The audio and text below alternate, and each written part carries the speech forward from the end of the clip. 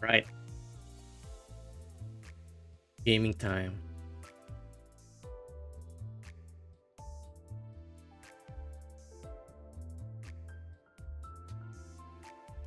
So, the new intervalo. Pretty cool.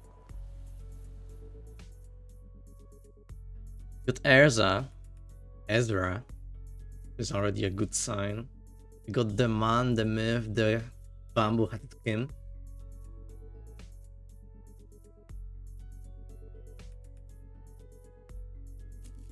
Yeah, the two IDs for Honglu.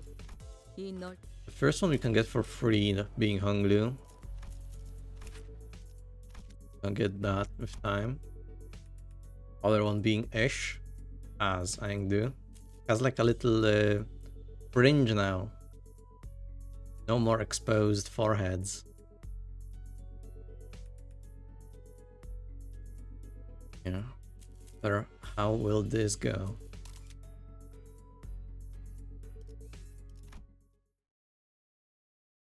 There are returnee event in Limbus, yes. I'm not sure how much long do we not need to play for it to activate though. But there is one, yeah. No, wait. For this one, we should go about it like... No, Heathcliff's been in the vanguard for too long. I should pull him back and let him... Dante. Huh? Oh, sorry. Say something? Provided you an answer to your question, but you exhibited no observable response. Play for ages, then yeah, should activate for you. Sinner's combat performance deteriorating beyond manageable parameters. Now, things aren't that bad, but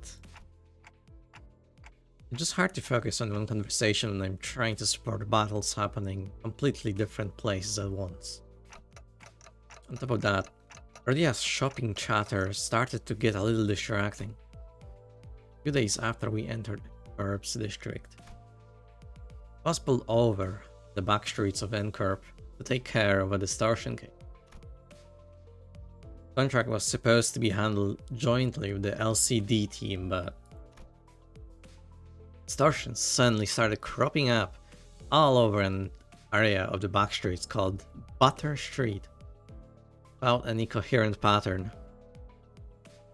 No obvious point of origin or route of spread, nothing convenient like that.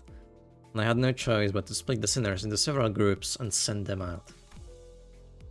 Otis, Ishmael, Sinclair, Don Quixote, Yisang, and Merstal were on their way to a rendezvous with the LCD team. Heathcliff, Gregor, and Hung Lu were suppressing distortions that had showed up from other directions. And with our onboard stock scraped down to the bottom, Rodia and Ryoshu, who were done with share of the suppression work, were put in charge of buying supplies for the boss. Rodia bought so many cookies. As for Faust, he decided to stay behind with me on the bus. I wanted to get through the consultation sessions I'd been putting off and thought I might as well get myself some much needed practice with handling the new golden bow power I acquired. Reiterate? There are no issues requiring special concern regarding Faust. Is it true that Faust has, on several recent occasions, expressed dissatisfaction with a certain Faust? However, those instances could be classified as a mere personal grievance. I mean, not good that that's all there is to it, but it was not the first time Faust had seemed unlike herself.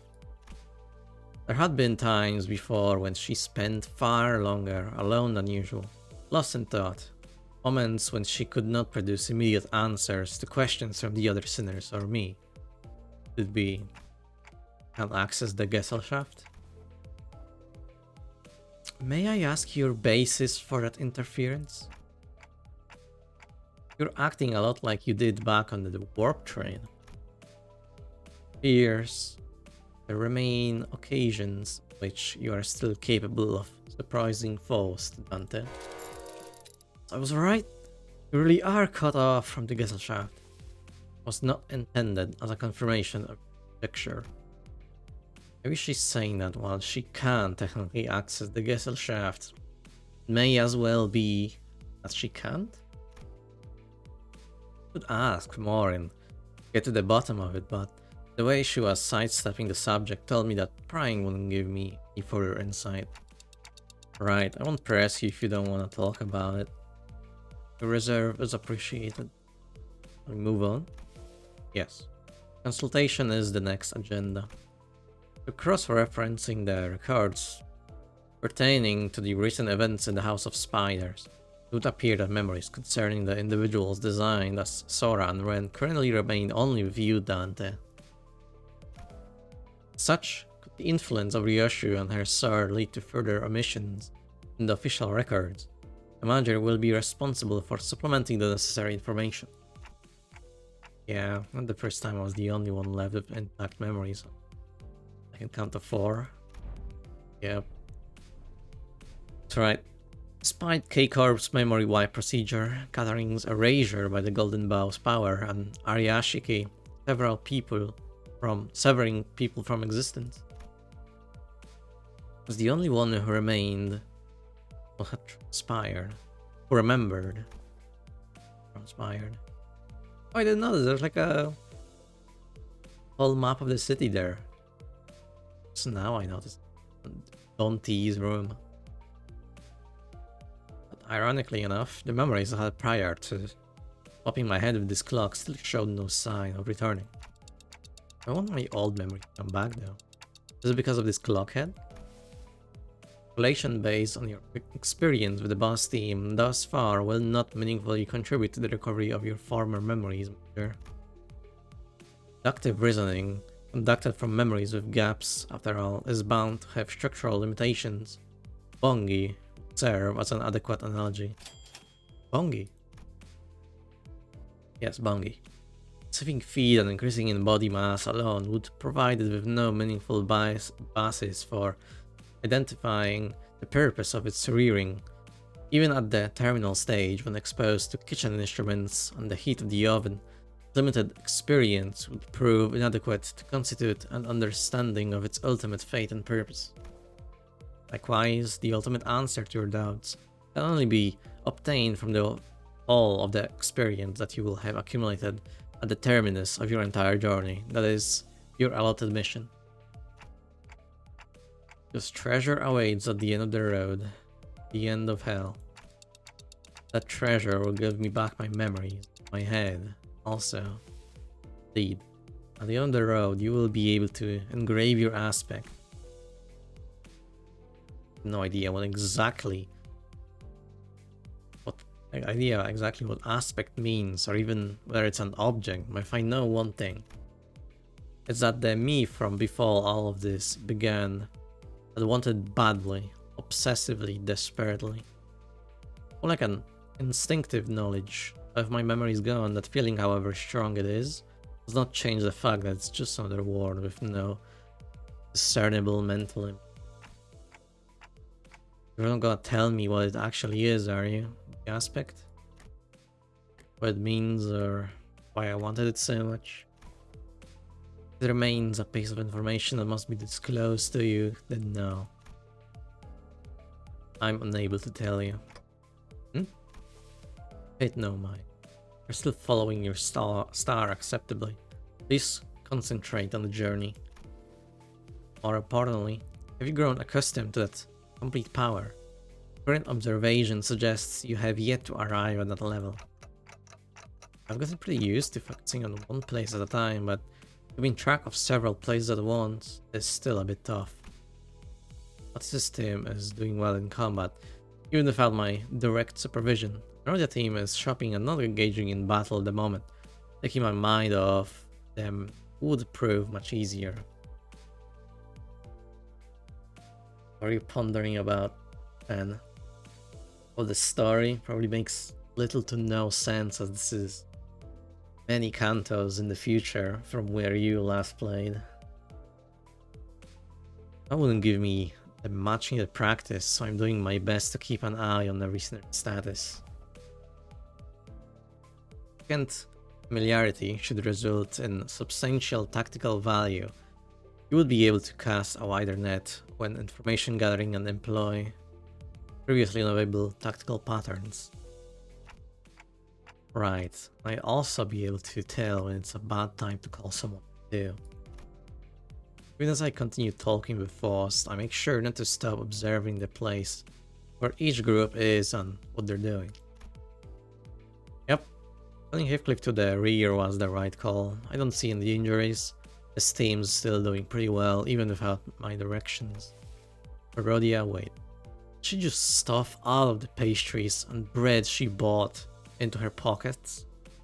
How did she manage that with a huge baguette?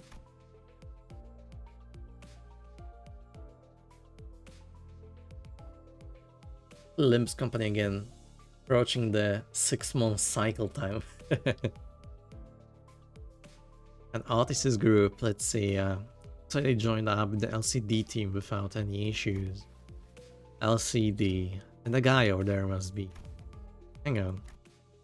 Oh, so there's a dude I've seen before, but he seems a bit different from what I remember. You specify the issue. It's Kim, it has to be him. I'm monitoring the situation right now. We should probably join up with them too. Let's end the consultation here.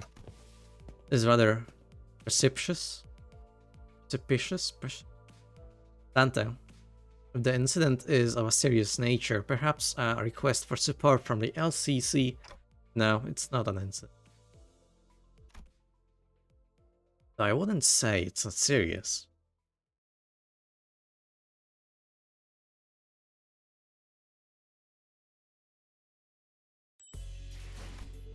Rendezvous.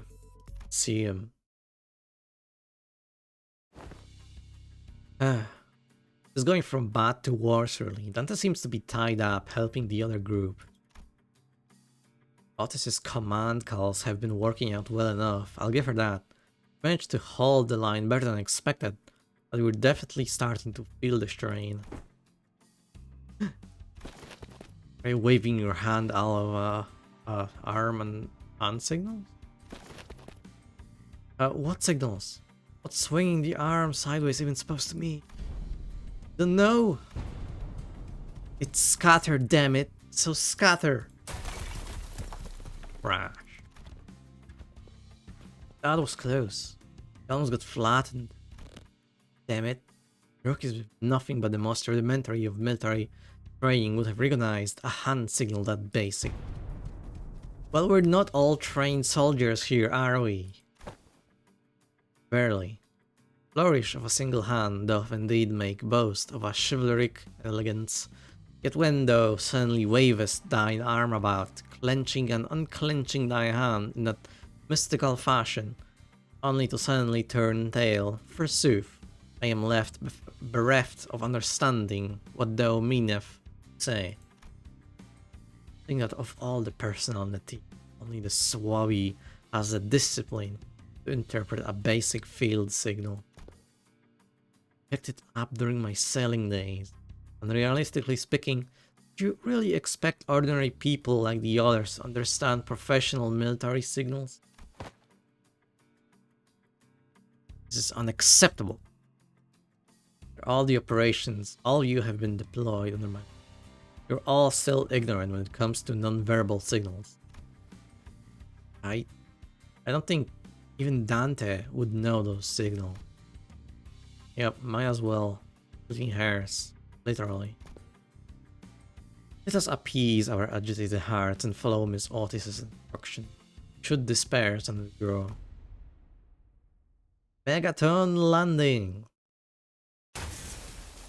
It's a lamb. Hey, pretty cool, huh? Let's face it. I know how to make one heck of an entrance. Here. Whoa! Aren't you supposed to be cleaning up the distortions down upstairs? Oh, finito a million years ago. You guys were taking forever. Figured I'd take a peek and lend a hand. You're welcome. Split by your thundering descent. The floor's form and shape are now crushed beyond mending, sunken deep enough to be likened to the incipience of wellspring. Don't you worry your head about it. That's all after teams to take care of. Anyway, that should be all of them, right? The force of your landing neutralized the last of the distortions outside the building. Great. Can you check on the distorted peeps' faces and clothes?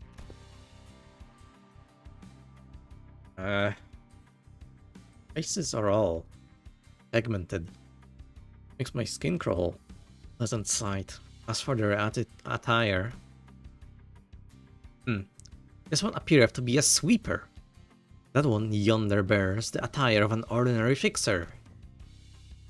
Distortion I landed on.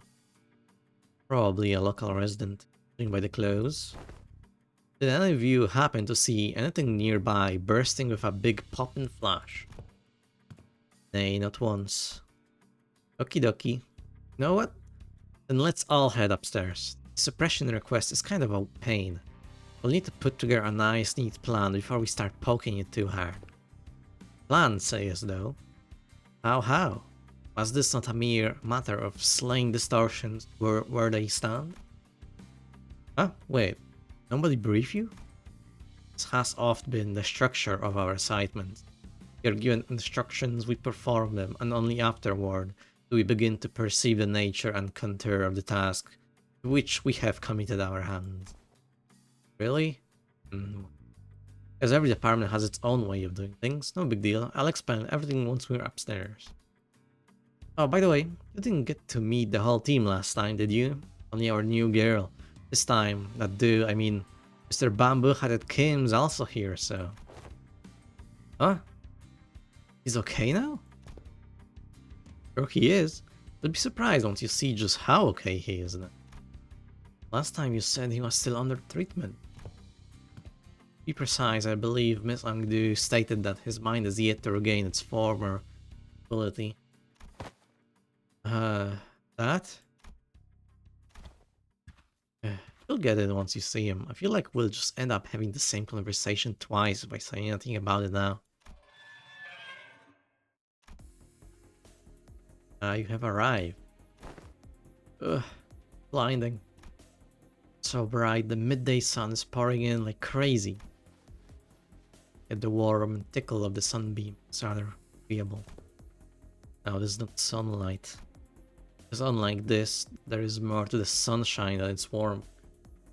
You repeated the line from the fucking collab interval. I can't believe they just dropped that line in that collab.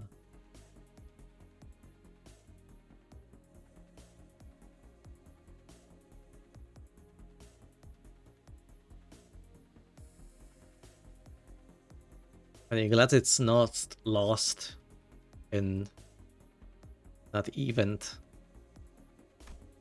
What exactly is this light? This thing on again. Bright enough to fry my eyeballs. Apologies, Lady Ezra. I'm yet to be accustomed to this machine. This is my first time laying a hand upon the complicated workings of such a contraption. Activated on its own accord. I have yet to discover the method by which it may be silenced. Why, I told you to leave it alone. Fiddling with things you don't understand usually ends with something, or you, broken. Nothing good comes of it, I tell you. The mentor, Lady Moses, has instructed me that every moment and event, clues are hidden under the veil of one's surroundings, must be examined with care. Yes, and it only works if you're savvy about the knack. Hang on, did you just say mentor? I had not yet been for a proper opportunity to introduce him to you. This here is the esteemed leader of the Blade lineage, who is all but a master under whom I have apprenticed. Do you really have to dress it up like that? Told you I only took on the role because there wasn't anyone else around to take the job. Where's the switch? Ah, gotcha.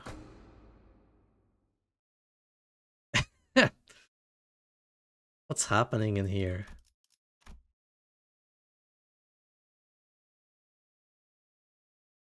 God, look at Ongdu. She looks so cute now. She looks like Yukiko from Persona 4 almost. Love the jacket she has now. This guy.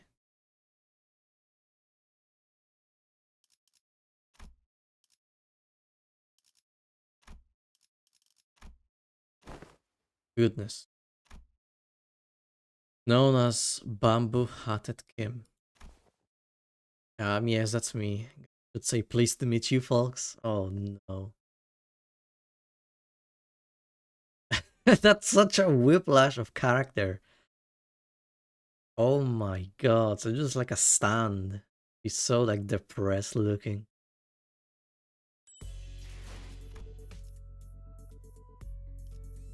I also would be depressed if my mentor suddenly turned into a goober. Cool room. Okay, so. More often than not, first impressions are prone to change. The bamboo-headed Kim I remember was a man who'd drowned in his own fathoms, blaming himself for his powerlessness with a listless, heavy voice. That, however, had been while he was started and sunken into himself, so I figured his original personality might be somewhat different. But this is not just somewhat. His personality isn't even in the same ballpark as my expectations. Telling me this guy here is Bamboo-Headed Kim. Yep, we double checked with Ezra. And she said he really is the same guy. Whoa. That fire on your head's not... That fire on your head's not hot at all? Fascinating stuff. Can you... Okay, can we check again, just in case? I really kind of wrap my head around the fact that this is a silent, serious man whom we fought. Just look at what he's doing. He's rubbing my face all over it like he's checking out some kind of mantelpiece ornament. Lots of talking going on. That's supposed to sound like them talking to you folks, huh? For confirmation would be redundant, Dante.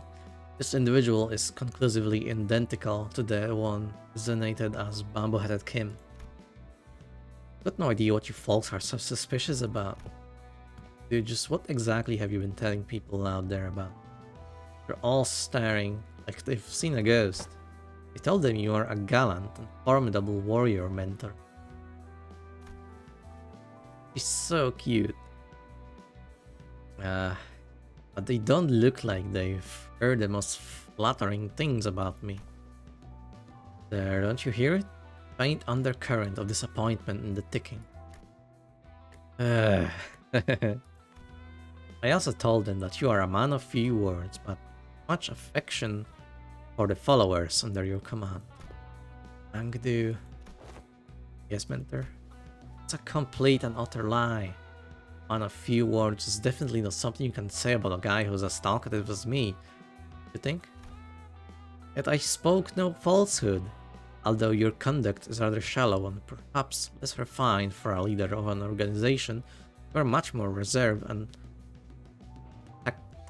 taciturn in conversing with those unfamiliar to you, are you not?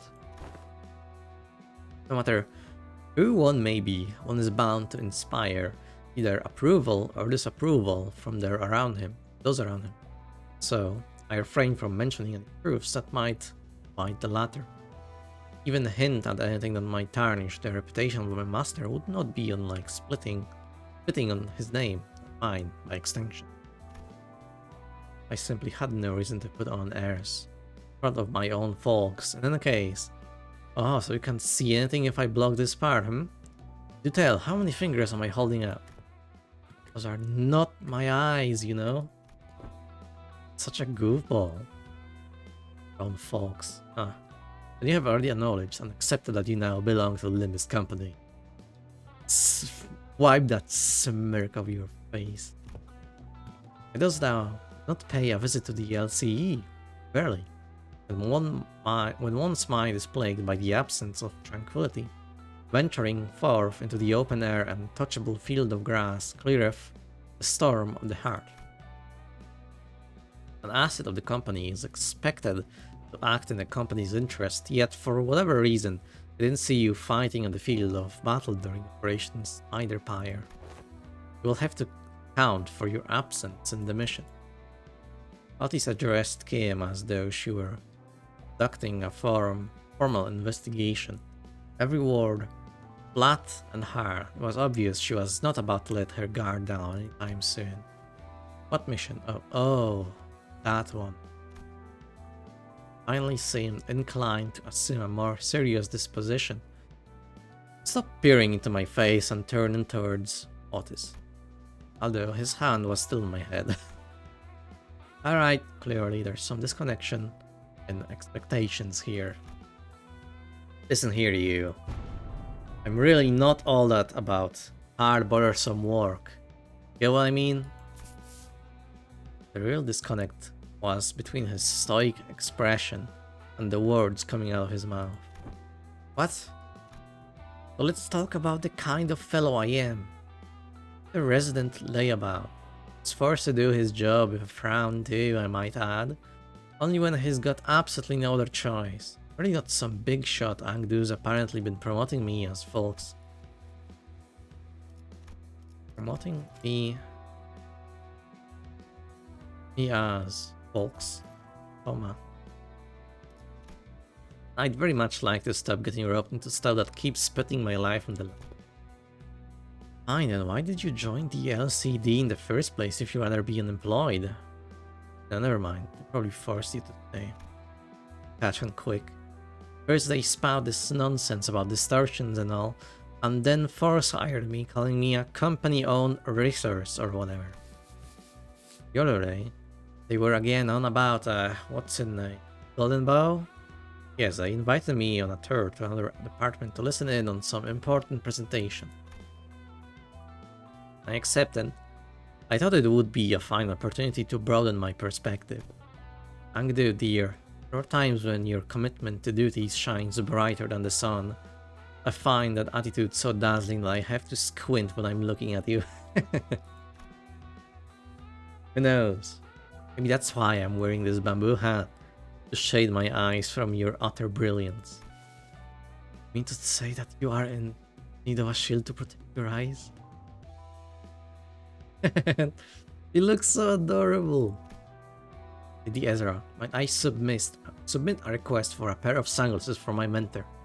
Only if it's not too much of an imposition on the budget, that is. That right there. That's what I keep telling you not to do. You can't just say yes to every silly thing he says and turn it into a supplier quest. Small expenses add up to a lot, you know? You gotta save up everything you can, the piggy bank, while you still can, or you'll end up broke. There is no room for recon. No means no. Pray, make the purchase for me. I shall cover the cost myself. No, can't. Wait, what? Poor mentor is in a state of great discomfort, that I possess neither the wisdom nor the knowledge to navigate the silver tongue of merchants in the maze of stalls to locate the very best item. I must beg this favor of you. You're giving me a freaking headache, girl. I am aware that you and yours are no strangers to such dealings. There is no one else I can trust to complete such a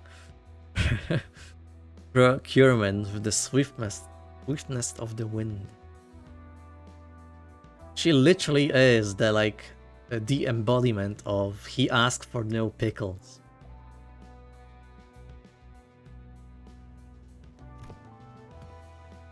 You know what? Never mind what I said. I'll just get you what you want. You heard the gentle lady mentor. Your suffering shall soon be alleviated. Right. My apologies for interrupting you amid conversation. Pray continue. She's like so kind of in a psycho way. Like a yandere almost. But she's like not like doesn't have the body on her side. I hope. But so far doesn't seem to be. She's like over protective, I suppose, in a way. Had reached the part where they invited you to tour another department. No sooner Angdu's words left her lips than her eyes glinted with something I couldn't really put my finger on. There was a strange intensity that sent a chill down my spine. She's amazing. I love her. Ah yeah, so that day I was just gonna relax here and watch some TV. Well, good on you for showing up to work today, I guess. Say there's a debt to be repaid. At least you understand that we are indeed indebted.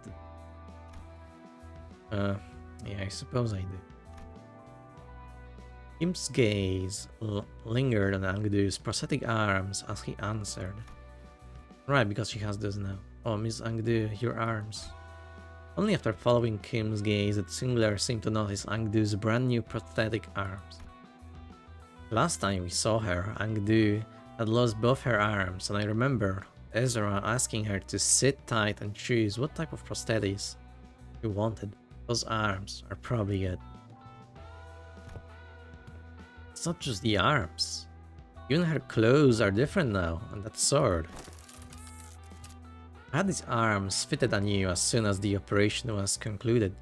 Gracious hosts in one of the LCD's teams had prepared them in advance. Evident satisfaction, Angdu held up her dark metallic wrists as if showcased. Madge, would you take me to the moon? No. Expensive.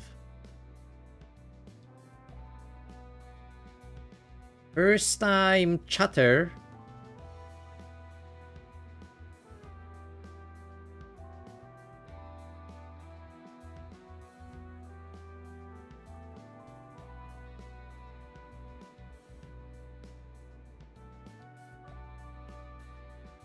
There we go. 7TV seems to be kind of not working exactly. Sad. Big bans for me. Well, no, they're still quick. I guess, you know, I got promoted to head mode. Hey! Finally deserved. Congrats. Now, I bet they doubled your pay now. Such a high rank and all. Done it our new game plus? Hell yeah.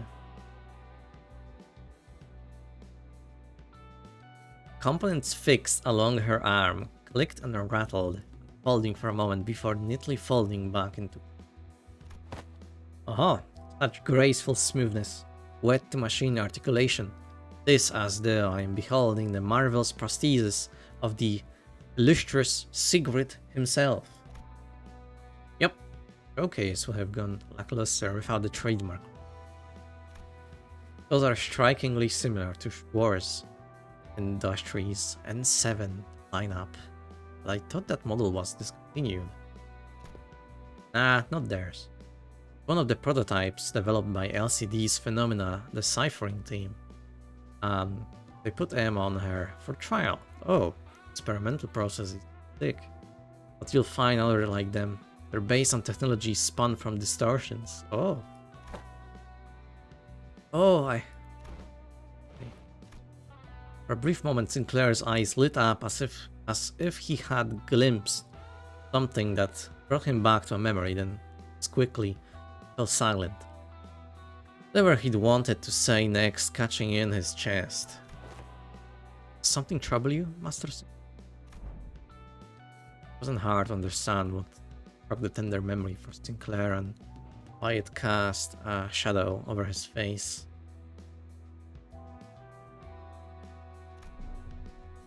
But, sorry, just reminded me of something from a long time ago. My dad used to work with prosthetics before he passed away. I thought this was the exact same model saw back then. It appears I lacked tact. These arms have stirred a painful memory within you. For that, I apologize. Haha, alright, fine now. Claire's voice still carried a faint tremor, but beneath it, there was a firmness that had not been there before. He really had grown a great deal. I was about to say. I can thank yours truly for picking the sword. I was there with her. Did inform Lady Ezra that any blade that could serve as a weapon would suffice, but she insisted on browsing the goods. I dare say I was given the opportunity to lay my eyes on every type of sword I could ever hope to see in this life. Walking through the workshop street that day. Oh please, girl. We walked for just 4 hours. That's nothing.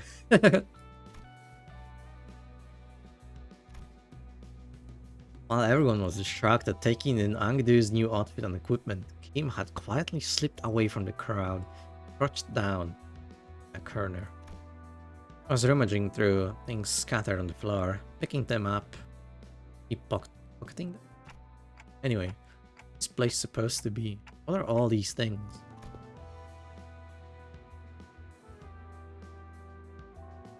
Basically a wreck now, but there are strobes and that cloth backdrop over there. Maybe it used to be a photo studio. That could explain why there are so many photos stuck around the place. Probably. Thing definitely looks like a camera. Claire picked up a small cylindrical object and turned it over in his hand, studying it with curiosity. What do you suppose this is? A battery, maybe? There's some kind of strip inside. Let me just pull it out. No, that's... Otis shouted a sharp warning at Sinclair as if she had realized something. And Mersault's hand shot out before she could even finish, clasping over Sinclair's wrist before the strip could be pulled out. What do I do? Exposure to sunlight damages these objects. I already pulled a little bit out though. Can be rewound. Wound? Carefully rotate the rigid section on the cylinder. Currently blocking the sunlight from reaching the exposed section. Damage is of no concern. Okay, with this one, right? This is the part that rotates. Yep, it went back in. A quiet nod, Mersault took the object from Sinclair's hand. It seems to be film roll. There's something written on the side. Experiment 4? Appears to be a compact roll for a film camera. Seem to have handled one before. Yes. Mersault's answer came without any further explanation. But the way he adjusted the camera on the table certainly didn't look like that of a first-timer. I received a report containing photographs taken on film cameras during the war. Film rolls used by NCORP are particularly difficult to falsify. They were often used to collect intelligence during secret operations. The film fixes light directly onto the medium, from what I've heard. A clear expression flashes across Ezra's face as he regarded Otis. Perhaps it was the mention of war that caught her attention. Anyway, we've managed to regroup in one piece. Let's come up with a plan to deal with these distortions, guys. Should we begin? In the next breath, she returned to her usual bubbly self and steered the conversation away from the subject. Of Ezra and I, we're both still trying to be free of the misconception we inflicted. For all her unfailingly perky disposition, Ezra too may be carrying traumatic memories, every bit as devastating as Gregor's. Does there yet remain odd, deserving elimination? Yeah, wait, you're right. Haven't we cleaned up the distortion already? I don't feel any more traces of distortion nearby. It didn't seem like any of the other sinners, other sinner teams elsewhere were actively engaged in battle at the moment either. Dante is asking whether the distortion suppression has not in fact already been concluded. Oh, not yet. People we fought just now, they only got caught up in the distortion. They didn't actually distort themselves. They haven't even gotten close to the distortion's inflection point yet. Inflection point? Anyhow, finding an inflection point without the team leader around is gonna take some time. Maybe it won't be too bad with your help. Ezra swept her eyes around the room. a look of frustration as though she just had been handled a puzzle box with all of the pieces missing. Inflection point. Are you referring to the point on a graph in which the directionality of its curvature changes? Trying to mind the present context, the may less be a mathematical term and more a specialized polysemy referring to the point at which distortion occurs, the motive, intent, or indeed the point in which inflection of the mind occurs. Yep, that's about right. That's the kind of inflection point I was talking about. So in our department, we use that term to mean the source of a distortion, the inflector or cause behind it, stuff like that. No, distortion's hard to treat if you don't know the core cause. Treat the symptoms you see on the surface all you like, but if you never find the root cause, the distortion's never getting solved. So, I guess you guys never really had to look for that kind of stuff, huh? Your boss clock opens a door into the Phantoms or whatever, right? In Dungeon of the Phantoms? Yep, that's the one. From where we're standing, distortions are really high maintenance, time-consuming headaches. It's one thing to somehow manage to locate the inflection point, but curing it is another thing. You guys can't just march straight into someone's heart, knock the snot out of everything in there, and then, ta-da! Patient ready to discharge. That's how it works, right? I'm not gonna lie. So jealous when I heard about it. I almost bit my sleeve off. Barely. I had thought your team would set about resolving distortions. Foe was vanquished, as we are wont to do. Was that not so? Personal. Why would anyone come to us with a distortion suppression request if it's weird that simple in the first place? But yeah, most of the time peeps try brute force approaches to it first, and when things go south, they send requests to the company or to our detective's office. Means the client this time must have been bingo. Apparently the residents of Butter Street had all chipped into commission all kinds of agencies like the SWI, and the combat specialized fixer offices, but none of them could actually do things right, and the job got passed on to us. Meaning the distortion phenomenon related to this kind of photograph is still occurring and checked somewhere on the streets. Exactly. That's why we gotta find something, anything that might count as a clue. As I gaze down the people lying on the floor with a complicated expression.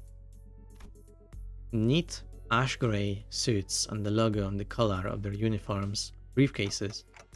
Isn't that N-Corp's logo? Come to think of it, wasn't Mercy? I was once employed by N-Corp. What? You used to work with those people? Yeah, he had mentioned that he used to work on N-Corp. Maybe he can offer us some insight. Do you know who these guys are, Marcel? Yes, manager. These are N-Corp Class 2 staff members. Given the camera briefcases in their possession, they are likely members of the pinframe team of this service desk clues.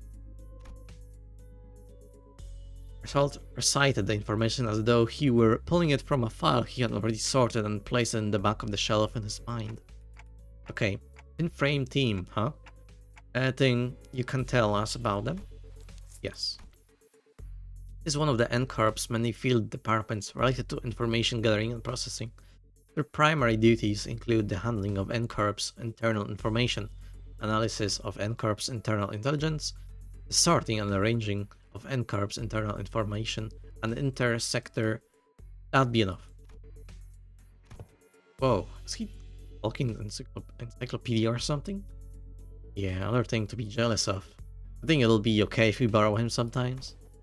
Might be an issue for us if we just went and borrowed our team's encyclopedia. Looks like everyone agreed that he's an encyclopedia.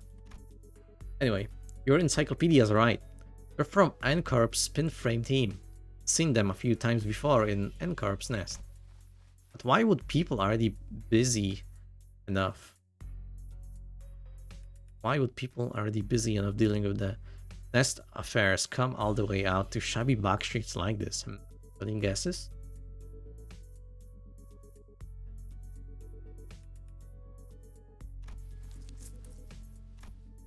I'm unable to determine that. Eh? Possible range of connection between the two pieces of information is exceedingly broad. Listing every relevant reason as to why they may have come here would require a considerable amount of time. Therefore, I will not present a determined answer to that question. Ezra, staring holes into me with an unspoken, is this dude always like this? Didn't pull any answers from me. Because aside from combat situation, I've still got no way to figure out what's going on in his head. Okay then.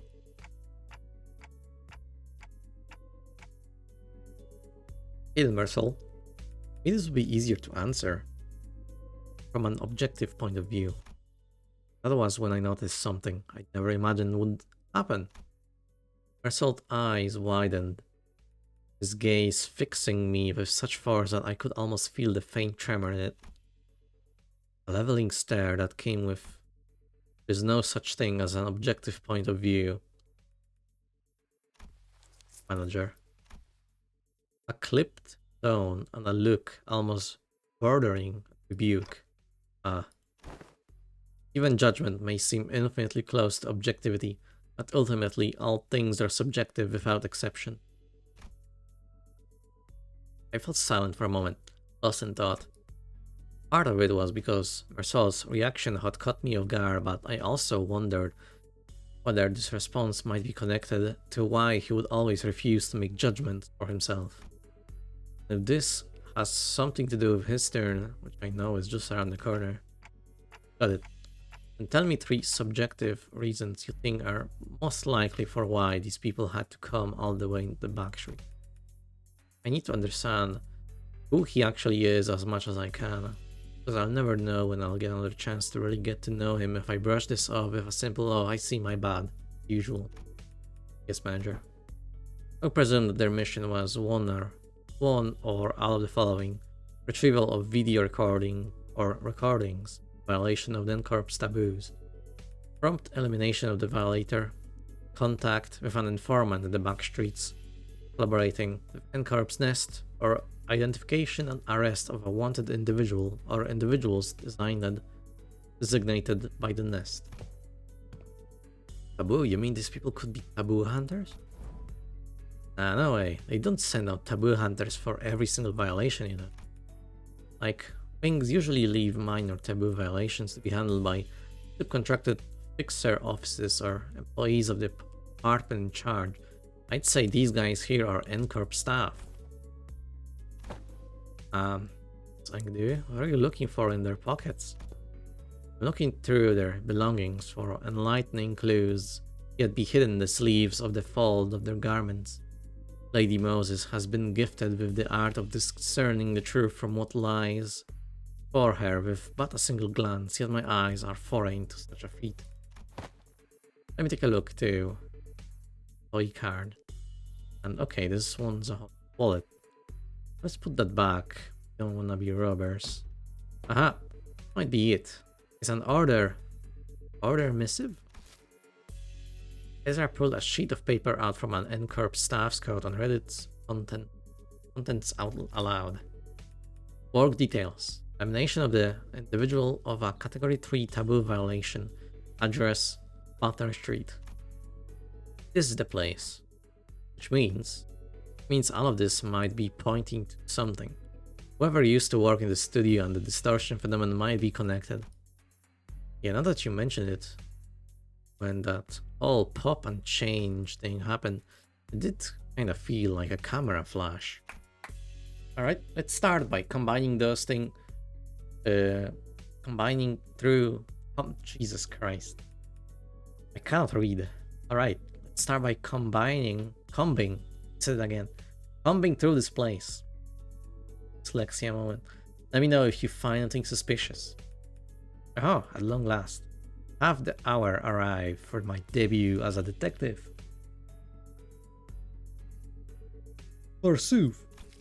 Because I must have been miffled for not getting to play detective back in D-Corp. No idea where she'd been keeping them, but she immediately pulled out the detective props that had been given to Roddy Ariosh and Hung Lu back then. Verily, I had foreseen that the day would come. Fortunately, Otis wasted no time putting an end to Don Quixote's badly timed shenanigans.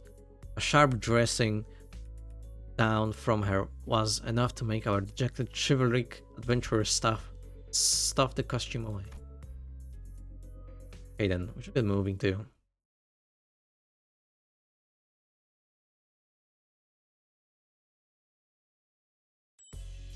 Claire's family new style. Misconceptions. Battle.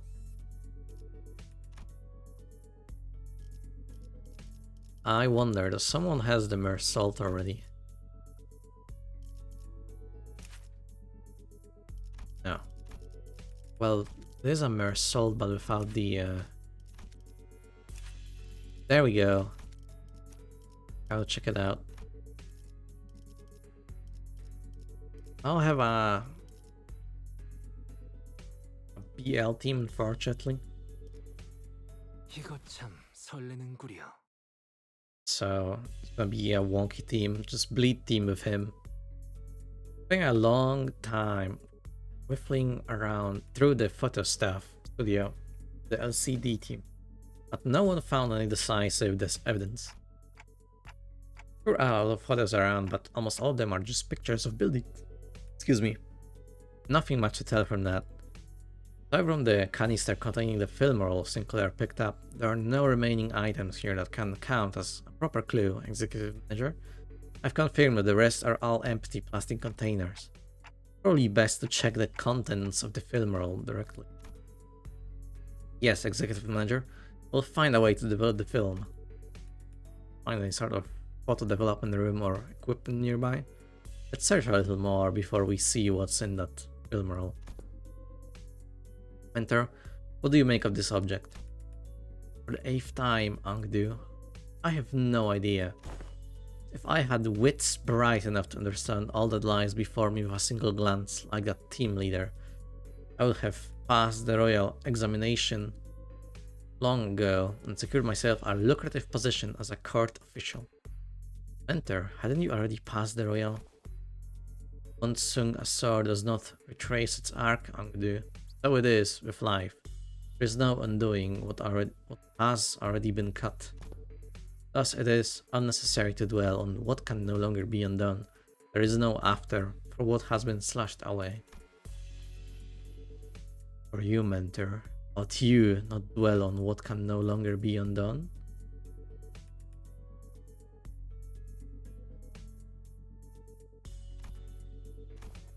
I misspoke, I did not mean it that way, Angdu. I merely meant to say that I do not wish to recall my past. I am aware you have told me as much since long ago, whenever you were placed in a situation to retrace the past. Mostly at the eateries where you filled your belly on unpaid times, and the time you brought down the stone wall before our house by your own hearing hand. Those are exactly the kinds of things you would never forget. Belly. Stabbing pain in my belly. But oh, the very wound you once gave me afflicts me yet again. The one from when you thought you were only poking me with a scabbard. Yet, by some cruel turn, it was your sword that ran me through. Sir, you said it was completely healed and that I need not concern myself with it. Those very same words have been repeated at least 80 times. But it still aches every now and then. Chiefly, I hear your sharp, cutting words and I really don't want to hear. How's that so? Angus suddenly pulled out a sheet of paper and began furiously writing something down. This. I have written down the words that I have just said. Hearing my sharp, cutting words afflicts you, though perhaps reading them instead would cause no suffering. Face began to contort like a wet dish towel being wrung dry. I really can't believe this is the same mentor Angdu follows so devotedly. Where's all that dignity and forbearance Angdu said he had? Young Angdu, there is a matter I would ask thee. Apparently I wasn't the only one who felt that way about him. Pray speak freely.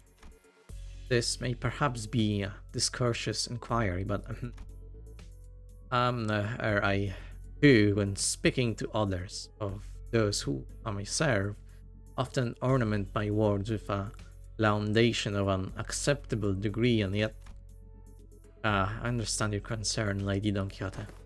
I suppose this is your first time seeing Mentor with his shoulders so unbraced and his bearing so loose. In truth, when I first beheld him, I almost wondered whether such a man could truly be a leader worth placing my faith in.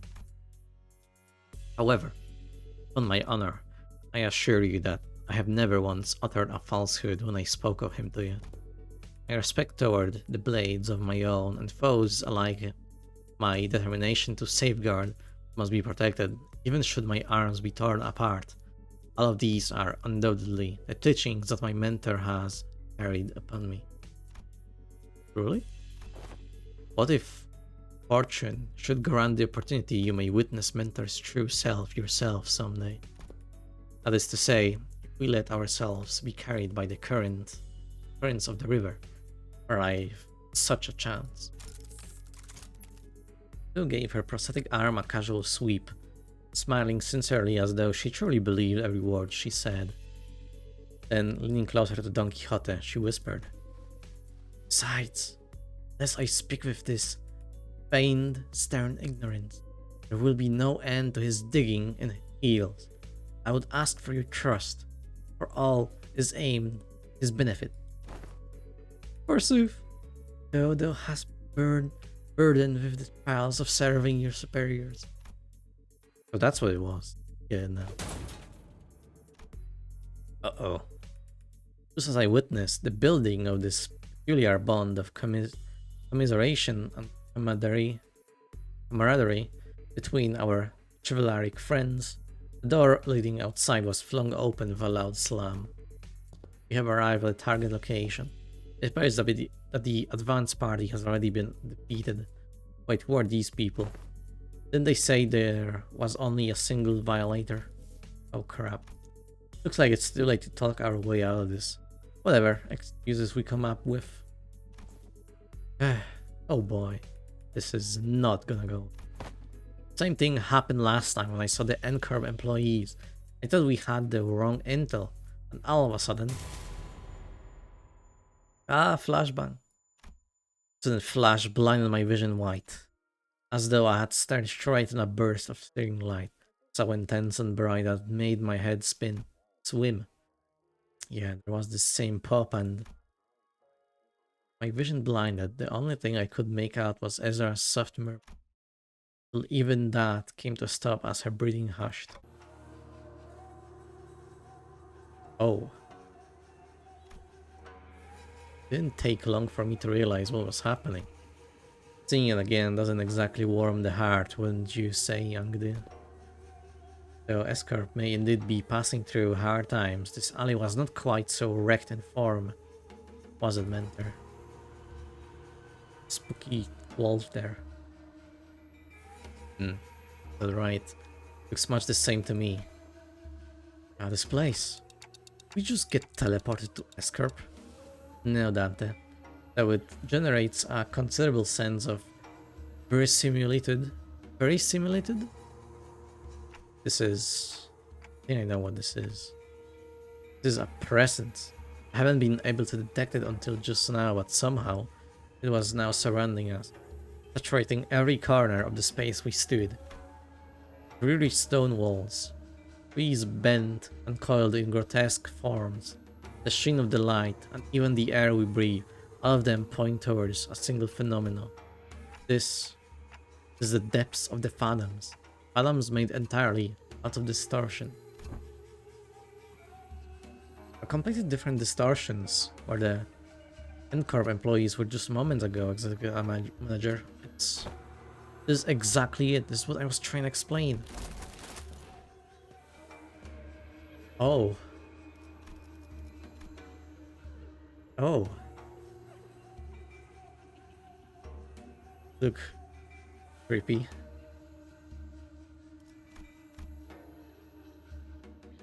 Ezra pointed, the people in smart, neat suits had vanished, and their place, figures clad in blood-stained dopa robes, were approaching us with dragging, uneasy steps.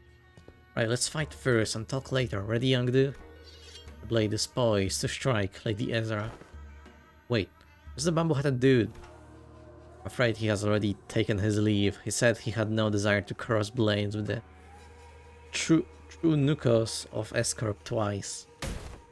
Come on, man, not again. He's a repeat offender. That's for certain. Executive manager. Wherever Kim's gone off to, this definitely isn't the time to be asking travel questions. Right, let's do what Ezra says and get ready for battle. On your orders, executive manager. Men, prepare for battle. Just booked it immediately. Oh, this looks cool.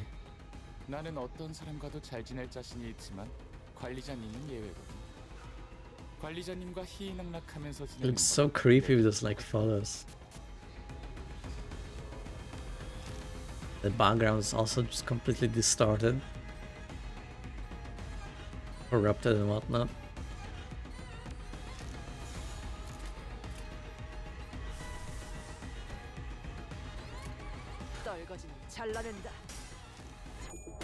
I forgot to pick proper people, but whatever.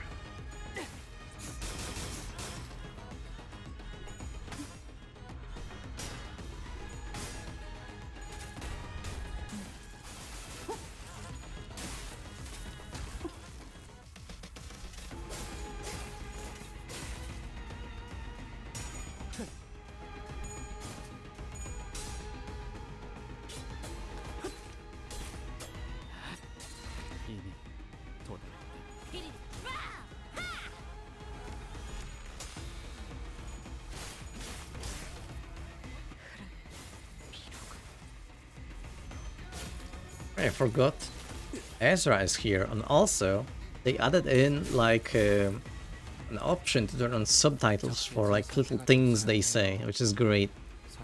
There she is. 60. Claim their bones as well.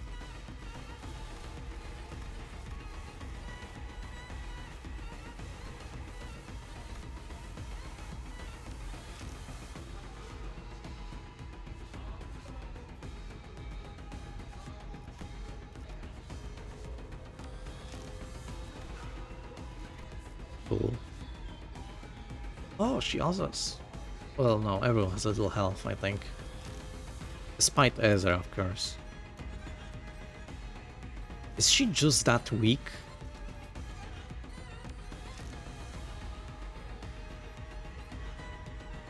Guess she is.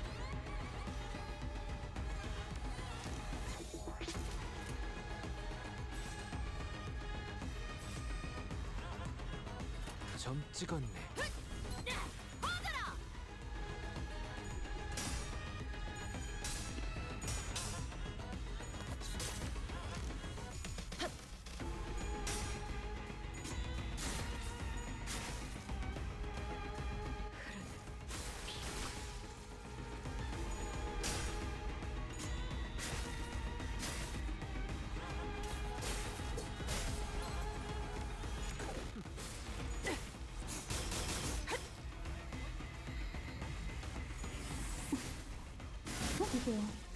징계팀 직원이라면 당연한 판단이긴 해. 잘했다는 칭찬은 생략하는 게 좋겠지? 보여드려야겠군요. 왜냐하면 예술을. 하나 눕혔네. 이렇게 눕혀가다 보면 Even Honglu, Nearest father is in here. He forgot to check my team. Oh well.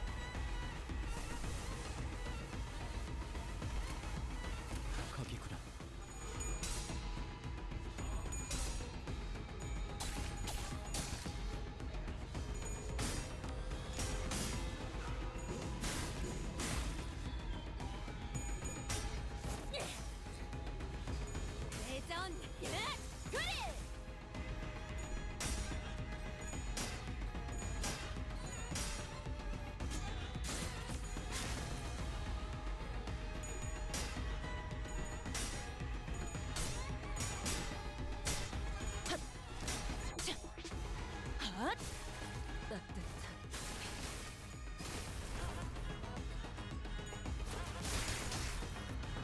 Beautiful.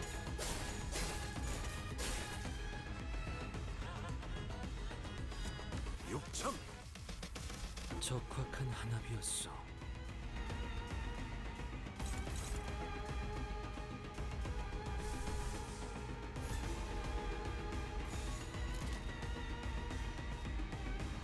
거기구나.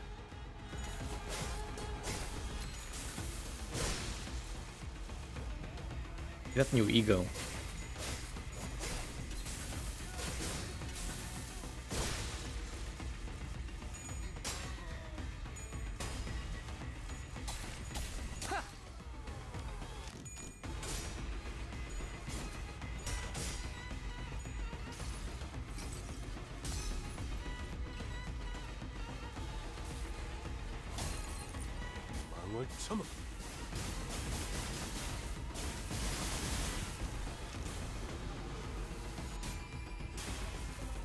숨을 거두리라. 올바른 방법으로 개체에게 일격을 가했던 이제야 이것이 친해졌네요. 바로 정보의 힘입니다. There he is. 그림자 없는 햇살은 없으니 이 근육도 기꺼이 He's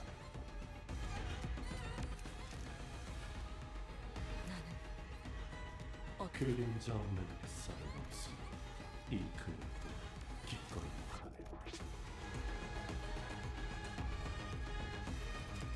Entrance Cabarn.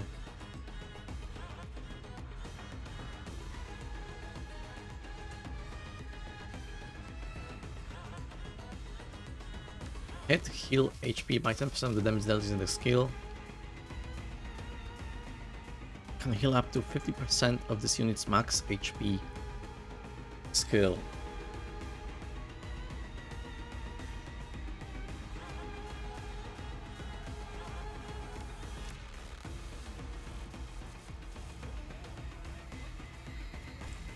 Sick. It's a shame it's not like a whole ID. Obviously they're not gonna release the same ID twice. Well, no, actually they did. They did like two Hohenheim IDs for Gregor, no? 거기구나.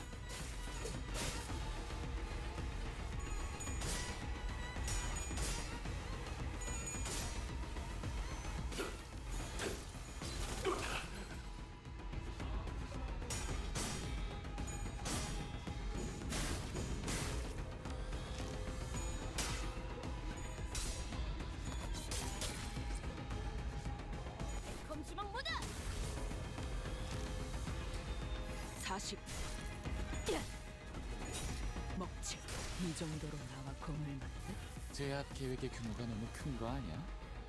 적당히 점 쉬엄쉬엄 찍었네. 해도 괜찮을 텐데.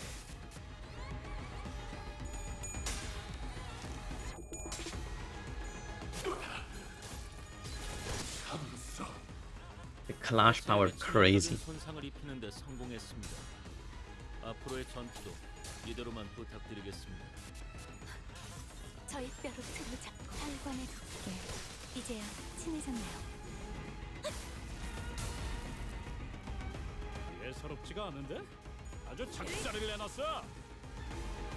있는 힘껏 찔러놓고 We got some 으깨봤지만 sort of a buff, I think, too. That should be all of them. Surveying the area with measured alert, Angdu casts the blood from her sword with a few sharp flicks or sliding it back to its sheath. Huh. Not changing back. Doesn't look like beating up. The distortion sort of the ones reverts them immediately this time around. Perhaps a fortunate turn of events in a way. Let us search for clues while time allows us.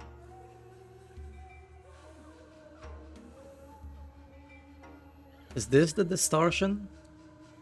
They just get like put into an illusion of sorts? They probably just like see normal people as enemies or something, even though they aren't. Like just now we killed those new guys. They probably were just like Encore people like all of them, right? Right. Take that side, Angdu, I'll search here. Ezra and Angdu moved about as though used to this kind of situation. Without even taking a moment to catch their breaths after the battle, they began searching the space. Pretty. Don Quixote was the first one to voice her doubts in the surreal, unfamiliar situation we found ourselves in. Battle distortion upon our arrival hither, yet never before have I beheld our surroundings change with so sudden a flash. Pretty. I cannot make sense of the situation, couldn't thou render a detailed account of this distortion phenomenon? Apologies, it would appear I overlooked the briefing due to the urgency of this predicament. This is, according to the definition presented by Lady Moses, a location-type distortion. Basically, when a whole space distorts and since places and buildings can't move on their own, the distortion gets fixed in that certain space. As for this one, looks like the distortion's already progressed pretty far along. Middle stage, probably. You don't usually get this big, but this here is covering almost an entire street. And those people, they entered this space and got caught up in this. Our job right now is to get to the bottom of the phenomenon. What exactly gets people caught up and what happens to them once they're in. Of course, we can't really rule out the possibility of a powerful distortion that's crouching upon its environment. Oh, by the way, by that I mean when a distortion bleeds into the space around it and warps it. Man, I'm actually talking like our team leader, rubbing off on me, I guess. As I continue with a sheepish giggle. In any case, won't be able to suppress or cure the distortion even if we whoop these guys' asses 100 times. We need more clues to help us locate the inflection point. Maybe we should examine these people over here too? If I recall, Ezra directed our attention to rows of collapsed people all around, all of them clad in dopo robes. These are the glyph emblazoned upon their headbands. True. The speakers propulsion and pursuit, it marks them as true Nokuns, functionaries charged with scouring and hunting runaways, nobbies. You hail from the homeland as we do. I am surprised that you know of them. I could hardly fail to know, for I too was once enumerated among their quarry. Scientists and technicians were daily being dispossessed of their stations in Escorp after all. But it was no idle tale. Scientists who ply their craft without flattening Escorp's coffers are seized forthwhile and made nobbies of the corporate. Indeed, I count myself fortunate to have absconded my friends afore the brand of nobby be impressed upon us otherwise. Nobby, a wretched appellation conferred upon the people for the convenience of those in power, a vile practice and an excuse of their power-mongering, nothing. So-called taboo hunters of Escorp operate by much the same anatomy. Does the breaching of taboo summon the hunter, or does the hunter first seize his prey to thereafter frame the captured with investigated transgression? The powerful so desire to chase a man down, take possession of his very being and keep him caged, then they need only decree that he should bear a lot of nobby, such as what Escorp has become today. My mentor too is one of the victims of that accursed practice. There be people. Could these people have been sent out to capture your mentor or Hisan? Or me perhaps, or none of us. I mean to say that they may be conceptual forms of Chunokus generated by distortion. That is a plausible conjecture. Getting nowhere with this clue hunting. A heavy sigh, Otis pressed her fingers against her brow as her head were starting to pound in frustration. To delve further into the matter, it is necessary to determine why the Escorp and its Chunokus have appeared as the motive of this phenomenon. Considering the course of events we have seen so far, would it not stand to reason that the distortion stains all nearby things with memories. It's foul. The presence of Chunakus suggests a possible correspondence to Yisang's memories. Conversely, however, the absence of T-Corp's time collectors weakens that hypothesis. In which case, the most plausible theory is that this particular distortion could have stemmed from Bamboo-Hatted Kim or Angdu's memory.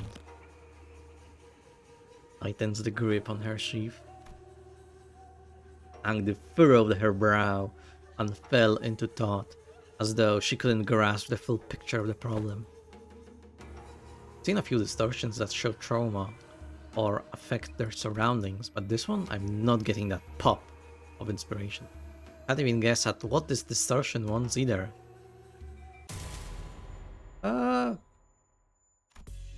White flash of light suddenly drowned my vision again as Ezra clutched her head and cried out with annoyance. Oh, if only a team leader was here, cracking this would have been a piece of cake. I need to screenshot her face, she looks adorable.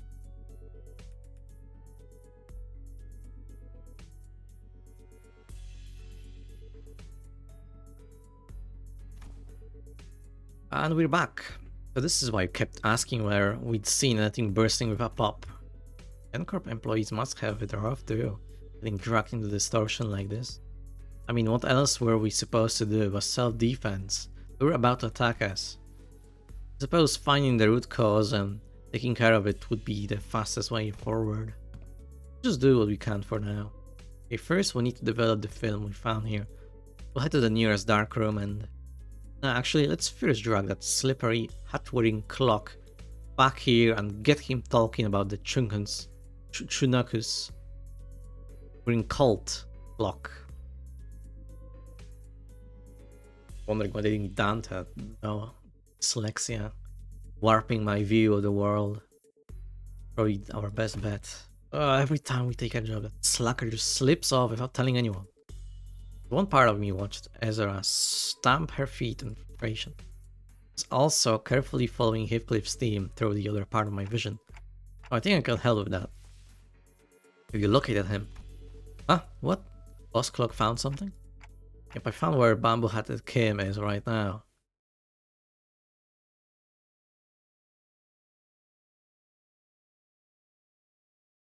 파우스트는 이번에야말로 완성했어요. 마에스트로님께서도 인정할 수밖에 없을 Film. Under battle. 걸작을. 파시아도 파우스트의 생각에 Okay. 동의한다고 하네요. 전시 준비. 이 떨림. 내 작. 시연의 일 소재가 준비됐어? 자유로워질 수 없어. 이 거미줄을 끊어내지 않고서는.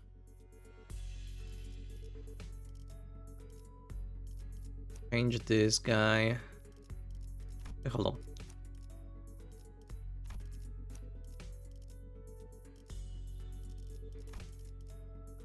Do I have anything that will give me... I do.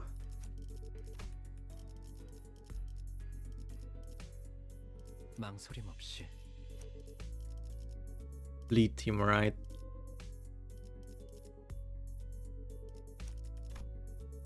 But I'm gonna keep this as is. Just gonna poise this. There we go.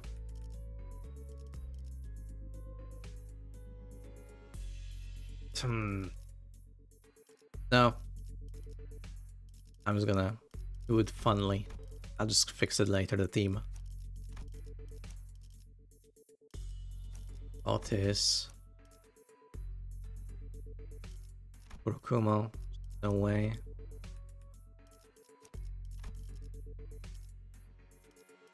And get the board here for Merstalt.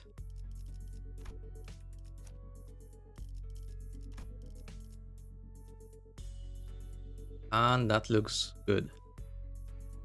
반드시 팬다. 아비들도 검. Meanwhile, Heathcliff's team.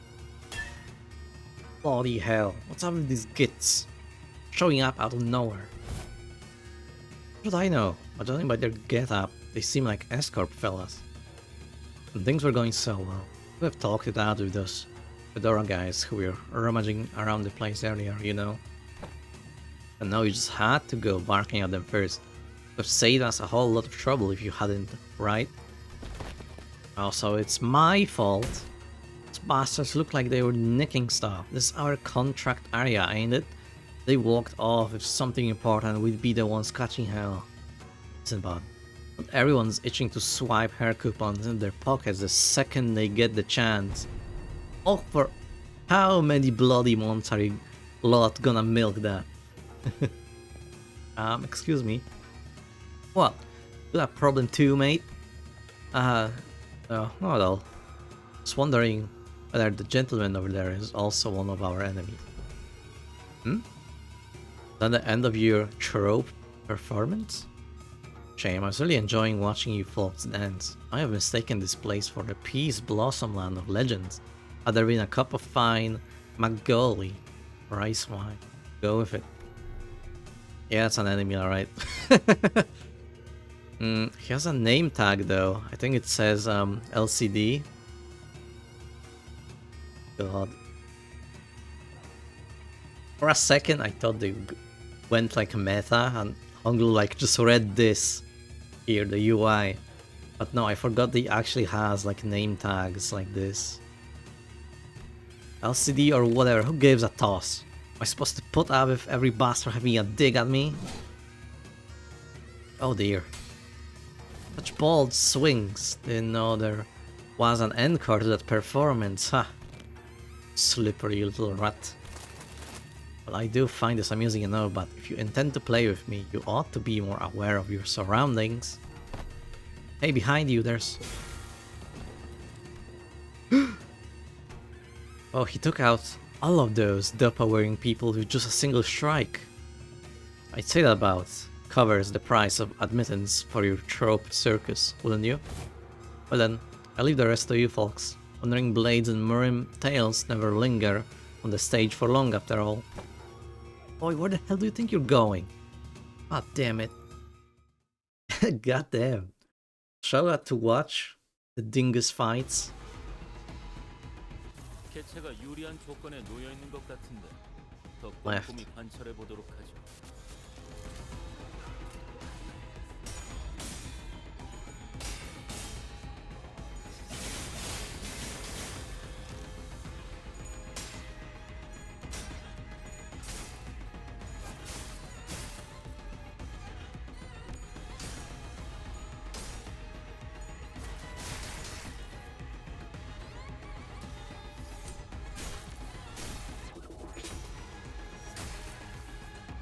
적확한 한압이었어.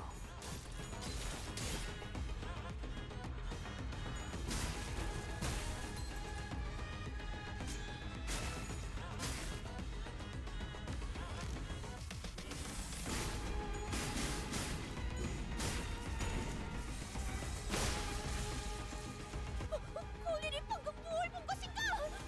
엄청나게 강한 일격을!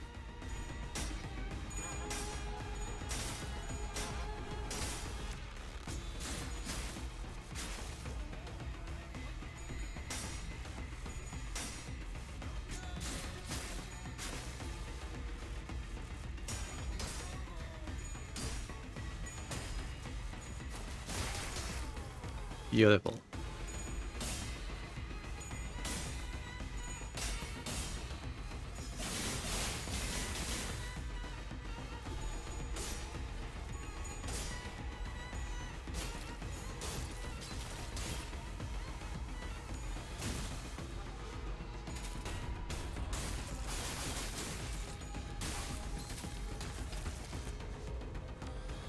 공포에 사로잡혀 바닥을 기는 모습. This.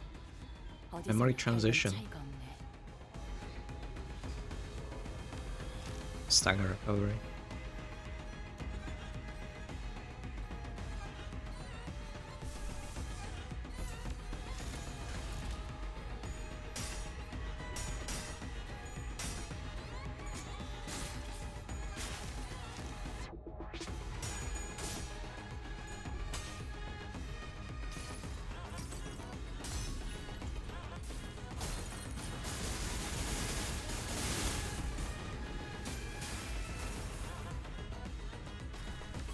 무, 타, 법을 이제야 좀 이해했고.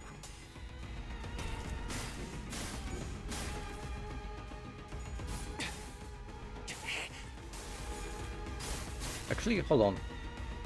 I'm gonna be right back really quickly, gonna get something to drink.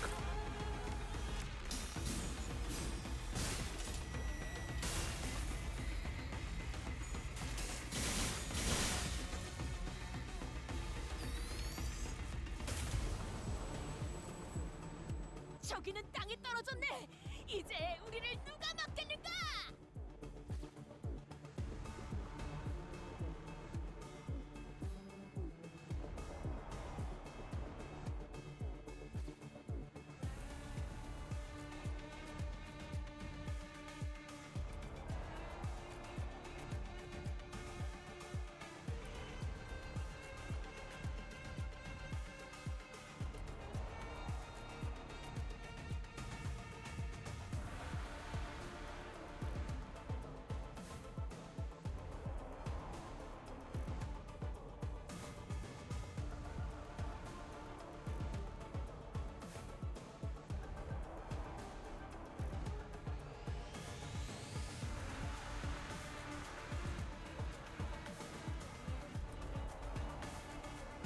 I am gone for a little moment. The whole stage changes.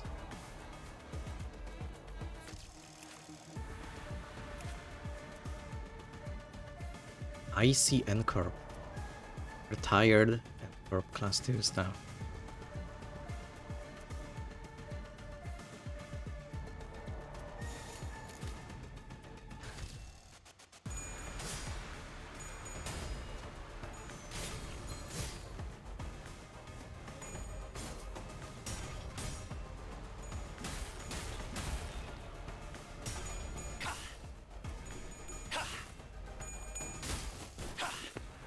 들리세요? 한 쌍의 상황볼과 24개의 늑골이 자아내는 티비아의 멜로디가 개체들의 체력이 많이 깎여 나갔어. 수적이네요. 괴로워하는 게 느껴지지 않아? 이 기세로 계속 나아가 보자.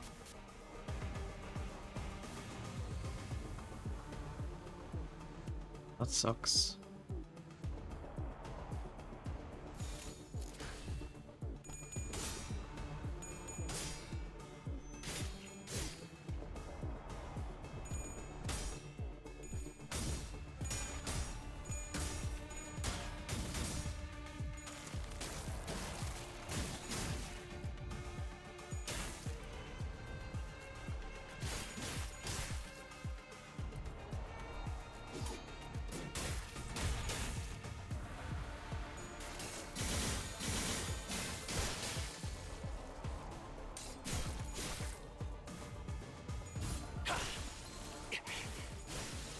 재밌네.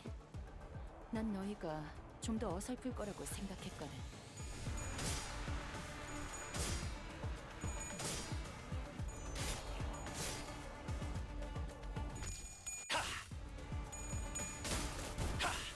들리세요? 한 쌍의 상황볼과 24개의 늑골이 자아내는 티비아의 멜로디가 훌륭하오. 이외에 특별히 첨언할 이유도 없군. I do kind of like that their weapons quite literally just like a camera, like hidden, like suppose compacted like a briefcase. 징계팀 직원이라면 당연한 판단이긴 해. 잘했다는 칭찬은 생략하는 게 좋겠지?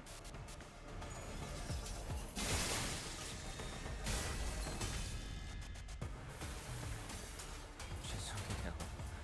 잠시 어지러워서 못 봤어요. 뭐 또 대단한 일이라도 Cool. 하신 Okay, so 거겠죠? that'll happen. Switching between enemies mid-battle. That's sick. I mean, they're the same enemies, but you know what I mean. 감상은 어떤가요? That's some new Limbus technology. 훌륭한 단말만요.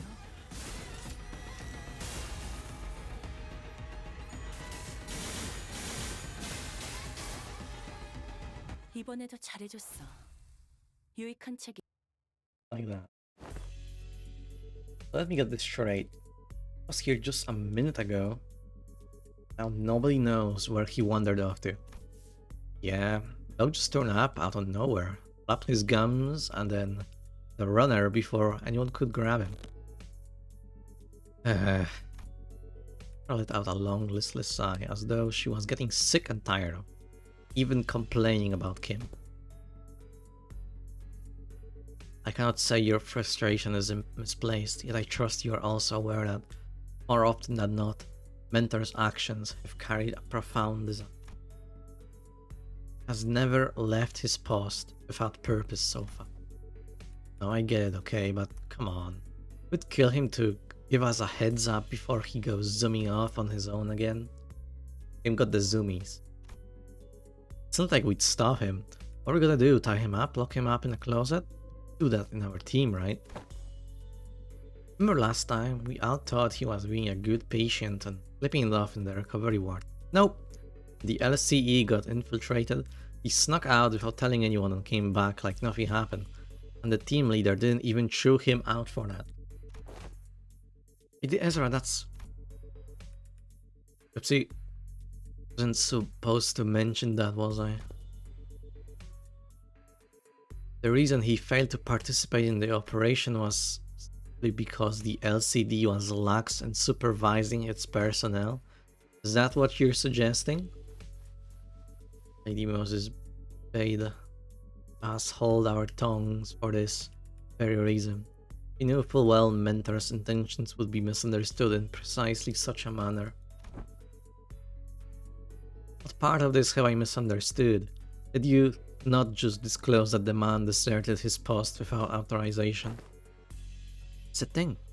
He wasn't just wandering around, he was outside all alone, taking down the ring automannequins who'd locked down the elevator that leads into the LCE department. It's not like he was dealing with the strongest enemy out there, but the recovery ward didn't have an emergency alarm and nobody from the department was there to warn him either. He somehow just caught on and did the job himself. Huh. It's all thanks to him that the facility team managed to get the comms back up and contact that LCE chief dude way faster, and that helped the LCA to actually deploy. They would have been delayed for another hour or two if he hadn't stepped in, apparently. And he went fighting even though he still wasn't fully recovered. Came back looking like he'd been processed through a meat grinder, so yeah, he did end up staying in bed like a good patient in a lot of pain. Soldier is not entirely deserving of reproach. Nope. He's a less talking, more doing type, I guess. Anyway, we were all stuck inside the building but then during the incident, so fine. I suppose there was no helping it. Today though, never mind. It's always this with him. It's always like this with him. It always slips away and pops back in saying it's done. My point is, what happens if one day one of the solo missions doesn't go his way and he just drops dead in the street somewhere? How are we supposed to help him then? Actually, how does he even know what's supposed to be done in the first place when nobody gave him any instructions? Loke's got to be relying on his gut feeling in it.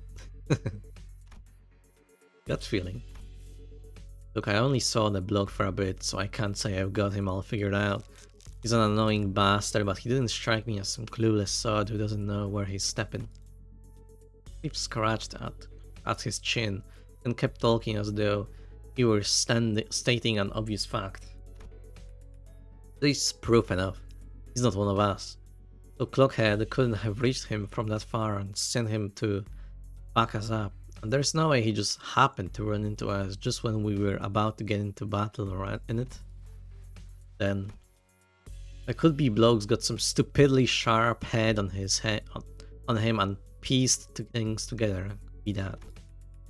I've got these moments when I get a flash of that gut feeling, however you want to call it. My boss man Matthew said he could hear that kind of shite too. Said I can hear them gears turning, or I think I hear rats scurrying about. He'd do things you couldn't make heads or tails of. Listen, there was this one time when we were expecting a life and death fight. Matthew says he can hear them gears turning. walks into a random pub, starts throwing back drinks like he'd lost his bloody mind. Does sound like someone who lost his bloody mind. Back when I was on the ship, some sailors used to drink the barrel dry before battling, whilst to blunt their fear, only to stumble around the deck and fall overboard. The young boss could knock it back like a whale. Still, the point is, getting plastered right before a turf war is not what most sane people would call a good idea. Had us all cross, so we went stomping after him. And guess what? Turns out that pub was the secret hideout where the opposing syndicate was holed up. They were crowding around the gaffer, running their mouths about how they'll kill him and put an end to the dead rabbits. That's when we came storming in and had them surrounded instead. Not a single one of them got away. We beat them bloody, every last bastard, and boss knew it'd play out that way. Sorry, but this really sounds like Barstool bragging to me. You sure that wasn't just a coincidence? I should think it was no mere chance. You are saying as much, then surely this was but one among many coincidences, is that not so? Yeah, every time Matthew pulled out one of those stunts, our lot ended up growing bigger. Wouldn't have kept working so neatly if it were just a coincidence. It's likely what is often referred to as indeed an instinctive sense or experience-based recognition. More accurately, an unconscious process by which information accumulated in the subconscious is sorted and converted into sensible conclusions. There have been some extremely rare cases in which Heathcliff has demonstrated the ability to arrive at coherent conclusions that surprise even Faust. Further analysis, it would appear that he was employing a mechanism similar to a sixth sense, as some people call it. Is that a compliment, or are you taking the piss out of me? My mentor does not see fit to explain each step he takes. When all has passed, I often find that no footfall of his was taken in vain. I would ask of you, grant him but a little time and wait. Waiting and the shape of his intent may yet become clear. Though I confess I have also been concerned about him of late. His recent silence is far heavier than what I have noticed in the past. To wait. Don Quixote began hesitating and stopped herself from saying more. She only gave a quiet nod. Yeah, okay, I suppose our team leader has her own reasons for letting him be. That said, doesn't mean I'm happy about it. Let us return to the task at hand and do what we can for now. Fine. As the others quieted down, I finally had room to notice the place we found ourselves in. There wasn't a single ray of light. It's a deep red hue pressing in from every side. I can't believe we've been chatting away in the dark this whole time, fellas. The red lights aren't helping at all, especially with my aging eyes. Or are you looking for the light switch? Right here. Right then, don't turn on the light. I heard Marisol's clipped warning. His voice coming from a corner I didn't expect to find. Marisol, where are you? Ah, there he is, that corner. Is he washing something?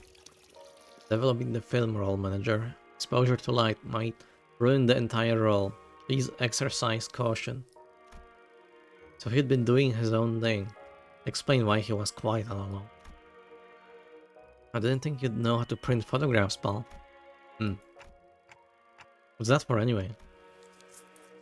Express the wish to have the film developed, manager. I'm carrying out that instruction.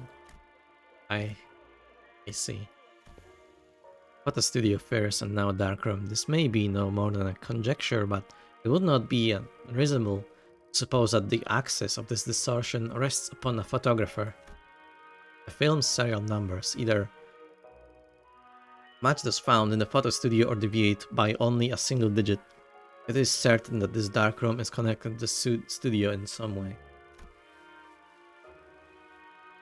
The images bear a striking resemblance to these photographs. I also believe this building and that photo studio share a strong connection. Oh? Where did you get these photos? Brought some from the photo studio. I cannot name the locations in the picture with certainty, yet they all appear to have been taken at various places in NCORP's district buildings mostly. Hey, wait, I know what these are. People taking pictures like these when supplying stuff to that department store. Correct, the photos must have been taken by a docographer. Result chimed in, holding up an odd cylindrical container in hand this time. Gave the container a shake every now and then with a measured rhythm. Whatever he was doing seemed to be part of the process of developing the film. Film rolls are highly affordable for the average resident in NCORP. In most cases, taking photographs is done as part of professional duties. There are approximately 21 occupations in District 14 that utilize photography. However, only a single profession involves routinely photographing specific buildings, adhering to fixed standards that can be observed in these pictures. And these docographers you mentioned, are these people entrusted with that job?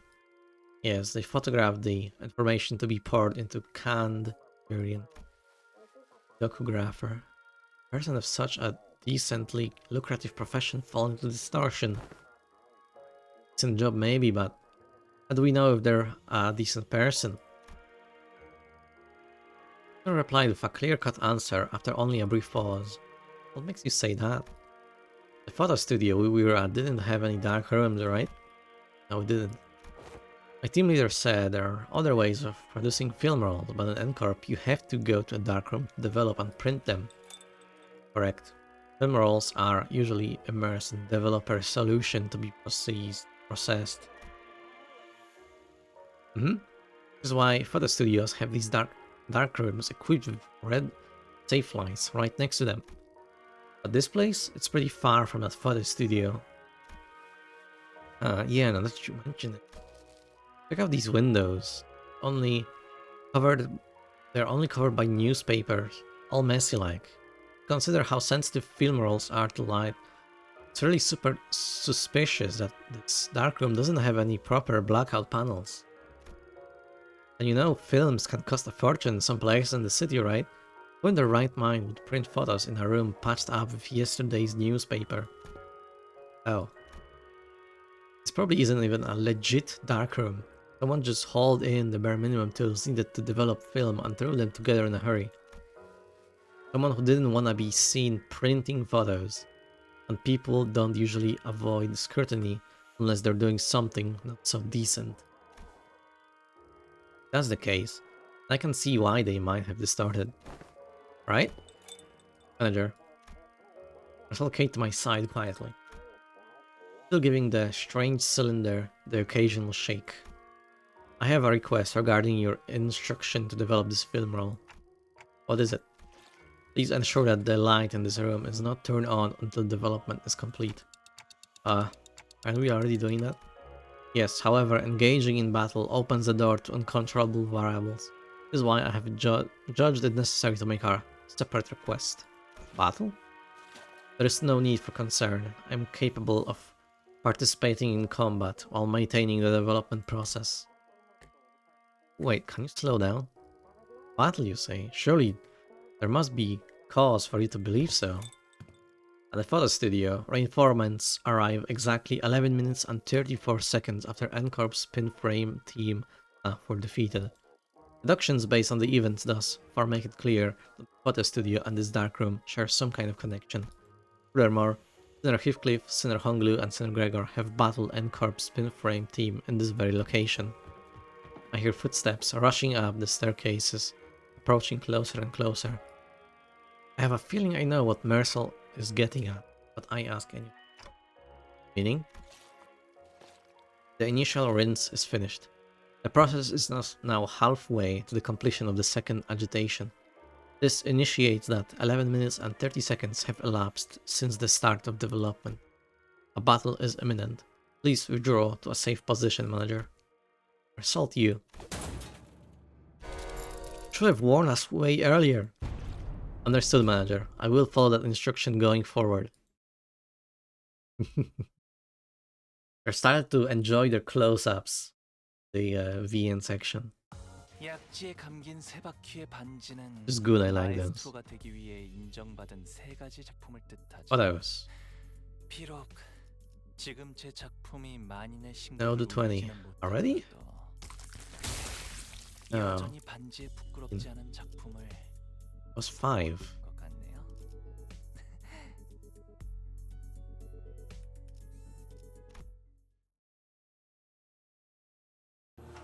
After the battle.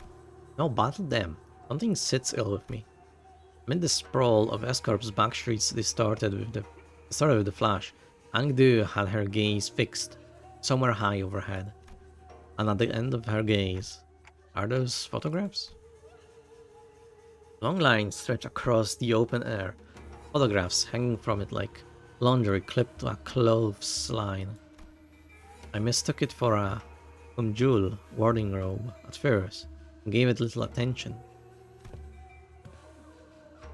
Yet upon a closer look, I saw those pictures hanging from the line. Perhaps they had been strung within the darkroom and remained thus when the distortion took hold. These are observations of unaffected elements in the space occupied by a location-time distortion is more irregular. Indeed, items we bore from the studio have already changed into images of various sites of Escorp, yet these alone remain as they are. Let's take them down and check them ourselves. Because I was wondering if the line was perhaps too high for me to reach. Mersault stepped forward and plucked a few photos of it, and the instant he brought them to me. Here another pop, and again a bright white flash blinded my vision for a moment. Good grief, this distortion likes to change its mind, huh? Keeps switching between S-Corp and N-Corp. Feels like getting caught in a flashbang detonation. My whole body tenses up and goes slack right after. The other sinners were busy grumbling about the distortion and its sudden jumps, except for Mersault, who stood right in front of me, with the photos still held out in his hand. Oh, he didn't drop them? No. He gave his usual short answer, then returned his attention to the cylinder he has been shaking, took the film out of the container, and flicked the liquid off in clean, controlled motion. Is the processing finally done? Wait, we're back here with the lights on now? Is it okay to take the film out? Yes, exposure to light will not damage the film once the development is complete and the image is fixed. There is no cause for concern. I relief. I wouldn't say I follow all the technical details, but no cause for concern was all I needed to hear. Lying in relief, I held up the photograph so I could take a proper look. So, see anything odd in there, Manager Bud? There are people in them. Yeah, the people in the photographs all looked different from one another. If I had to pick one similarity between them though, they all looked cold and different. And that's the city, alright. Ordinary folks you'd see anywhere. Aren't like the photos we've picked up at the studio earlier. Are these the kind of photographs they use to make canned experiences? What's that? The scenery around us seemed to ripple just now. I was about to ask Faust if she also felt a strange sensation, but it faded away soon enough. Perhaps it's nothing serious. It was just a spell of random vertigo? Is it even possible to get dizzy when I've got a clock for a head? No. Russell must have noticed that I was out of sorts for a moment because he seemed to pause on purpose before answering my question. No, I thought you said docugraphers take these photos to put into canned experiences. Raw ingredients or canned experiences are handled exclusively by the Grand Magazine Sisyphe. There is no known method for external parties to access them. Sisyphe? What? Oh, I think I've heard of it. Canned experiences, right? They're in a high demand in other districts too, but the only brand stamped on them is Grand Magazine Sisyphe. Same name every time. I remember some of my classmates bragging about trying them whenever exam weeks came around. Never had one myself though. Can't really explain it, but something about them just feels kind of... I came to say hi once again before I returned to work. Hello, and good luck at work. Hope it's bearable. No need to take out the wetsuit.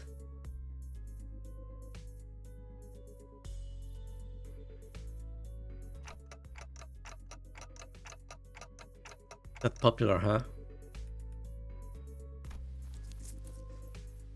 In process base of content of canned experiences, known as experience matter, is supplied to reprocessing factories, where docugraphers fine-tune the experience's details. Haha, bearable. I'm going to kill myself. Oh, don't do it. You're so sexy, haha.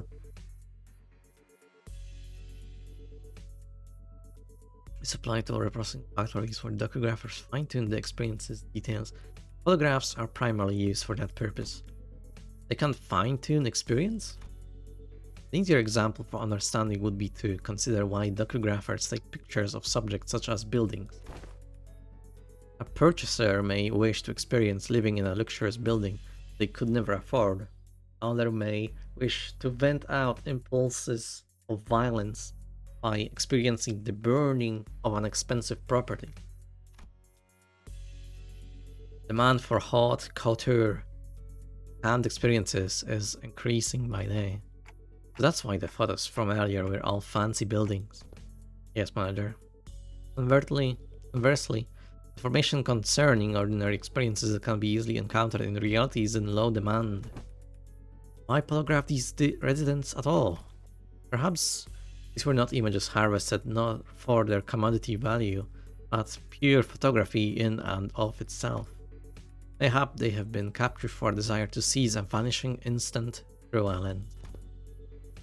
There are people who take photographs knowing that it will cost an exorbitant sum. I have seen some before. A staggering amount of money just to take a single photo. That is, if they could ever even manage to find a photographer, take the risk and help take the picture. I'm not so crass as to put a price on sentiment and nostalgia, but spending this much money on film rolls have made this investment worth it. I'd say maybe this isn't just a matter of sentiments or memories even. Specific to the photographs, I quietly expressed my thoughts. Executive manager? Not exactly an authority on distortions, but I know that he manifests through desires or emotions that become warped in bizarre ways. Is he producing like fucking man-made distortions through pictures of sorts? But everything the distortion has shown us so far points back to S-Corp, that is. The S-Corp from the past that only Kim and Angdu will have seen and remembered. These photos, though, are completely untouched by the distortion. Doesn't feel off. Must be a strong fixation at play here. Strong enough to slip past even distortion. And that obsession is something that refuses to let these memories be influenced. I think our next step should be to look for the people in these photos. Photographs are the only undistorted, unaltered clues we have. Dante says it would be advisable to locate the people shown in these photos. Yeah, good idea. Miller did say that we should accept input from the LCB with open arms. Hey Angdu, can you get me the office catalog? We'll probably need commission an officer, office affiliated 7 association. Let's look for one that can take the request right away. Don't tell Ezra we're fine. You can know where to find those people. Santa says one of the people shown in the photos has already been found. What? When? How? I guess I'm just having a lucky day. I pulled the radio from my waist and switched it on without answering Ezra's question. DWRC.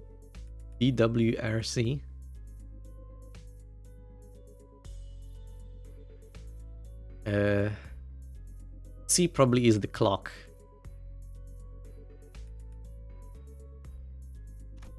I think she said, do your group clock. Oh, there we go. Thank you, Sinclair. That one was especially hard to understand, Ryosho. Same. Heh. Fucking little goblin, I love her. Rodia's with you, right? Can you put her on? Okay. Rodia, you there? What? Dante wants to talk? Like, one sec. I went overboard with the bread and pastries. My hands are completely full over here. Pastries? What kind? Just one of everything. Neat. Can you grab extra brioche and baguettes for me too? Love the ones from the street. They're so good. Hold on. Readjust the pile if I wanna throw them on. Yeah, they're packaged. On the floor, they're packaged. Yoshi, you can't treat food like that, okay?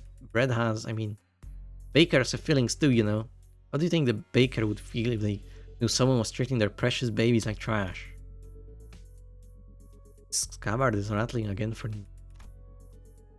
Anyway, it's Dante. Can you give me a sec if you need me to find? Just need to cram these into my pockets real quick. No, it's not a fight. Ah, then what's this about? Closer look at the words written on the wicker basket in the first photograph Mersault had brought me. Where's that bakery you're at? Alright, yeah, she's holding the bread. I didn't even notice.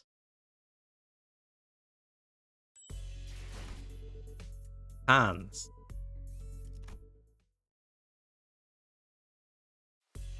Oh, there we go. I know who you're looking for. The owner of the bakery was a woman holding the same wicker basket as the one in the photograph. She took one glance at the picture I held up for her and gave a quick nod. This man... He works in Cannery 17, right next. He's a regular. He used to drop by every morning to buy sandwiches to share with his coworkers. Haven't seen him around lately though. And those coworkers, I assume they were wearing the same uniform. Asking a question on my behalf, Otis showed the baker another photograph. Probably. Was always wearing one too. I'd guess it's the cannery outfit. Thomas confirms our lead executive manager. A few inquiries at the cannery should bring us to the information we need. Yeah, you're right, but it's just that she doesn't seem very concerned at all. It's one of the people in the photos that weren't affected by the distortion, right? So she'd be a close acquaintance. Allow me to verify, executive manager. You know the name of this regular you spoke of. His name? Supposed to know that? Though I wasn't expecting her to actually know his name. The apathy evident in her voice gave me a pause. Took a photo of you. Wouldn't it be reasonable to assume that you're well acquainted with him? Oh, that. The baker's demeanor changed when Otis pressed the point. She gave a strange, unsettling smile before pulling something from her apron pocket. A thin and round, can-like object. He said he'd give me 5 of these canned experiences for free if I let him take my picture. He even said he'd throw in the docograph of the building of my choice. Docographs, buildings, right? I hear he even takes work trips to the nest every now and then, so I asked him to get a docograph of this lovely mansion I saw by the Nest suburbs. I know I'll never get to afford a beautiful place like that, but this way I could at least experience what it's like, and gosh, it was everything I'd ever hoped for. Couldn't quite put my finger on it, but there was a distinct eeriness to that dreamy, blissful smile on the baker's face that sent a chill down my spine. Ahem. Young Mersault. Are these canned experiences truly possessed with such marvel? To pluck all semblances of reason from one's countenance? They maintain high demand across the city. District 14 is only one of several markets. Does thou mean that those who indulge in canned experiences may experience venturing on an expedition to the Great Lake and bungee jumping off the summit of that skyscraper yonder as they remain seated where they are? They may, however. Oh, a magic can allowing one to pursue any dream the heart may conceive. Verily, I confess mine own soul is much tempted. It differs from pursuing a dream. Huh? He looks angry. What's up, Mersault?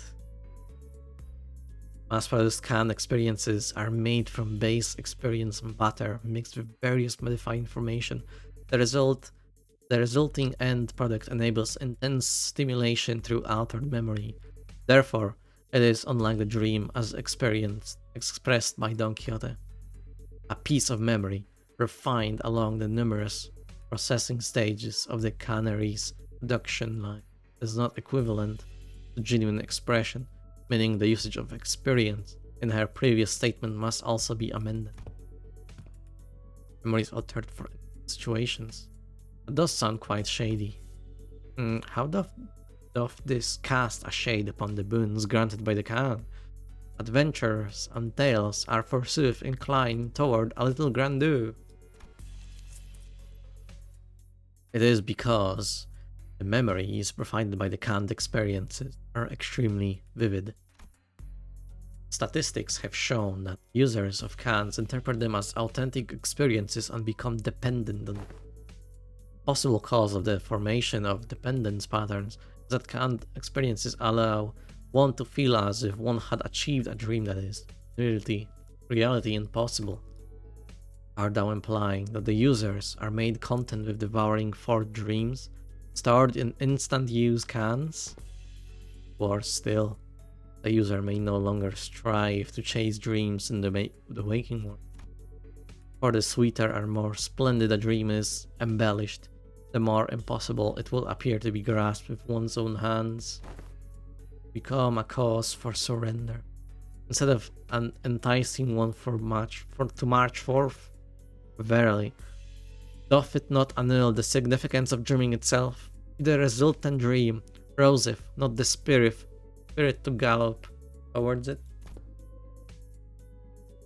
Or that annual is its significance, annuls its significance, I can't know. But they sell well. How much will you be buying?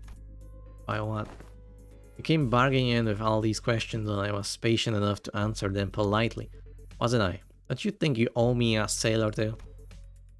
About to leave without buying a single loaf after crowding up my bakery and scattering off my customers, are you? Her case was on point, actually. Our whole group gathered around. The passerby gave us a wide berth and hurried on. Whispering among themselves, nobody was about to come in and buy bread like that. On, lady, I practically cleared your shelf already, didn't I? You did? The hell are you keeping all that then? You're even gonna ask? Of course I had some already. And the rest is safely tucked in my coat pockets, so we can all share later. You already ate some. Buy a little more. You're always scared of the customers. Understood, given that the expenses made to facilitate this operation, the lack of prior budgeting should not pose a problem. Oh nay, sesame rice bun for me, please. Skim really did have a knack for making an entrance at the least expected moment. Hey mister, where have you been this whole time? Wait. Be cross with me all you like, but just give me a moment. Ezra paused, waiting in puzzled anticipation, only for Kim to take a sesame rice bun from the baker's hands and chomp into it. Alright, I'm ready. Freaking waste of bread. God, fucking punch him in the gut as his angry face drove straight into Kim's solar plexus, holding him to the ground like a crumpled sack of potatoes as he rolled away. At this rate, the owner might start charging us for the whole bakery next. Roof and all, best get away from here. Manager. Result approached me as we walked down the street, with Ezra and Kim still squabbling behind us. I was holding a roll of something brown and tightly oiled. I've completed development of the film, per your instruction. Oh, so this is the film in the canister you were shaking out. I just unroll it? Hold it up against the sun or other sources of light. As it is a reversal film, the images should be visible as they were photographed. No idea what a reversal film meant, but I did as he said and unrolled the film. Okay, I can see it. That's pretty cool. Oh, is it showing? Can I see too? Move it over a bit, let me have a look too. It was hard to make out the details because the images were too small, but I could still tell the stripe was packed with almost identical pictures. Is it the same person in every shot? The same pose in all of them? Oh, you're right. No, wait a second. See the arm here? The further along the strip you go, the lower it gets. Yeah, and the head looks like it's turning to the right. Huh? We're all squinting up at the tiny frames on the film when Sinclair suddenly flinched and went stiff like he'd seen something he shouldn't have. A second later, all color drained out of his face. Claire? Mother. Reminds me of something I learned in school. Draw a picture in the corner of a stack of notes or a thick book in the exact same spot on every page. You start with the arms down, then you make one small change on each page. Nudge the arms up higher and higher until they're raised all the way up. Flip the pages fast enough. Drawings stop looking like separate images. The still figure starts moving. That class was called Introduction to Motion Pictures. I remember the teacher saying that video footage we watch are all made the same way. Are you saying that it's a continuous sequence of still images? Arrangement of the frame suggests that this film strip is highly likely to constitute footage, a violation of NCARB's taboo. Uh-oh. Are we gonna get hunted now? Films are illegal. Or movies, rather. Yeah, there's a fight. Taboo. Are we gonna be, like, fought? Jumped by the taboo hunters? If so, that's gonna be great.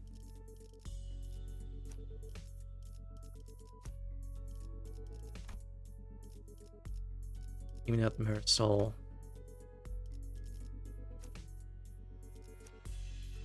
Right one. I really need to adjust this.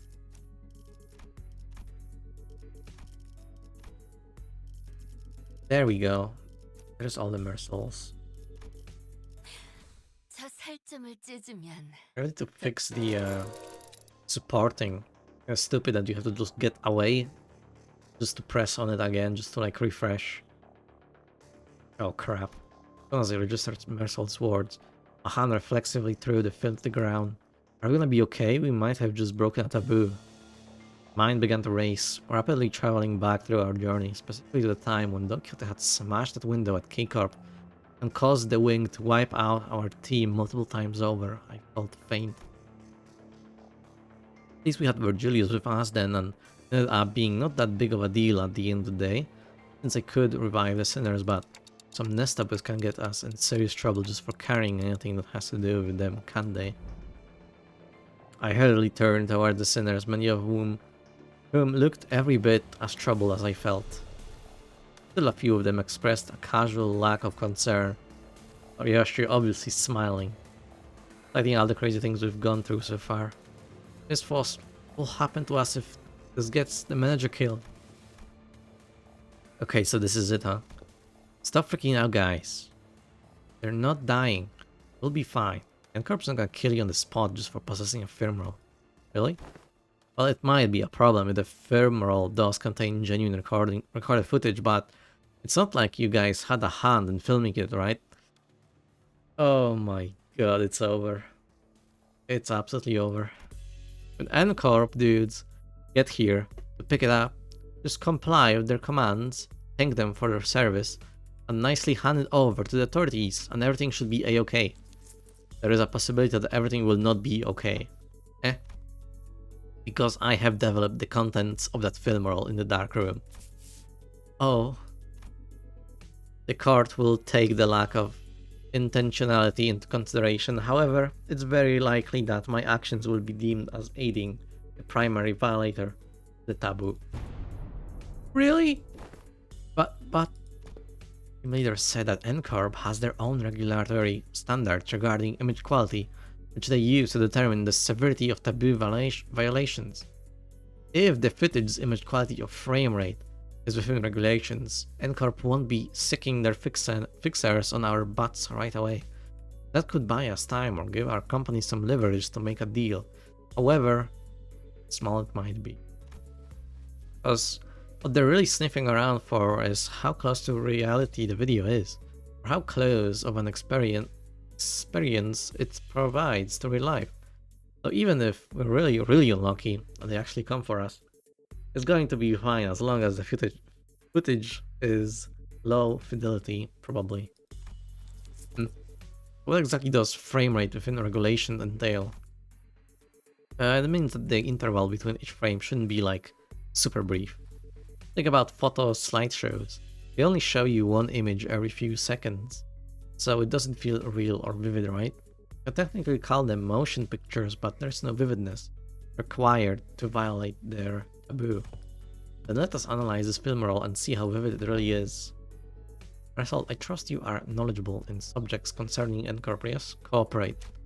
Could this film roll be considered a violation of the taboo? Otis picked up the film from the ground and showed it to Mersault. That cannot be determined.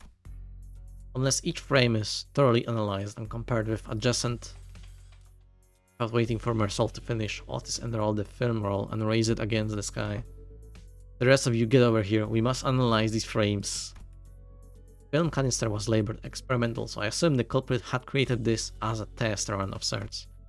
An experiment to see how close they could get to violating a taboo, testing the limits of the law.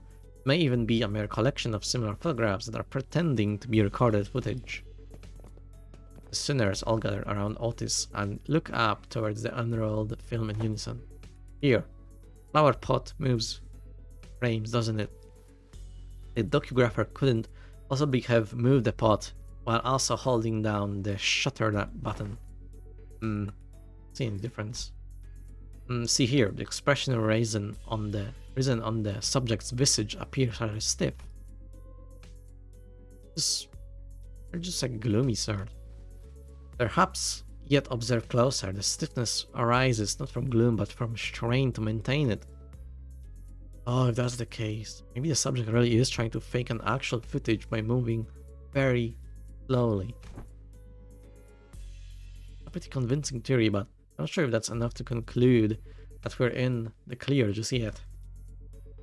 Babu Kim, who had been sprawled on the ground ever since Ezra punched him, stepped into the conversation. Let's see. Look at the shade cast on the windowsill.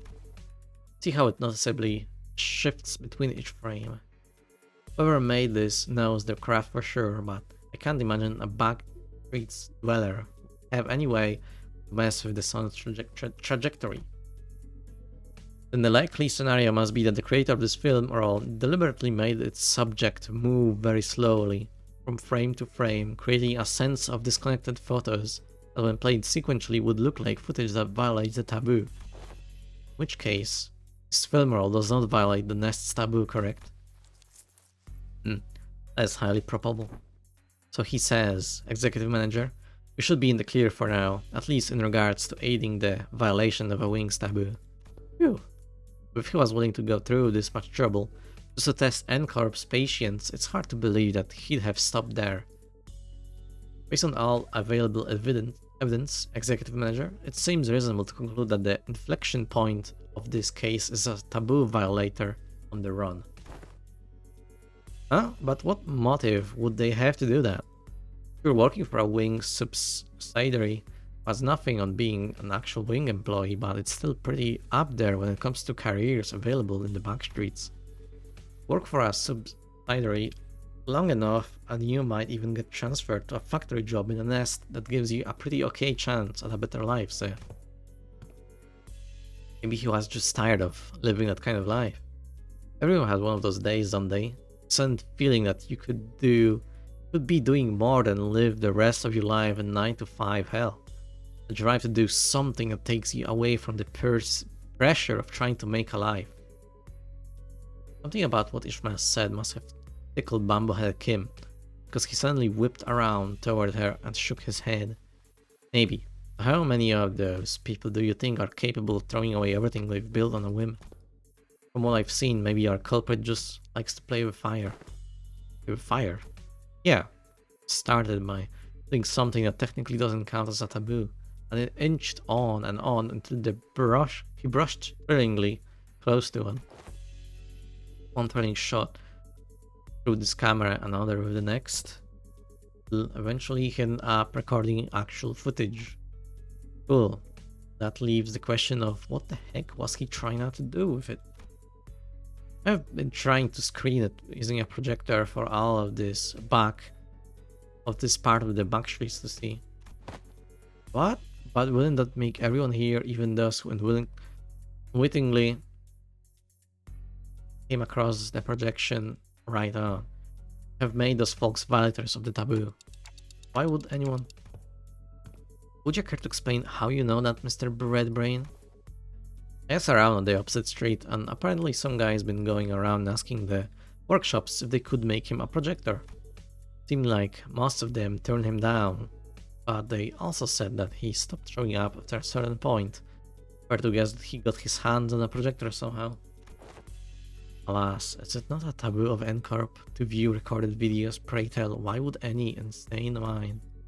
Well, it ain't taboo if you only made a projector in it. Backstreet's blokes are down for anything long as there's coin. Huh. So how do we track this guy down? Multiple individuals in the same garb as the Pinframe team have just been identified in the vicinity. They are all carrying the same briefcases. Well, isn't that convenient? Maybe we can play this like a festival or a convention and just tell people who look like they're involved if what we're looking for, so they'll lead us wherever we need to go. Indeed. At architecture conventions, there would be those informal plaid shirts and suspenders milling about, and I could always trust them to lead me to the convention venue. Was it common for those plaid shirt fellas to look around like they're scanning the area? Do they also go around checking people against photographs? Or collect piece of advice for... They also radioed each other, glaring at people like they're glaring at... Oh. Perhaps you could answer that series of queries yourself. Nope, this crowd sure don't look like they're gonna let us follow them. It's time to battle. 저 활활 타는 마음도 오래가진 못할 거야.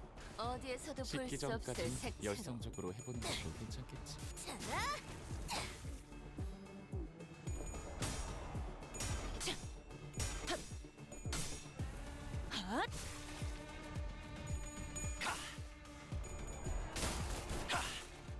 들리세요? 한 쌍의 상황볼과 24개의 늑골이 자아내는 티비아의 멜로디가! 네, 잘 들어갔네요. 크게 의미 있는 성과는 아니지만요.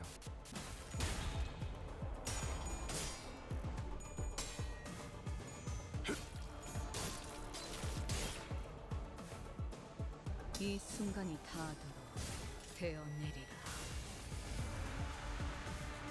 낮도 밤도 지나 숨이 닿도록 베어낼 것. 방금 공격은 좋았어. 이대로만 계속해보면 좋을 텐데.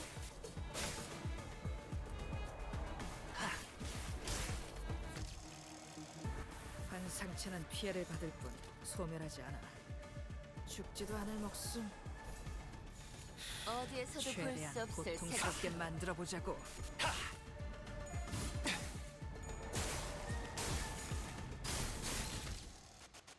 Oh, I just noticed this is like probably the same stage that was shown in the teaser. The fight against these guys and the like buildings and whatnot in the streets. 물어뜯어 고칠 수밖에.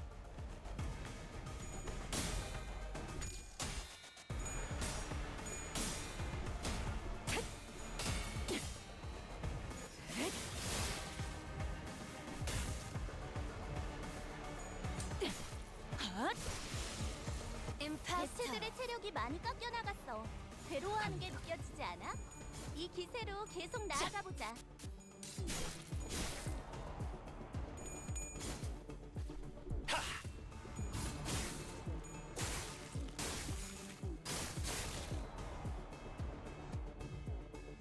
대전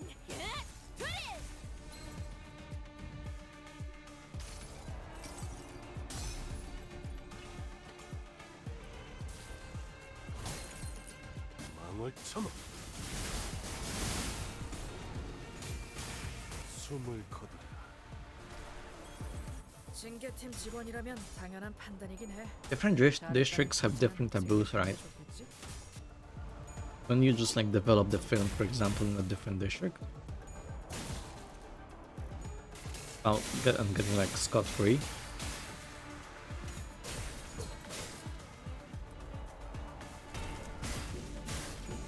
Of course, as long as you have the film video left at the other district.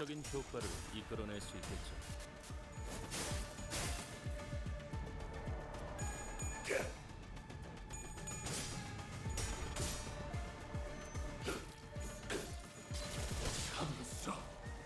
예사롭지가 않은데?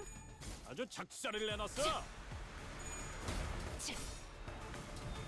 40. 먹지.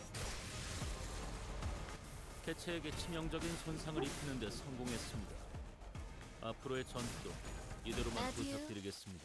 훌륭하오. 이외에 특별히 첨언할 이유도 없군. 감상은 어떤가요?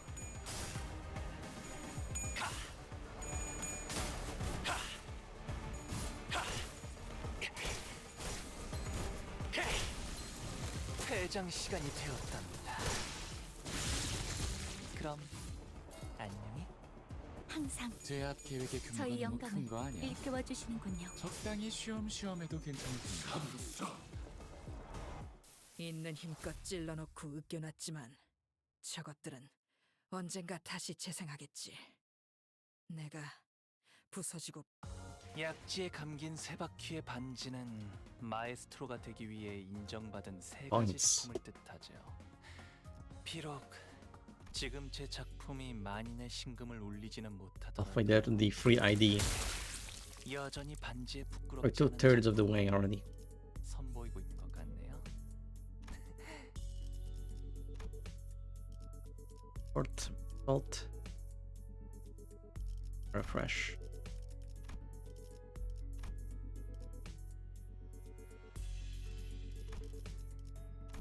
Alright, I need to get the B ID or salt when the Walpurgis drops.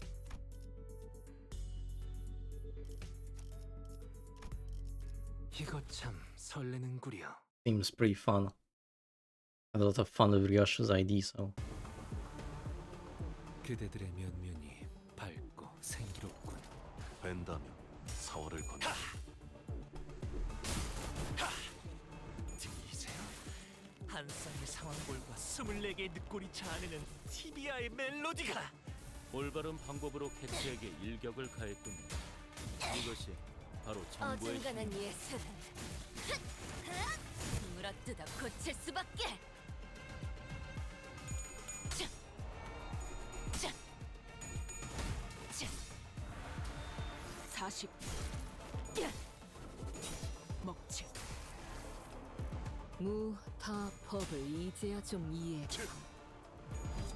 육창. 징계팀 직원이라면 당연한 판단이긴 해. 잘했다는 칭찬은 생략하는 게 좋겠지?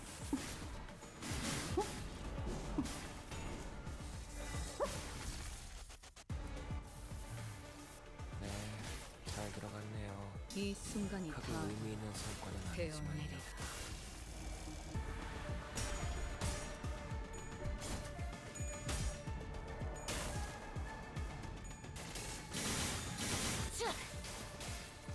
임파스터. 오늘도 즐거운 하루의 시작이네. and what these guys remind me of 잠시만. 볼륨 좀 on the lobotomy curve when you're doing the last 5 days, you get the fixers as the ordeals to fight, right? And none of them does very much so look alike them. They have like a fedora, like a suit, you cannot see their eyes, but the full suit is black. They also have like a briefcase and a pistol, 잠시 어지러워서 못 봤어. and they do pale damage. 뭐 I wonder if this is like a 하신 거겠죠? grade 1 fixer from the N-Corp sorts. 제압 계획의 규모가 너무 큰 거 아니야? 적당히 쉬엄쉬엄해도 괜찮을 텐데.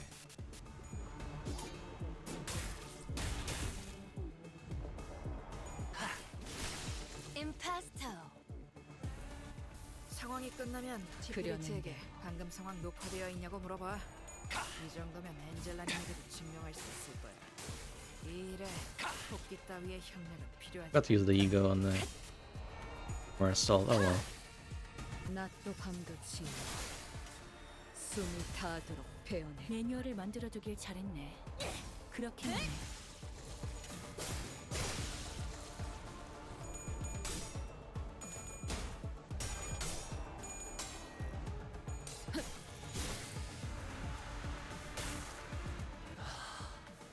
예술적. 하나 눕혔네. 감상은 이렇게 눕혀가다 어떤가요? 보면 어느새 끝나는 게 싸우는 거지. I did again. Well, it's fine.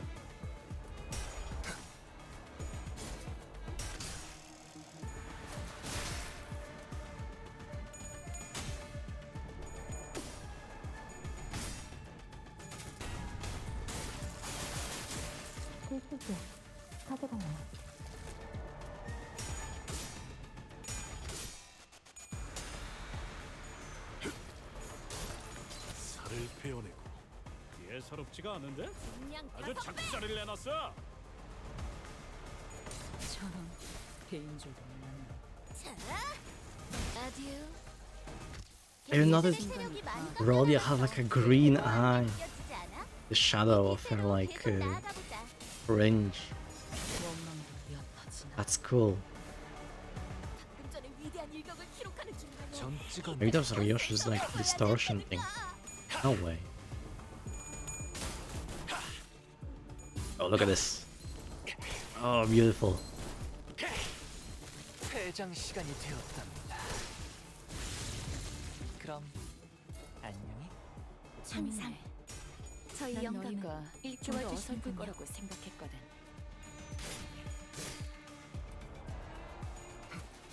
이제야 완성되었나? 무분조토.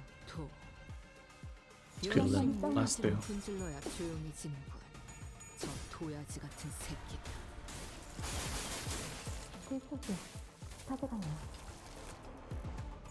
아듀.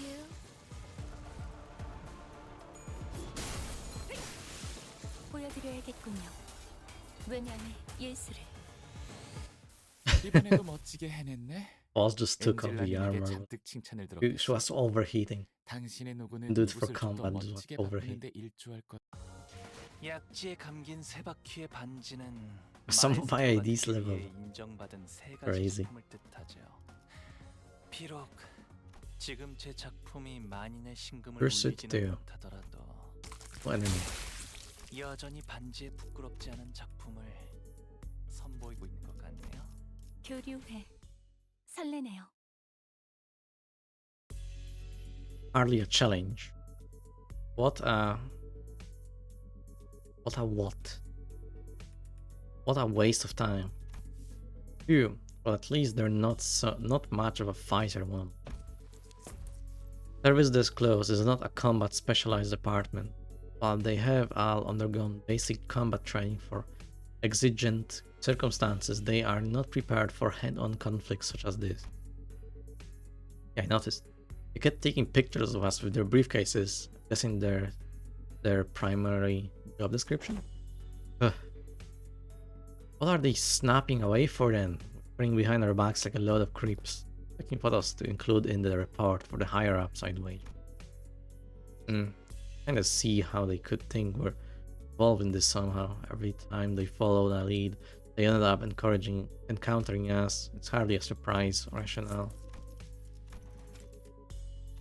Surprising rationale. Marcel stood a footstep away from the rest listeners and watched in silence as they tried to come up with an explanation. What's he thinking? What is it that he wishes to say, or is he simply contemplating? There you have any preconceived notions in his mind. Silence shouldn't have been any different from his usual reticence, as though by some chance or whim. Hey Marcel. Struck by the sense of brief yet distinct strangeness, and was compelled to speak with him. Yes, Magic. Don't hesitate to let know if there's something you want to say, but aren't sure if you're supposed to say it. Yes, Manager. I'll do as you order should one such circumstance occur. Always his reply was as blatantly concise and direct, as though he had some rule of his own that told him this was the specific reason for situations like these. Okay. I'm talking about right now, actually. Do you have anything to say right now? Oh, I do not. It did not appear to me that he was trying to hide anything or choosing his words. The response to my question, his reply was simply that, and nothing more. Yes, a prepared answer written down in a list of responses. That's what it felt to me like to me, as though this particular answer had always been the only one he had available for situations like this. Clearly, prodding him for answer wasn't going to get me anywhere, so if occurred, sure if you say so, turned away from him and took off to join the other sinner. As I did so, a few words lingered at the tip of my proverbial tongue, asking to be let out, so I did. It would have been nice to know what you were looking at. Of that. Spoke angry again. He's scary. I cannot form a judgment. What? That is because the precise definition and nature of the subjects of my gaze are just as unknown to me as to you. Should you point to an object or an enemy, I can provide a verbal explanation based on my current knowledge. If you require such information, please rephrase your question accordingly. I ask him again then. When I tried to get to the bottom of that line of questioning, could I have found myself the smallest peak? Mersol's psyche and remained entirely shrouded in mystery even after an entire year traveling together. Was that not up for me to judge as well? Manager. Yeah? Another battle is imminent. As you have previously instructed, I have informed you of an imminent battle. Yo, boss, Clock, are you gonna just sit there all day while we do all the fighting? They're pouring out of that building over there. Must have been on their way to that building. Our path ahead seemed clear. Executive Manager, let's neutralize those foes and head up there. Yeah, gotcha, I'll be right there. Brief lull of battle came to a close. Battling enemies, who arrived precisely at the time Mercel had predicted, made our way into the building. Bloody hell, them blokes we fought downstairs must have been the weaker ones. Encore had so many guys on their payroll. There's no end to them. It is a wing after all. Are these the taboo violators? I thought the culprit would work alone. No, I'm quite certain they're the ones from the subsequent reports. Now, the Encore fixers appeared just as confused as we were. It appeared to me that they were expecting to find a taboo violator here, not a big group of dozen or so. What were they thinking? Sending fodder like us to deal with an organized taboo violator? They should have sent taboo hunters here instead. Why do you think they told us to consume canned experience containing mass melee combat? We must have thought our current manpower would suffice to deal with it. I don't know about that. Wait, wasn't there an extra report? That one of them's all of a sudden. A click, the room began to buzz with the metallic whir of some kind of machinery. And immediately I could tell what it was. Distortion. Standing in the middle of the shabby room was the device. Wasn't sure if I had seen before. Its exterior was plastered with strange shapes that looked similar to what we saw on the Chunokun faces in earlier battles, making it difficult to grasp its full shape. A round object affixed to it began to rotate slowly with a dull, worn-out groan of a thing past its prime. Men, shield your eyes! The moment it began to emit a faint ray of light, Otis thundered in a commanding voice. Ah! I quickly turned away as well, making sure not to catch even a glimpse of it. The device could be playing a recorded video, Executive Manager. Even a brief look at it could constitute a taboo violation. Shit! I saw that! I'm so finished. Just as panic began creeping into the voices of several unlucky individuals. Oh man. Folks, this is starting to get a little embarrassing. A sleepy voice breaks through the darkness past my metamorphically speaking shut eyes. Enter? Eyes open, Angdu. What's wrong with everyone? Dust in your eyes? The hell's wrong with you? Don't you know that anyone who watched just even a split second of a recorded video on Encore gets? Of course I know, but I watched it anyway. Open your eyes, esteemed fellows. This motion picture isn't recorded. Hang on, he's right. That video's not recording. Possibly emboldened by Kim's comment, or perhaps believing seeing the video could be excused as incidental exposure incurred while subduing violators. Ncorp employees also opened their eyes and began to mutter among themselves. Is this a thing? Talking to? Finally allowed myself a good look at the machine. It was firing a conical beam of light against a side of the wall. This was its message, delivered via white words on a black background. So you've tracked me down this far. After what I went through to take refuge in here, they still ended up finding this place. All of you blindly consuming fake experiences after fake experience, without even a care about the real thing. Case number TC3224, you are under suspicion of a Category 3 violation. Reveal yourself now and forfeit your illegal recordings. Should you comply, we will... This foolery, but with witless buffoonery in the absence of fools. A hollowed vessel, bereft of all but lingering delusions, grants not even a brull of echo to the dogged excoriation of fools. This fell on about. You mean to obstruct our official duties? We won't hesitate to use for flank. Without even so much as turning around, bamboo-headed Kim raised his sword and parried away the Ncorp employee's nail-shaped weapon. I'm only speaking as my whim guides me. My dear fellows, no need to get so huffy. I only aim to say that this abomination has no consciousness.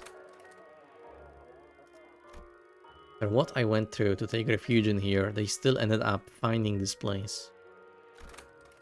All of you blindly consuming fake experiences after fake experience, without even a care about the real thing.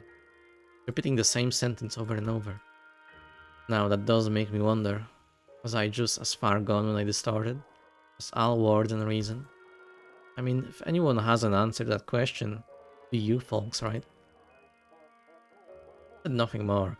Return a piercing look on us, all the while effortlessly swatting away the Ncorp employee's attacks, as though he was goading us into telling him the truth. Well, don't suppose there's any point in asking. I am no different from this abomination. Just as it wields that contraption, I must have wielded the only thing I have really known, the blade, transforming into a mindless fiend, consumed by a mere tool, living through both friend and foe, unrestrained. Hey Junior, are you still on about that? I tried to avert my eyes, I truly did. But such disregard is easier said than done. How can I, when the distorted being has no qualms showing me the... Doesn't he know how rude the unsolicited reflecting of the phantoms of one's heart is? That's got to be illegal or something. Illegal, I say. Turning a customer into a thug on a protection racket run. A mere ant before a car in motion into a swerving driver. Conjuring dead followers before the eyes of their mentor. Simply unconscious nabble. Rude as hell, as some might say. My poor heart almost burst out of my chest. Courtesy of you. All of you blindly consuming fake experience after fake experience without even a care about the real thing. In that split second, I think I saw Mersault's eyebrows twitch. A battle is imminent. Here. It's a natural response to sensing an imminent battle, perhaps. Pop. Blinding flash, followed by an explosive bang. My vision immediately went white and decided to take its damn time coming back. It did. First thing that came into view was particularly unsettling landscape of Escarp, followed by bamboo-headed Kim surrounded by a small army of Chunakun. Mentor!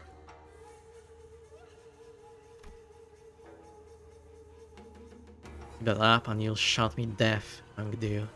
Isn't it about time we both grew accustomed to such sights? Mentor. Still do I wake from these dreams drenched in cold sweat? They might bind and drag you away. This isn't so bad, is it? It's just these folks so far, unlike earlier when other flash. What was that? Everything went dark. I don't understand what's happening. First things first, we have to neutralize everyone here and get our mission back on track. Just in protection. I've been straying far and wandering all day for this exact reason, and that was its mechanism. Post? Words began to shift rapidly before I had the chance to ask Foss what she meant. The one who finds comfort settling in lies. I give you what most deserve. You gaze up. Bollocks, I'll be blind before today is over at this rate. Changed. Did? Like the earlier instance, one of the distortions is different from the other. As Mersault identified, there was something different about the group of Pinokus this time. They were accompanied by someone else. A warrior in impressive armor, wielding a sword that was just as tall. Armor and a great Huada of the Sal Circle. We reunited in such a manner.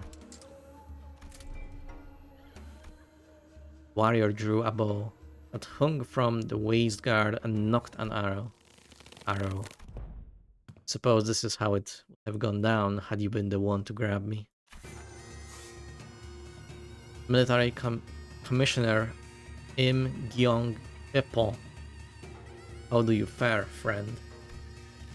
At the signal arrows losing, seized the accused.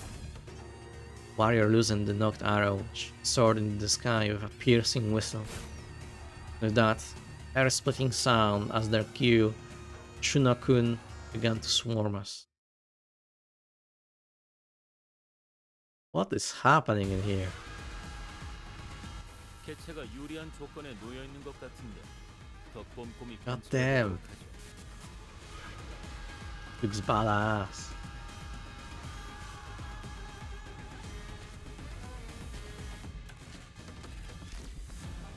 Battle form of the homeland returns.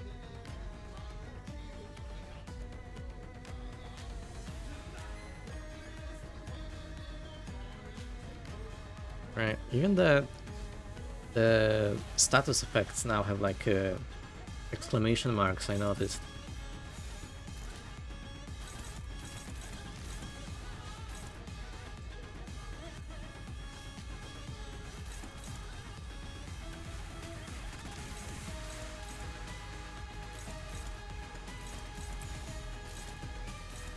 Music, goddamn.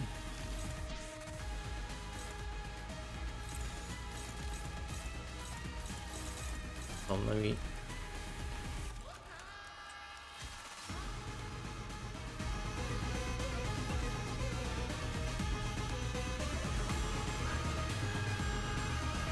Damn. Okay, off you guys go. 감상은 어떤가요?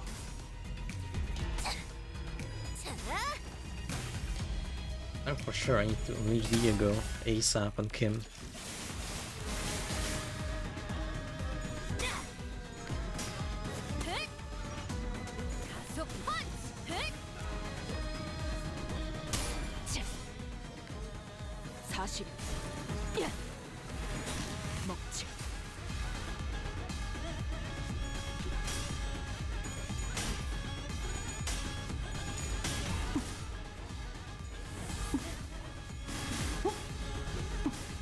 매뉴얼을 만들어두길 잘했네. 그렇게만 해.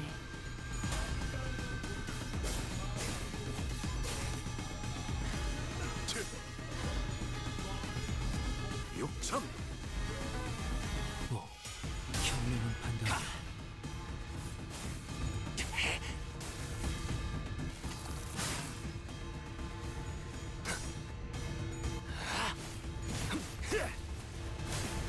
자격장. 그래.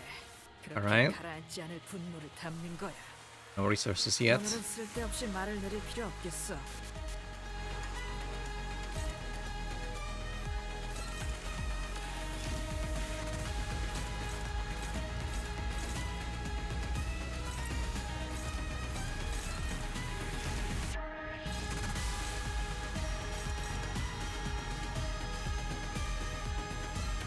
No one is attacking that, okay.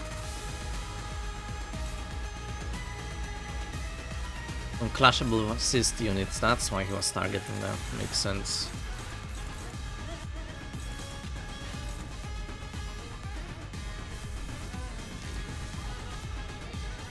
Guess we're just gonna get hit a bunch of times. 그려는데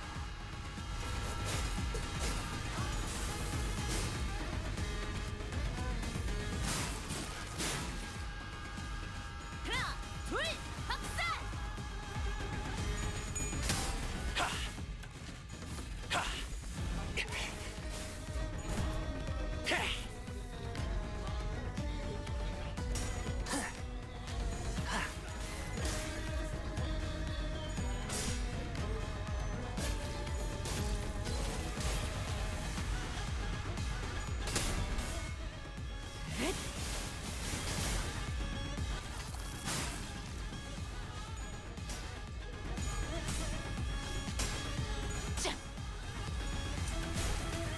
저런 개인적인 There we go, stagger.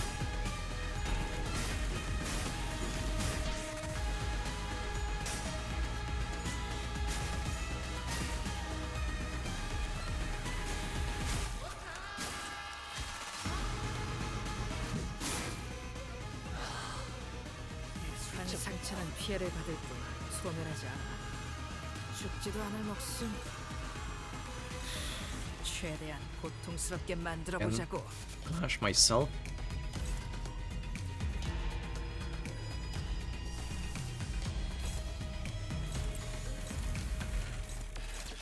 Do like that though.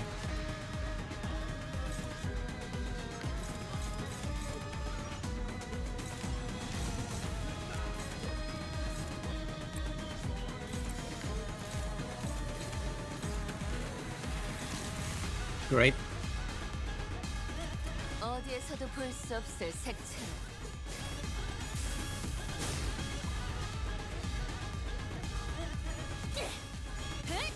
구려!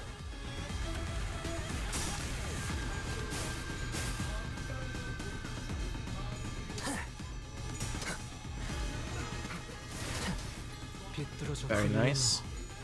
이외에 특별히 첨언할 이유도 없고.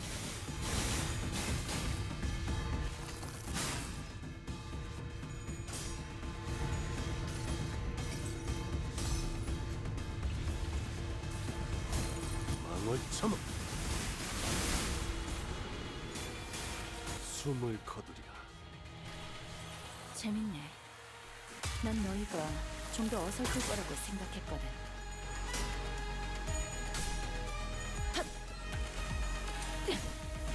저런 개인적인 네르프 정렬. 원색적으로. 올바른 방법으로 개체에게 일격을 Came a lot of one coin, but still very nice. 바로 정보의 힘입니다. 내가 공기력 때문에 애장품 특별히 보여줄게. 직전의 공격처럼 개체에게 치명적인 일격을 가해봅시다. Fighting the projector?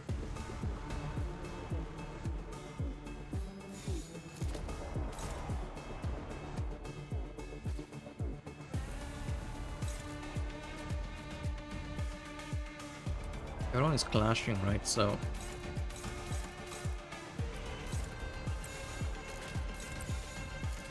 I'll just use the oppose attacks of the thing, see how it works.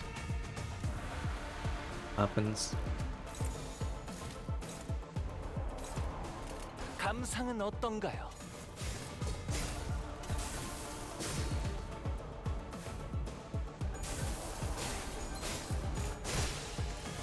Very nice.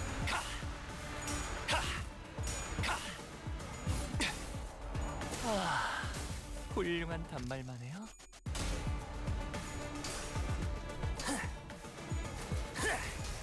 Beautiful. 개체에게 치명적인 손상을 입히는 데 성공했습니다. 앞으로의 전투도 이대로만 부탁드리겠습니다. 증량 5배!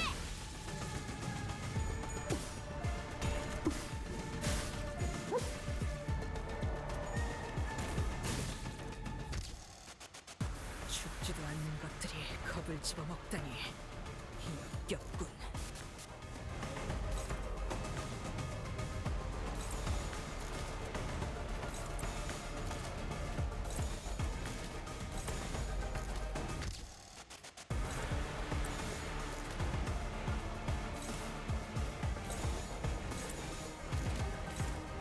어디에서도 볼 수 없을 색채로.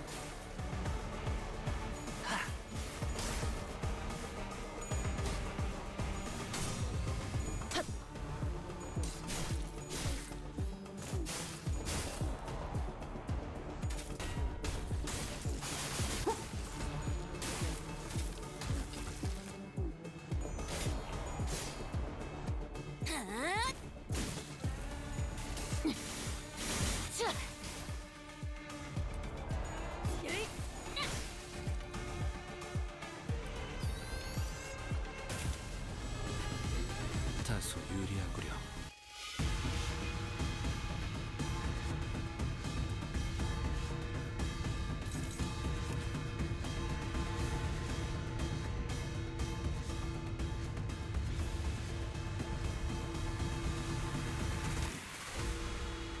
Entering the encounter, gain 3 memory transition.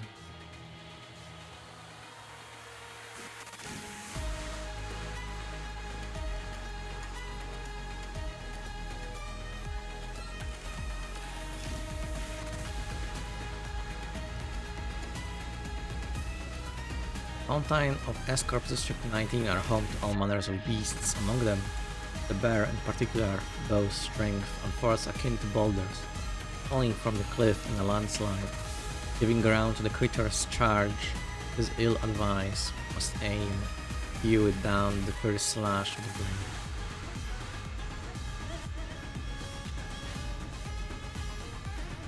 Pattern of multi-coin skills. Double sword to play with. Tigers are cunning, ferocious.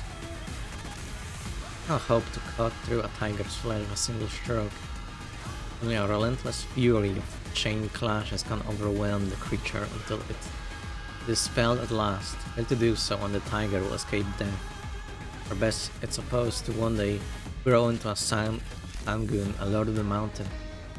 Whether these beings will grant auspicious fortune to men and return as malevolent calamity is possible to tell.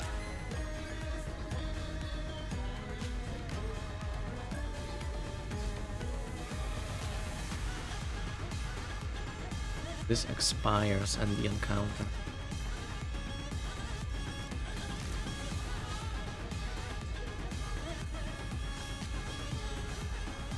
Plus 1 stack when taking shield damage equal to 10% of this needs health.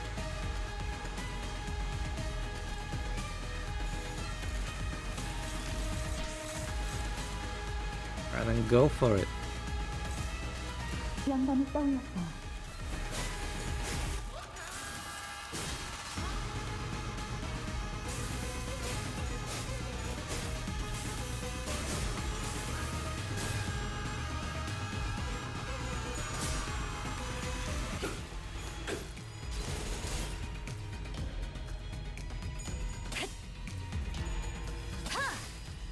낮도 밤도 지루 숨이 닿도록 베어내. 적확한 한압이었어. Alright, now only him left. Stuck up all the debuffs easily now.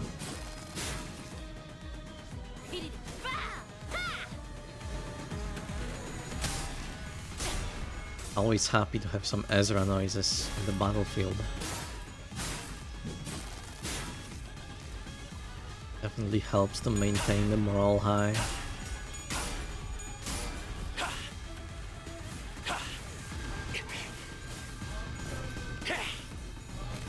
퇴장 시간이 되었답니다. Very nice. 그럼 안녕. 항상 저희 영감을 일깨워 주시는군요.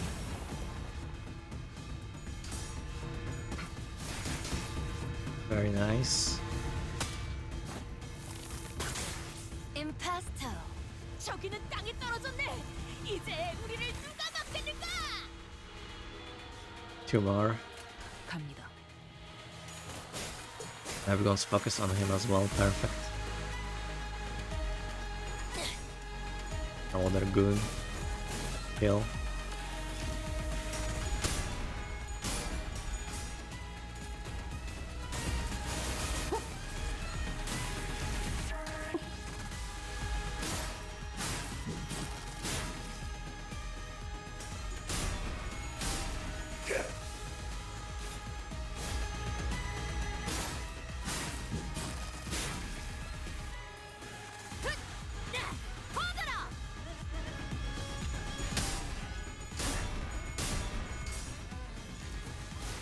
Hell yeah.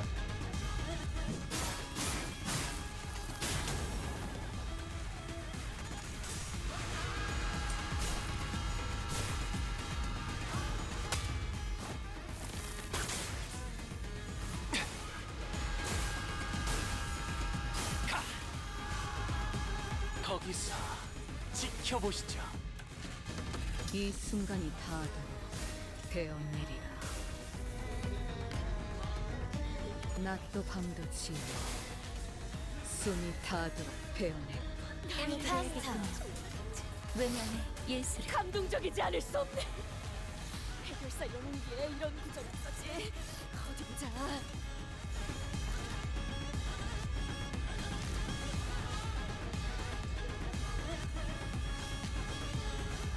Alright, the resonance. Okay. We'll go that one's up. Well, that should be the last move. Which is about to go away. 들리세요? 한 쌍의 상황골과 24개의 늑골이 자아내는 티비아의 멜로디가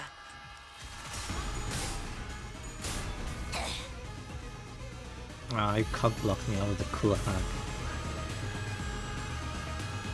Meow. I shall set my arm right. So more, and I think we might be able to smash that dang thing to smithereens. But yeah, but really hard to focus on one thing with that huge warrior zapping in and out of reality as soon as we make ourselves an open. Make our lives a whole lot easier if we could just get rid of just one of them.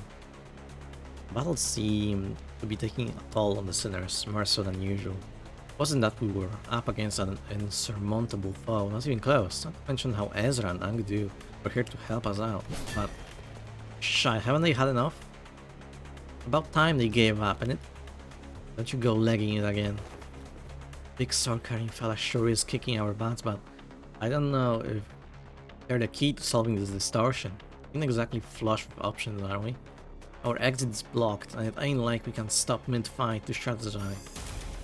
With the battlefield constantly shifting and flashing between NCorp and SCorp, we simply did not have breathing room to focus on either the projector or Imgyong Yop, who was swinging that great blade with frightening force. Side. Yeah.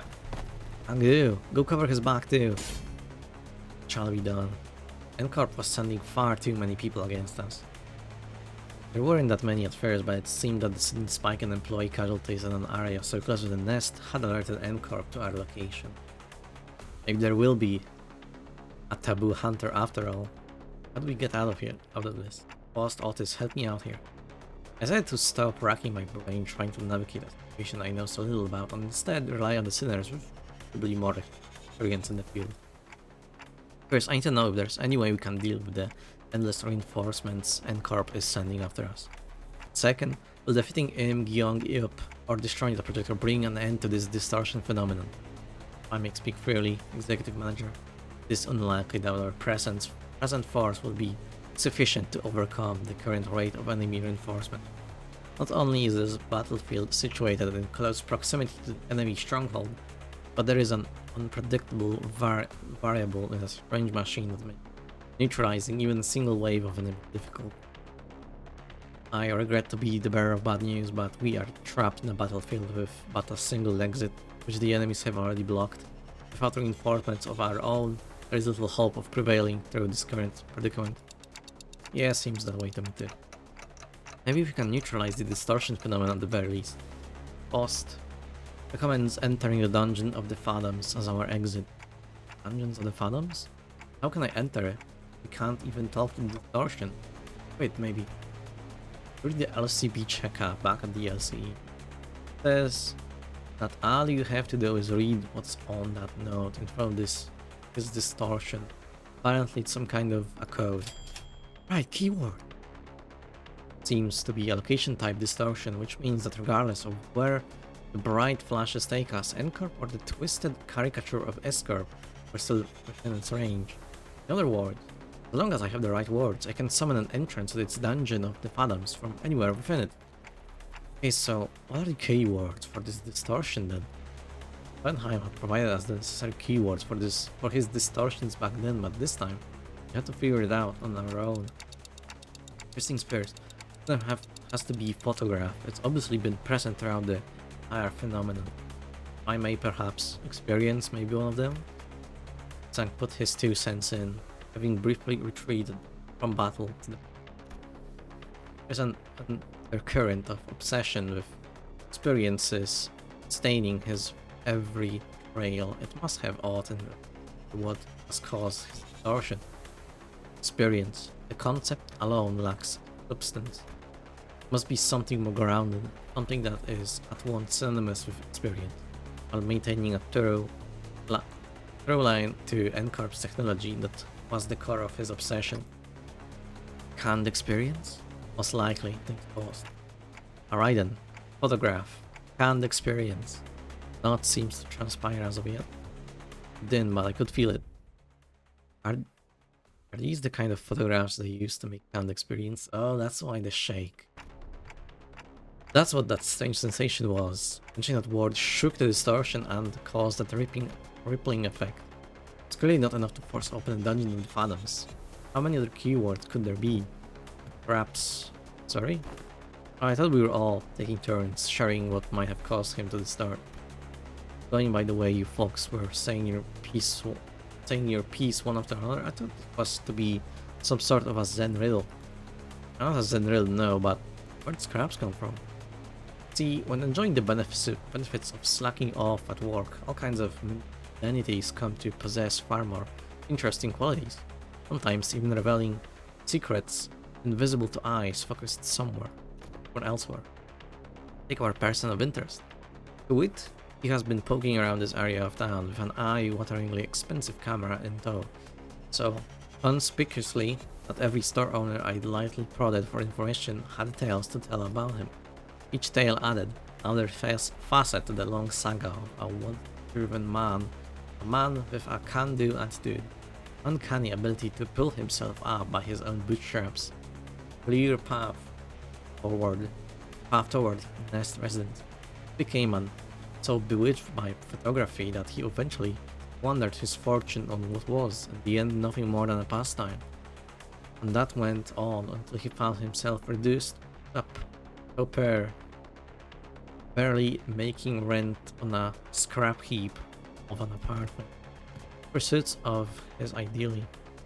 The man has lost grip of fortune. He sought out his apartment and found a few scraps of his writing.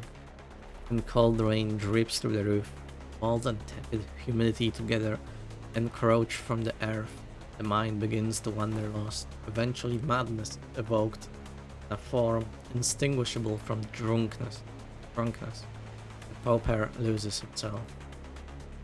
A shadow darker than any I had seen on Kim's face crept beneath the shade of his eye. No, I had seen that look once in the past, though it would be more accurate to say that I had heard it in his voice that echoed in his phantoms, started by guilt and regret.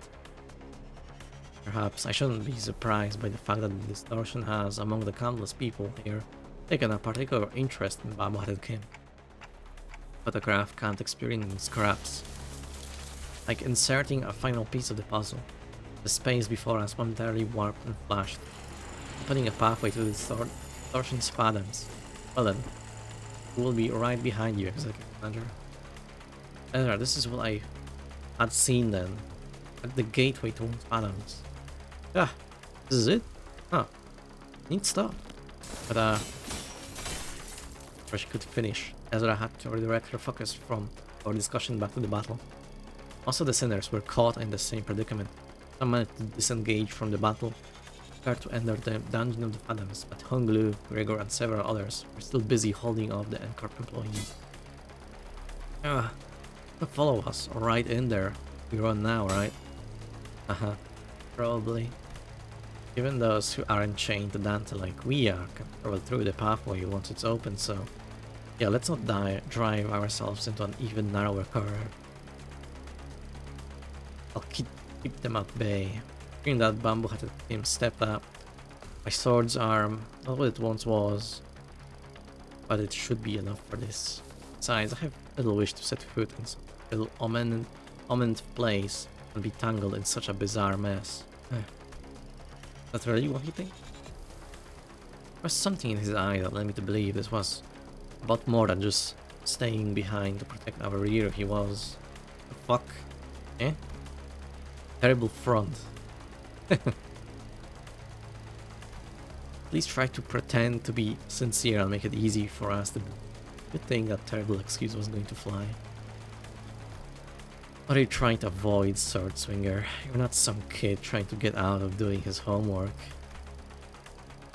I remember hearing that during the Dungeon of the Fathoms would bring one to the spiritual Fathoms Distortion is gazing into. Then what lies within must be my very own. For that is what the abomination is gazing into.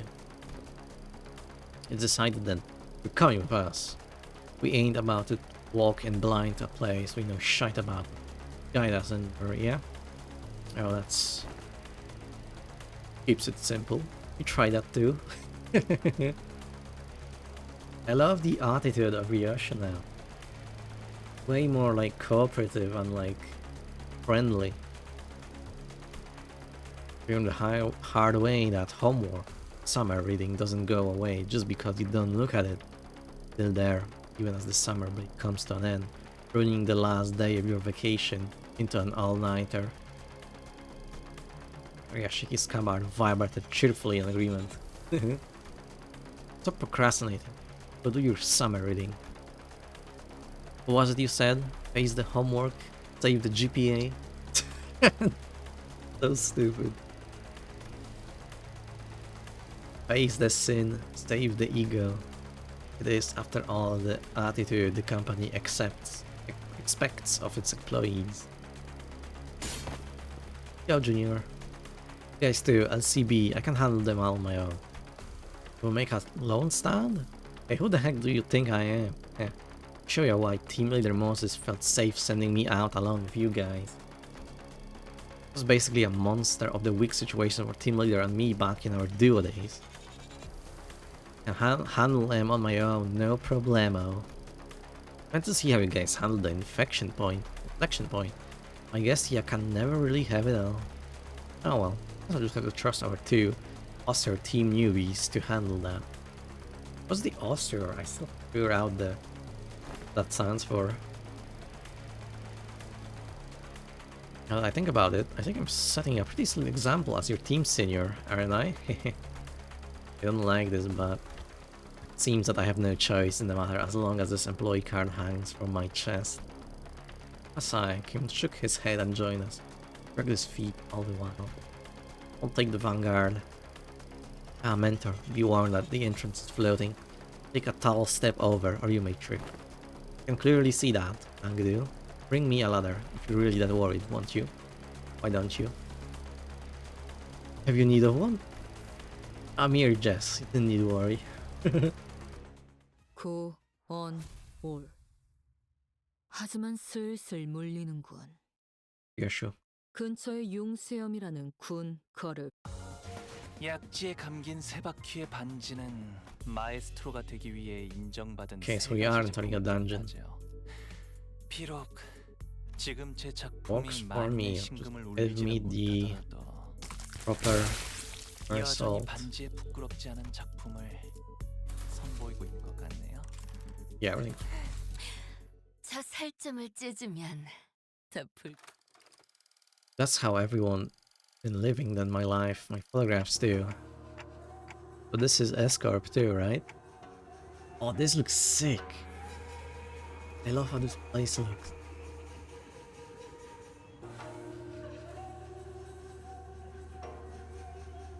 That's awesome. I love like the picture, kind of like glued in parts, photographs like.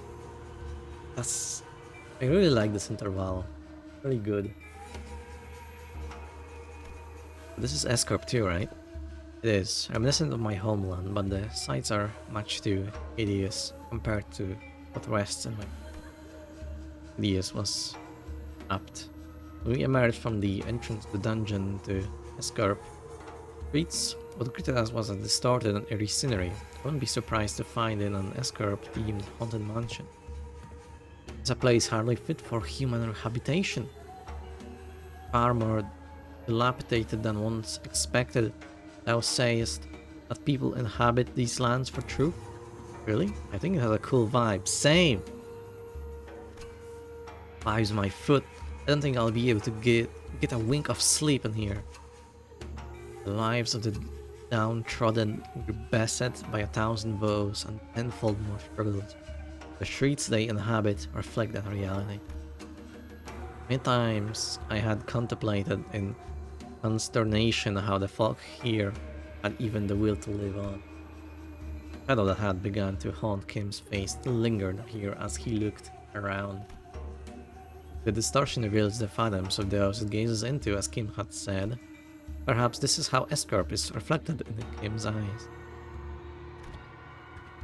The days when the skies were spotless blue, and without orders from the consular, I would scale to the roof of that choga, that roofed house, and feel it rustle beneath my back as I lay upon it. I thought it to be a respite solely mine, yet in this mirrored world, another has walked here before my arrival. I joined him in looking up at the hatched roof of the choga. Beneath it, a wicked tunnel have I passed, and now I witness myself before the one who shall strike the head from my torso. There was a figure standing tall next to the building, staring defiantly up towards the man on the straw roof. I'm Young Eop. Are you home? Are you home, I asked. A strange visitor I have. God damn. Why not call at the front gate if you have come seeking the master of the house? Be not like a dog barking up the wrong tree. It's unbecoming. A dog? Really now? I can see you up there, lounging on the roof. I'm not going to speak to the door like I'm blind. Has a spell of some sort befallen the city? If such an odd occurrence transpired, twice successive, the work of a bewitching spirit, I say. What's so bewitching about checking in on someone? Isn't it odd? The high and noble military commissioner of our esteemed corporation would come in person to simply check in. Oh, our lowly mercenary fares? You know me? She certainly knows her jests. She marches forth, vested in war strider armor, yet expects no violence. She wields a two-handed great blade like a demonic yaksha, yet harbors no hostile intent. Why, who else might she be but military commissioner Gyeongyupon Yop, the principal of the famed Im family? You are certainly in the habit of speaking in hyperbole. I am not so noble that I deserve to be complimented with an epithet so grand as the principled. No complaint. You see, Commissioner? This is a rhetorical technique known as backhanded compliment, in which I damn you with praise, for you are so bound by your precious principles that you would rather be unreasonable than betray them. But an officer ranked second Orbident have no wit to engage in such banter. Why am I out of line, as they say? You are friends, right? It was our first meeting, so no, not at that precise moment. You know, I'm just saying that if I were her, I wouldn't even let myself become friends with you after such a bad first impression. Can't imagine becoming friends with someone who keeps pushing my buttons. Maybe, but people do find friendships in such personalities if they have a taste for prickliness. You got a friend in us, don't you? Fine. You have a point? Guess I do have a habit of pushing people's buttons too. But still, seriously comparing the way I talk to this sassy, gotcha-digging pun riddle. Well, the world we live in is a vast and diverse one. Consider yourself lucky that you're surrounded by so many quirky characters. Because of the same luck that she took the joke well, rather than responded by trying to cut off my head. You are out of line, yes, but I knew you would be, so I won't take issue with it. Though I must admit, the rumors of your sharp tongue. Do you know justice? Streets speak of a man they call Kim Lib, Bamboo Rain Hat. Kim Libertarian, a man who once had intended to pursue the path of the brush, only to realize the sins of his forefathers and exiled himself to the back streets. If the sheer power of will greeted thief and scarred heart, did he find in the path of sword on their way into the nest, as the right state consular warned guard at that? It's you, isn't it? All those superlatives, yet the reality is that I've merely found the path of man butchering as viable way of life. Direct any compliments you have towards the right state consular, if you will. I am but a butchering blade that happened to fall into the right hands. Aha. A compliment was the word on the street. Ah. A quick learner. Showing me the fancy reading of my name. Watching you pretend that pompous posturing comes naturally is pain enough already. Keep it simple and spell it out as Bamboo-Headed Kim. Thank you. And does he continue to veer away from the line? I'd rather be a corpse cold and dead than stay in line. Have a shred of mercy on me, almighty one. I'd come all the way here just to punish you for every little misdeed and ill manners. I would have laid you out and split you into 3 ways before this riveting dialogue got us this far.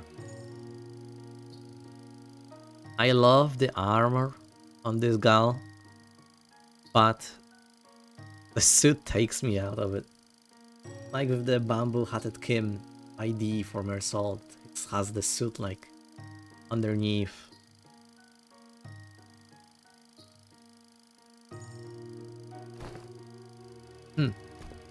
So I feel safe to continue, perhapsing outside the line, but in return, will you answer a few of my questions? I've been watching you from a distance for a while now, and really, stalking someone, not very principled of you. Sure she didn't give you a good wallop after that? No, surely a mystery, isn't it? Besides, she did give me a free rein to continue traipsing outside the line. I couldn't in good consciousness turn down such offers of kindness, no, not that I ever do. Sure have a way with words, a way of finding your way under the listener's skin, huh? Perhaps, yet are such japes not to be expected among fellowships of closed mutual bond. You don't look like friends yet, though. Look at tell us why she's been watching you? I was engaged in the age-old pastime of throwing rocks. I speak of the game of Sukjeon. Save them for the festivities of Dano. I was throwing rocks at the passerby. Aye on thee, that is a wrong deed, good sir. I suppose it is. Full of Peo bone, sal flesh, in particular, found it to be distasteful, and they did not let their discontent be hidden. But the pea blood and the downtrodden cheered me on. To a degree, they found it cathartic. Ah, curious. And is it a right deed or a deed not right? Kios? Kio? Huh? Whatever it is that thou describe. It is a well-known truth that Escorp is also known by its other name, Salpipio Agroindustries, a wing specialized in the general agricultural and livestock industry of the city. The vastness and the depth of its responsibilities have necessitated divisions of labor. Thus, District 19 is split into 3 court circles responsible for different aspects of the industry: Sal, Pi, and Piao, each meaning flesh, blood, and bone, respectively. Sal, responsible for the cultivation of rice and other grains; Piao, responsible for meat and livestock; and Pi, in charge of the technological aspects of both. As a scientist and a researcher who once toiled at Escorp, must have felt the persecution the P faced firsthand. It is believed that the Trinity was designed for balance, that they would provide assistance when requested and keep one another in check. Indeed, I was once a promise of cultivating a fair and sustainable Escorp. Alas, the noble intentions of yesteryear now lie sullied. Trinity now degraded, 3 quarreling bands of profiteers blinded by avarice, relying not on honor, but betrayal and perfidy, claim the top of the triangle. An adherent of the flesh claims the position of the chief state councillor and monopolizes rights as the common folk are. An adherent of the bone wants a right state councillor, odies to Saul and rises to the seat of the left state council. Such shameless conspiracy permits not the common folk to even till the land as they please. Anguished cries of suffering flood the streets. Thus the common folk are reduced to livestock, bleeding out, hanging from a hook, while bone and flesh pollute like that of the emaciated dead. I claim the severance of flesh and bone and force them both to yield. An oft heard poem on walking the streets of Escorp. Oh, the people whom you have targeted with thy rocks they weren't people. Rats. Rats? Ah, yes. The councillor finds rats detestable. Much better to stop them from a distance if you want to crush them. By any chance do these rats have a habit of sneaking into the royal court? Better pilfer what the common folk rightfully deserve. They certainly suffer from a severe case of kleptomania. We purposely threw a rock at his feet to trip him on the ground, knowing that he was a kleptocrat. But I simply could not help but react as such in the presence of scurrying rats. Is there aught you find funny? Speak if you do. I could use a good laugh about now. Just heartily expressing my gratitude, that is all. Thus who corruption is revealed to ought to steadily receive their scarlet ohramans. The gall to scamper away with their expensive prosthetics, my men were having some trouble apprehending them until now. Well, if that is your intent, you are invited to leave a token gratitude somewhere in the vicinity. Perhaps I'll happen to pick it up. Wouldn't want to get thrown into the dungeon teeming with regal vermin. Oh, I was going to do just that. So, and you'll stop being a sword and be a human again. What? When do you clock out? The way I see it, you're not the kind of person who'll ever let a drop of liquor get on his tongue while on duty for the right state councillor. Return to Shoga when you human again. I'll buy you a drink as thanks. She's so pretty! Oh my god, and cute. Ah, a funny one. Mentor, when this fellow had often mentioned fondly was correct. Haven't I mentioned her a few times as drinking fellow I had left behind in Escorp? I must say, I myself found that relationship most intriguing. That a military commissioner of the Sal faction would fraternize with a bodyguard of a right state consular who was of the P faction. Still, I know that the fellow was none other than a military commissioner of Escorp. Angdu's eyes had gone wide in shock, her voice rising unconsciously. It is news to me that you have had ties to a second or ordinate official, a military officer with command over high-ranking employees of the wing at that. Well, I was in the service of the right state consular. It was a first ordinate, you know.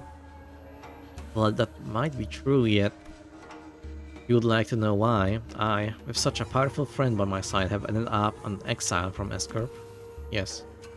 Silence over matters of such great import is why I have come to introduce you to others as a reticent one, Enter. You had made the Blaine lineage our home for Escorp, veiled no home for us but the lineage. But you, Mentor, other show than tell. Let us proceed, shall we? This enchanted place seems intent on unearthing all of my past, both savory and unsavory. All shall be revealed in due time.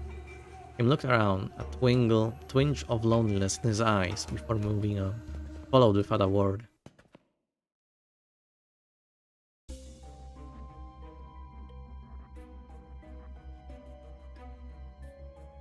There we go. We emerged into a dark and muggy cavern, filled with air so stale it almost felt stifling. Up ahead, a thin ray of light shone through the darkness, seemingly guiding our path. Following the light led us to a four-way fork in the road. Constant, powerful gust howled through one of the paths. Another was filled with a metallic tang, the smell of blood. Then there was a path that was entirely silent. The last one echoed with the harsh noise of sword striking against sword. What path should we take? Wing howling path, the path that smells of blood, the silent path, the path loud with the sound of clashing swords. So many people are fighting up there. We must proceed with caution, executive measure. There may be a battle underway. Listeners all looked disconnected. Disconcerted at the strident noise of metal against metal. It was an unmistakable stand of battle. We stood ready in troubled silence. The sound of war only grew louder and louder until they came to a sudden silent stop. A distal made of stacked stones appeared before us, though none of us know how long it has been there. Atop it was a red accessory. The kind one would hang at the bottom of the hilt. Oh, it's this thing!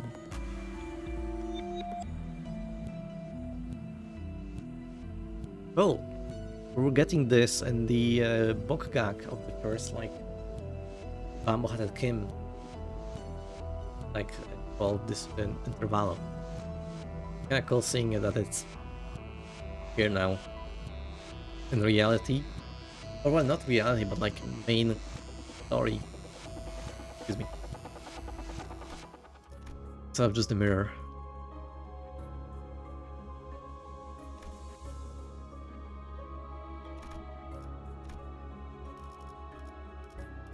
Okay.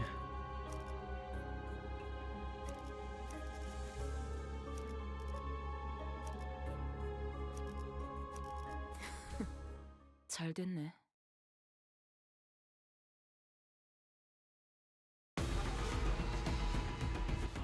클리포트 억지력을 약화시켰어. 이건 어쩔 수 없는 거야, 관리자님. It could blade language salsu. 되도록 그녀의 심기를 거스르고 싶지 않아. Dude, the background looks sick.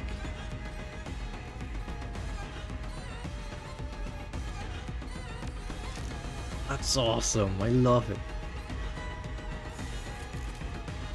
벤다 사활을 건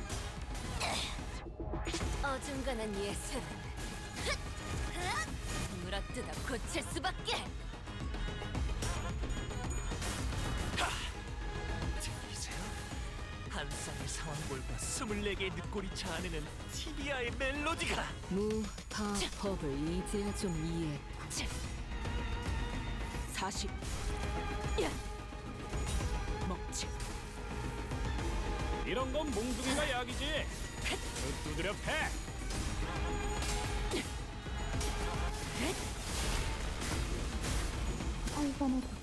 임파스터. 저희에게 Really should make a 상황입니다. blade 이대로 승리까지 lineage 이끌어가 보도록 하죠. theme. 그려낸 대로. Be pretty fun.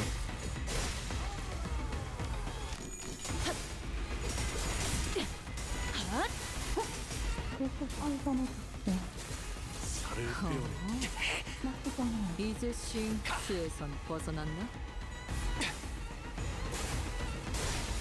임파스터. 예술적 최고의 선택이었어. 점 찍어내자.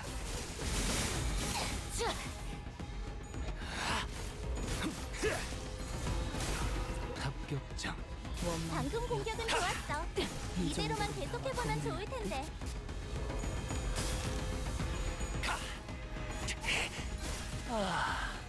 훌륭한 단말만이야.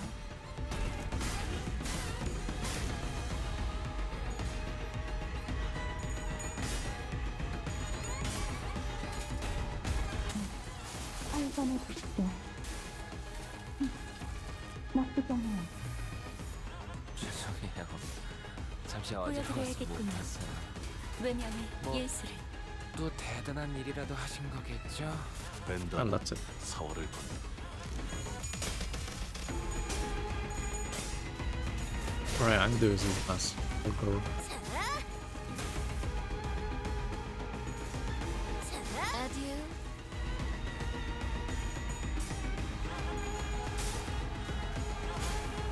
Mighty high clashes.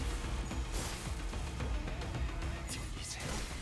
한 쌍의 상황골과 24개의 늑골이 자아내는 티비아의 멜로디가 개체들의 체력이 많이 깎여나갔어. 신체파의 괴로워하는 예술을 게 보여줄 느껴지지 않아? 시간이란다. 이 기세로 계속 나아가보자. 이제야 친해졌네요. 볼일이 방금 있는 힘껏 찔러놓고 엄청나게 웃겨놨지. Yeah, I need to check what Angdu 언젠가 다시 재생하겠지. doing there with that like white 부서지고 aura thing, 파괴되어도 whatever. 다시 교체되는 것처럼. Excuse me. 이 얼마나 Slowly looking around the streets of Escarp, 나만의 지옥이. a youth, after fidgeting and hesitating for a moment, walked up to us and asked for help.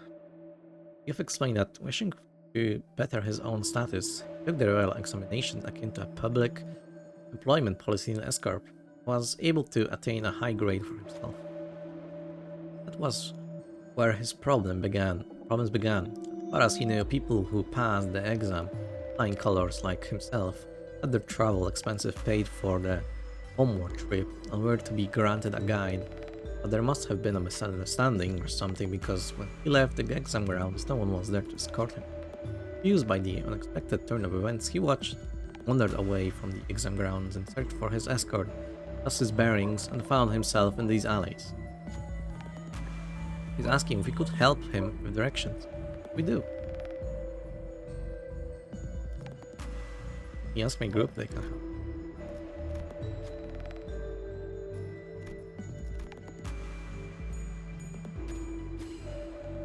Vessel opened their mouth to begin, stopped, then turned around to where Bamboo had Kim and Angadu were. I am not so well versed in the geography of this area, perhaps Mentor? Come on. To let out an audible, concerned sigh, then walked up to the youth to give him direction. Take off the royal celebratory flower crown. You don't want people to know you've passed the exam? Why would? It's for a good reason. Just do as I say and you'll thank me one day. The youth stared back at him in puzzlement, seemingly deciding that giving proper gratitude for Kim's assistance took precedence. Janet asked what appeared to be a small ceramicware vessel. Might this be a water dropper for brush calligraphy? Though you may have no practical need for this, for I see none of you are much acquaintance with the art of grinding ink against inkstone. I impart this gift to you in hopes that this dropper may form a small flow in your rivers of life. That would have been have made for a rather moving moment had it not been for the exaggerated scoff Kim gave. The youth hurried on his path without minding the sudden discourtesy.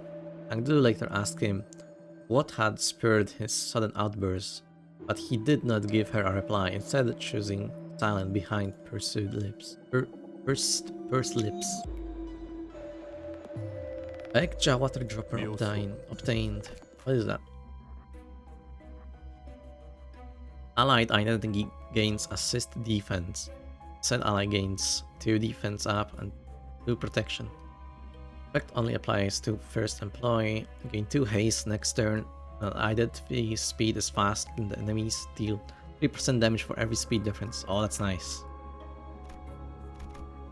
That's gonna be great for solo runs. 교류해. 설레네요.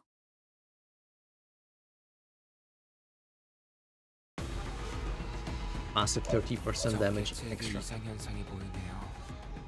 귀찮더라도 감상은 어떤가요? 무시하면 안 될 거예요. 들리세요? 한 쌍의 상황볼과 24개의 늑골이 자아내는 티비아의 멜로디가 개체에게 치명적인 손상을 입히는 데 성공했습니다. 개체들의 체력이 많이 앞으로의 깎여나갔어. 전투 괴로워하는 게 이대로만 느껴지지 부탁드립니다. 않아? 이 기세로 계속 나아가 보자. 어디에서도 볼 수 없을 색채로.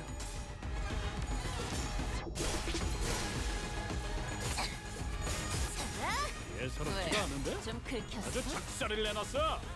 40. 먹지. 올바른 방법으로 개체에게 일격을 가했군요. 이 이것이 순간이 다 바로 정보의 힘입니다. 배어내리라. 낮도 밤도 지우. 숨이 다도 배우네. 네, 잘 들어가네요. 크게 의미 있는 성과는 아니지만 예술적이네요. Oh wait, shit! I just noticed. Not only Angdo is here, actual real Kim is here fighting. 81, holy fuck. Man, the distortion really did nerf him.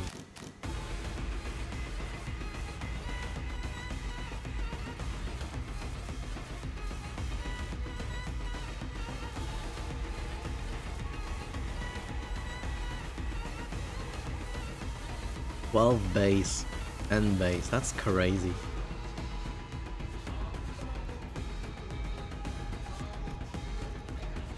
Claim their bones.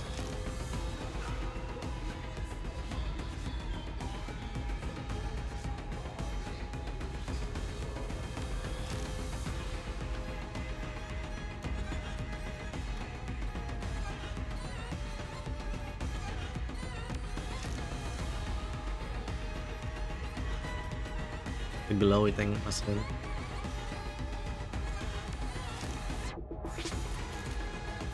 갑니다. One of ours is tanker.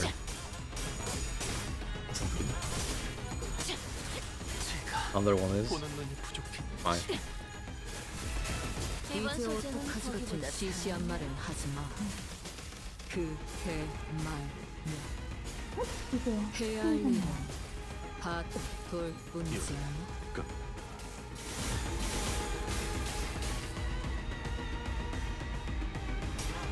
관람객분들께 더 이상의 주태를 보일 순 없죠. 그래, 그렇게 가라앉지 않을 분노를 담는 거야. I don't like that. 오늘은 쓸데없이 말을 내릴 필요 없겠어. 점 찍었네.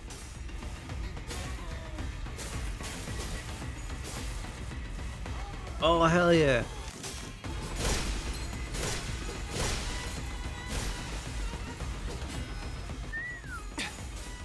눈에 감을 만한 가치가 있는 예술이고. The original. In the flesh. 이제야 친해졌네요. 파우스트, 신체파의 예술을 보여줄 시간이랍니다. 저희 뼈로 틈을 잡. 다음번에도 이제야 친해졌네요. 재밌네. 난 너희가 이번에도 멋지게 좀 더 해냈네. 어설플 거라고 생각했거든. 엔젤라님에게 잔뜩 칭찬을 들었겠어? 당신의 노고는 이곳을 좀 더 멋지게 Anglo's 바꾸는 not 데 doing 일조할 too great 거예요. actually. 같은 그럴듯해 Catch a 보이지만 glimpse of a 하나도 figure 재미없는 standing 소리야. off in the darkness of the unlit prison. Ah, muttered Kim lets out a sigh, but before he even fully exhales, who goes there? A sharp cry cuts through the stagnant air. Someone here must have noticed us. What do we do? Keep our weapons and stand ready for battle, saying that we are the prisoner guards keeping our eyes on the prisoner. Fight. You're not the prisoners. The one who called us stood there for a moment nonchalantly, trying to gauge us even as we stood, our weapons drawn. Then she walked towards us in a gait that could not be called aggressive. Instead of chatting with us, she called upon the figures sitting inside the prison. You could explain who are they and what happened? One-sided exchange continued for a while as tried various lines of questioning to trap up the figure inside the cell, but it was to no avail. Working it to this right now. That's fantastic.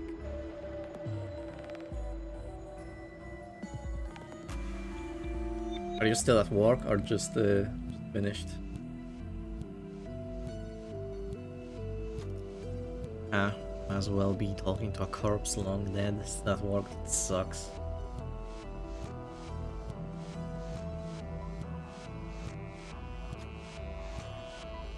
Get out on exasperated sigh before turning to us.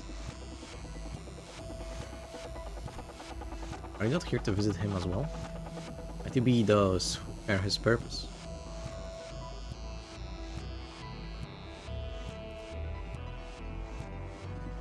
Let's be honest. If you're not, then might I consider you naught but spies who have infiltrated the prison of the royal court. Nothing happened. We took to our heels as the woman, without giving us even a second to explain ourselves, charged at us with our weapons drawn. Goddamn, I was expecting a battle. Oh well, whatever. Gonna get one more gift. 저 살점을 찢으면 더 붉게 칠.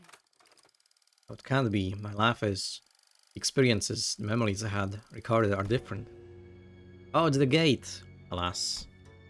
Kim came to a stop with a grim look on his face. Again, I am returned to this day. His voice has dropped to the same morose pitch we had heard before. Mentor. I have been here before. Have you had a peek into my memories when I had started, did you? I must say, it's a bit embarrassing to have my deepest and darkest secrets revealed like that. Kim grinned sheepishly as though to clear the air, but it was becoming rather clear to me what was due. His flippant demeanor and seemingly devil-may-care like cry attitude were but a mask to hide the true darkness in his heart.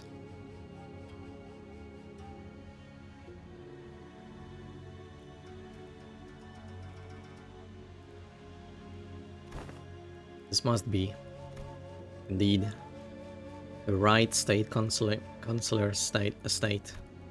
Someone who I had once protected, though was worth protecting. Totally. Kim pushed open the main gates and made his way into the front yard. Watch out, Angdu. Take a tall step over or you might trip. Ah. There were bodies splayed about the yard and I couldn't dare start counting them. I felt faint watching the aftermath of the carnage. Some were decapitated, some had their torsos split diagonally, and some of them were so mangled that I could hardly even tell which part belonged to who. Are they not retainers of the royal court? What were they doing at the consulars? Were they killed by an assassin? Assassins did infiltrate the estate, yes. We're looking at what remains of them. Oh, I had but a moment to glimpse it. I clearly remembered what the S-Corp logo I saw in Kim's Phantoms looked like. The hats these corpses are or were wearing are adorned with the same logo. Why is Bamboo-Hatted Kim calling them assassins? This corrupt land, the right state consular's life was always as precarious as a candlelight in a tempest. Such is the fate of all those who have the guts to speak the truth in S-Corp. Their positions of influence are hoarded by corrupt sycophants whose chokehold on power is ironclad. The most prominent among them, the left state consular, with the chief state consular's blessing, sought to wield his own private military to silence forever the tongues of those who would advocate against the corrupt. Private army? They are prohibited in our homeland. They're kinda like how the great houses of H-Corp each had their own armies. That is similar to what is happening, but not exactly. If S-Corp's circumstances were to be explained in plainer terms, it would be akin to a situation in which a company, with employees outwardly appear to be all working for the same side, is in fact fractured within, with certain departments pledging allegiance to a different individual than the chief's executive. While assassins there had been in the past, at least wore masks to hide their allegiance. I had thought this no different. Though with assassins significantly less invested in maintaining their disguises. Not realizing that I had just placed my stone inside the tiger's maw. Gasp. Looking around the yard, teaming with the assassins, I recall thinking odd just how many of them they had sent. Though the left state consular's power had grown to loom over that of the king, I should have realized how ridiculous such a brazen attempt to the life of one of the triumvirate consulars at the royal court would have been foolish. I can't. I have failed you, counselor. There were simply too many of them, as though they had decided that tonight was the night they would finally slay the consular or die trying. I was soon overwhelmed, and some of them eventually managed to get around me and reach the consular's bedchamber. The moment I heard them breach the door, all strength left me and I fell to my knees. I, Lib, am a poor excuse of a bodyguard, and I have failed you. I knew who the author of the full scheme was, the left state consular. Let this be my final act of loyalty, ere I depart this life.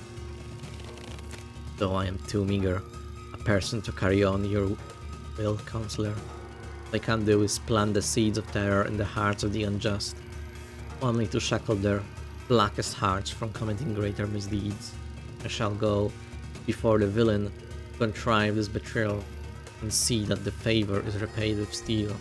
Only by such vengeance shall the consular at the last close his eyes in pain. Or so I had thought. Greek. What? Greetings, honored bodyguard of the right consular. I see that you've been hard at work. Accursed parasite, I ought to flay you alive and reveal the wretched soul underneath. Some guile you have to show your face here. Oh, here? You mean the home of the honorable right state consular who toils day and night in service of the royal court? No, the assassins were sent by the left state consular. Get out of my way. I'll collect your head once my task here is over. Alas, alas, this unsightly display of anger shames us all. For all those who live by the sword as uncouth as you, the cruelty of your damning words is an oppression upon decent men like myself. Let's see how long you can kid me, soldiers. Arrest that mad butcher. What? The accused shall heed his crimes. 1 moon ago, an anonymous letter threatening to take the life of the revered right state consular arrived at the royal court. This audacious, contumelious effrontery is an affront not only to the royal court but to the heavens and men alike. The revered left state consular, who had long been in disagreement with the right state consular on matters of the state, found this offense to be so heinous that has personally commanded his men to protect his political enemy on the day writ on the letter. Ah! Yet a tragedy has struck. All those lives sent to protect the noble consular are slain, the bravery and justice of their honorable hearts trampled upon the ground by this villain. And now the villain promises death to yet another pillar of the royal court. Thus we are, perforce, arrest the criminal and restore the rule of laws. Screamed. Spout senseless drivel. Saw your men make their way in the Counselor's bedchamber, their blades drawn. Counselor? Might you be looking for the right state Counselor here, alive and well? I thought. The vile wretch leaned down next to my ear and whispered, "Perhaps you should have known where not to stick your nose. Did you really think you could overcome the entire private army, the left state consul service? Since so many of his men to their deaths just to lure me into a trap? Why? Now, don't take this as a compliment, as you're not even the apex blade of the homeland. Nor are you the Guam Cloudblade, but you have been a rather egregious obstacle to the execution of my plans. Couldn't get through with the first thing in my plan. If you constantly get in my way, let's keep you nicely locked up and out of trouble. This can't be. For what it's worth, young man, I'm sorry. I've come to realize the error of my ways. The truth is, though, Escarp is indeed a pond of turbid water. It was those like us who had stirred the dirt from its bed and turned it cloudy. During the worst, he arrived to protect the revered right state Counselor. 1,000 curses upon the villain in his quest for the right state Counselor alive. The butcherous man has already watered the ground with Escarp's laborers. The very lifeblood that runs in the veins of this most severe wing. That charcoal-hearted villain is none other than the Counselor's sword guard, Kim Lib. Eat us, oh villain. And ho bye. Let the Ohra bonds take you. Talent far, my you who were once considered a candidate to the honor of Geom. With that brand of Anabi sapping your strength, even your master the blade will only do. Are you to be my executioner, Gyeong Eop? I didn't receive the orders to behead you. That is what you're asking. Nor would it befit someone of my station to sully my hands with an executioner's duty. Now, will you live on? Now? How will you live on now? I don't know. The Chancellor has abandoned me. There is no path for me. SRPPO, Agro Industries is more corrupt than I had thought. Brought into the car. This is where the game ends. Time to resign my stone. He did it. Why? Bring me. Once a game has been lost, start anew and test other gambits in the next round. Why don't you stop playing this unfair game where the opponent always starts with stones placed on all 9 star points on the board? Find a place where you can begin anew in equal standing. As soon as they realize it was you who freed me, they'll come after you. It's okay. Like someone who made a fool of himself and fled after passing the royal examinations, I have the royal courts backing us. It's military. My position in the court isn't so fickle that they would cast me down right away just because I let go of someone like you. You are a branded criminal in the eyes of the royal court. You're as good as inconsequential. I report that even if you were to flee, you would still be nothing more than a plaything in the palm of their hands. I don't think you were the kind to go against your honorable principles. Some things can't be done without bending a rule or two. You are needed. Escarp's future is in need of those who are less bound by exception, like yourself. Besides, it's not the rules I stand by, it's my own principles.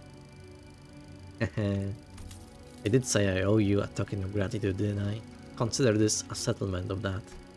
Gratitude and vengeance, after all, share a common quality. They are both debts to be repaid. Young Eop, come with me.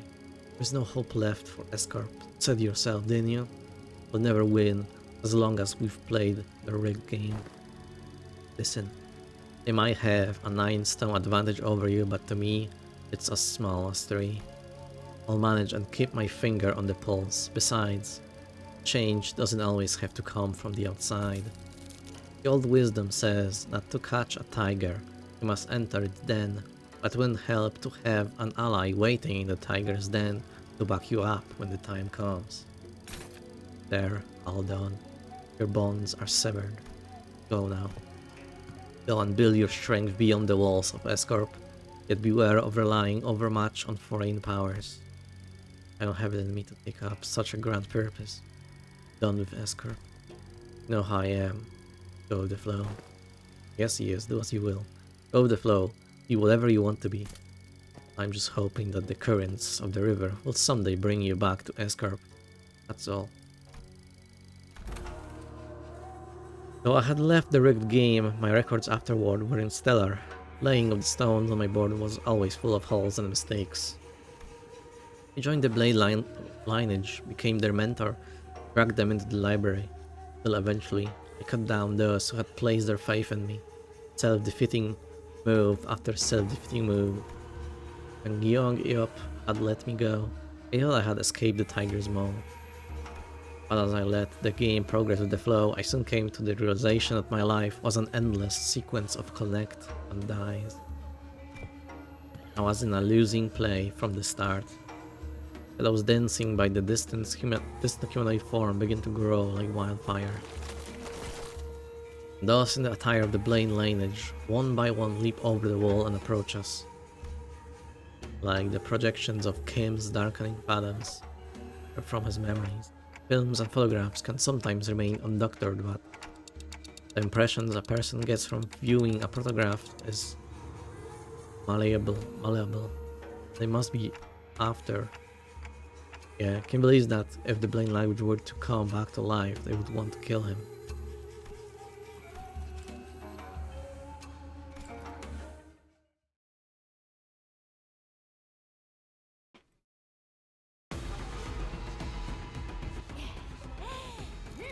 다들 기운이 넘치는군. 감상은 역시! 어떤가요? 이 직접 선별한 용기를 북돋는 God damn. 탑파이가 도움이 되었는가?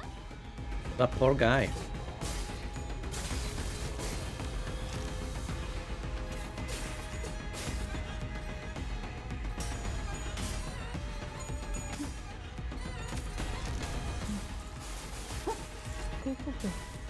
I wonder why he started then.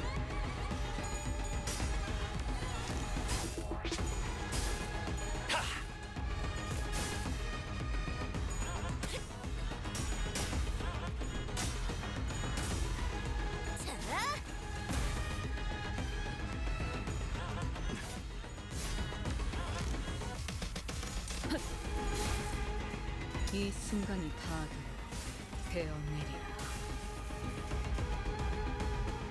낫도 방법이 숨이 다도록 베어냈건 무파법을 이제야 좀 이해했고. 점 찍었네.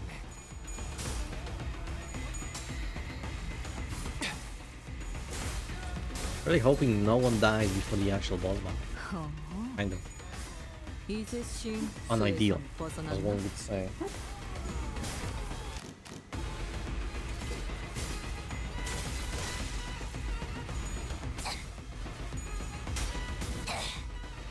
어중간한 예술은 물어뜯어 고칠 수밖에.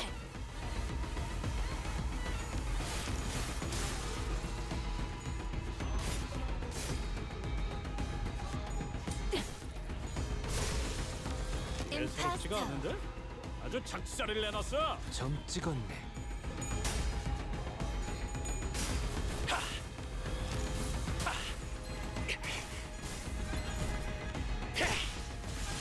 Beautiful. 대체들의 체력이 많이 깎여 나갔어. 괴로워하는 게 느껴지지 않아? 이 기세로 계속 나아가 보자.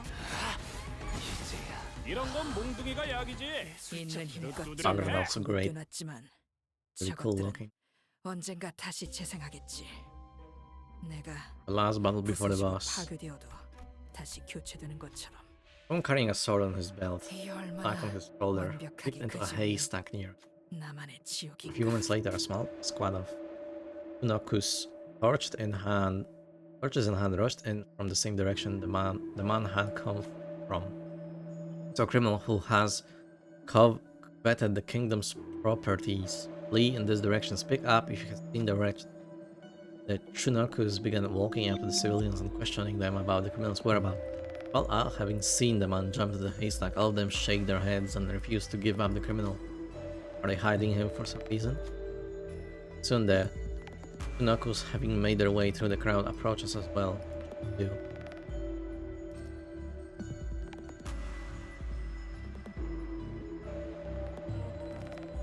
Put them in the wrong direction.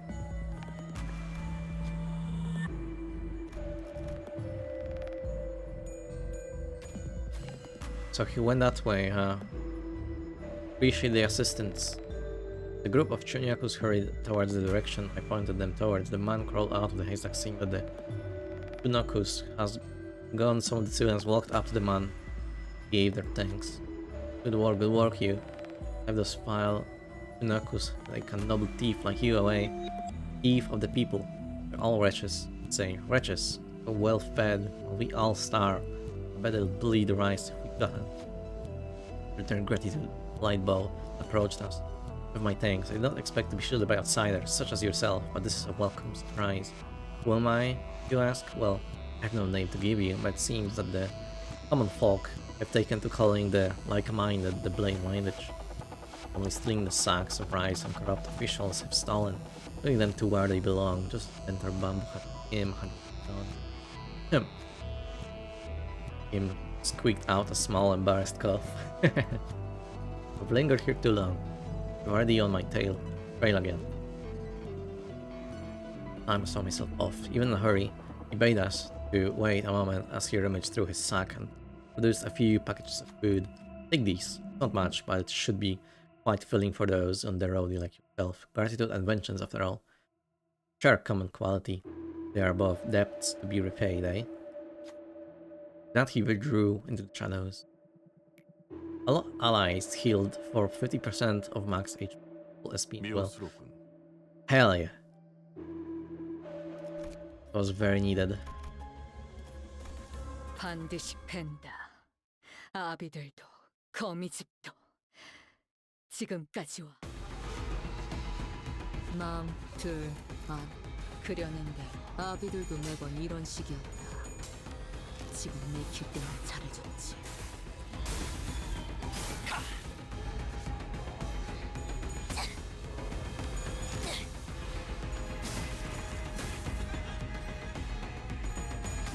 Wait, with this one eagle gift that Hongulu has, it gives him 2 protection. Would that mean that in the mirror dungeon now it's possible to have 9 protection? If you play your card right?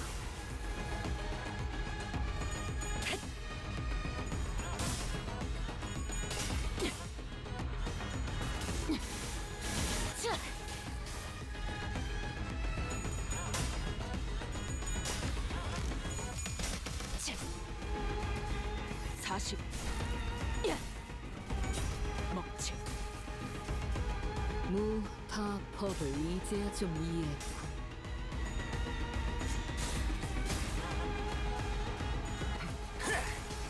Very nice.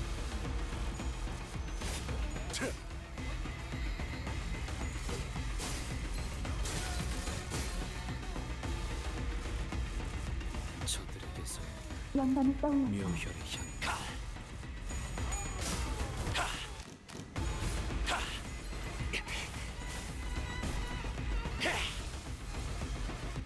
제압 계획의 규모가 너무 큰 거 아니야? 적당히 쉬엄쉬엄 해도 괜찮을 텐데.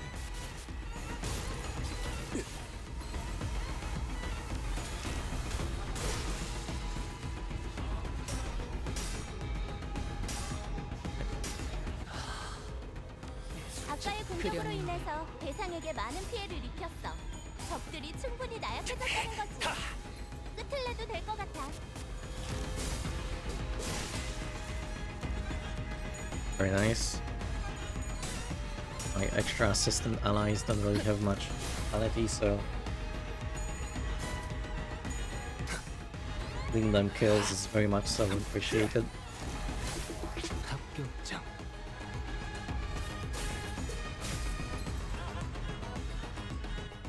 모두가 말한 대로 방어적인 대응은 확실히 전면전보다 피해는 적고.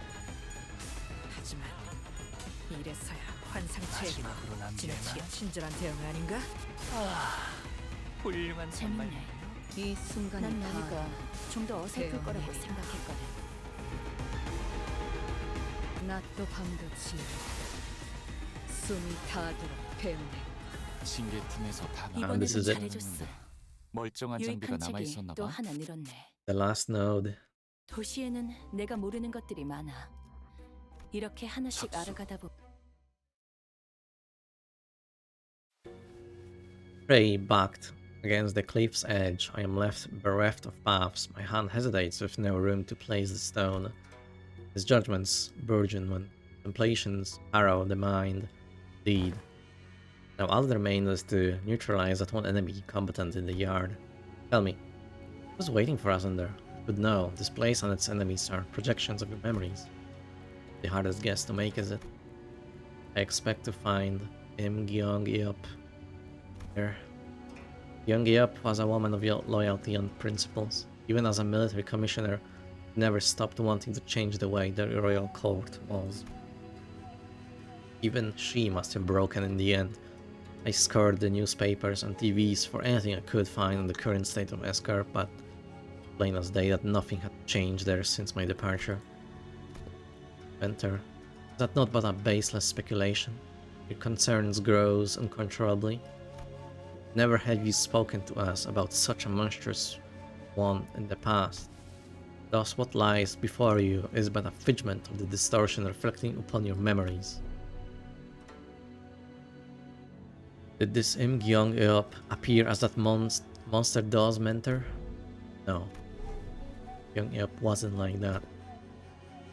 Gyeong-yeop, I still believe that Alpion Agri-Industries deserves to die, but destruction's not the point. The point is that I want it to be a place where I can cut away the avaricious, corrupted, and have it to be a wing that cares for its common folk. If I didn't know better, I would have thought you were seeking to supplant the current Escarp.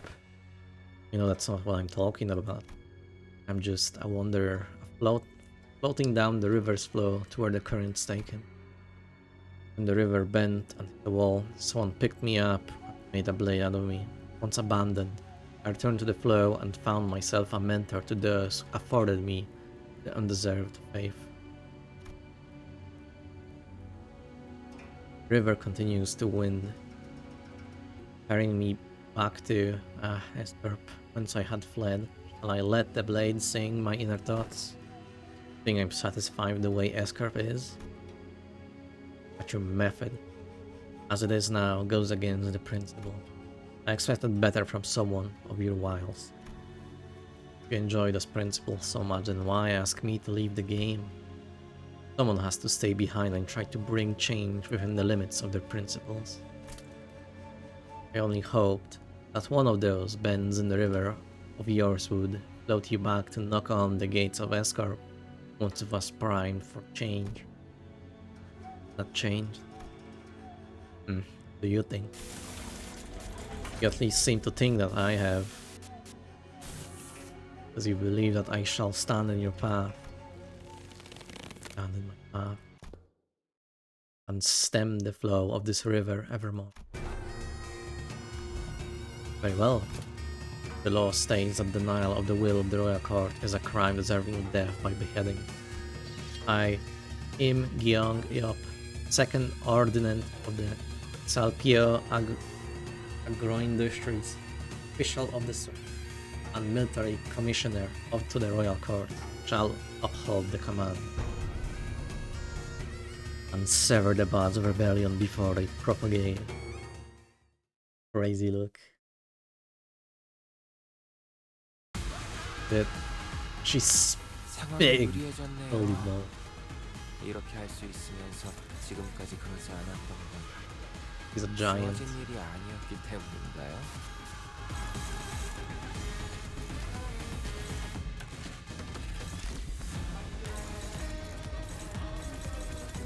We're good.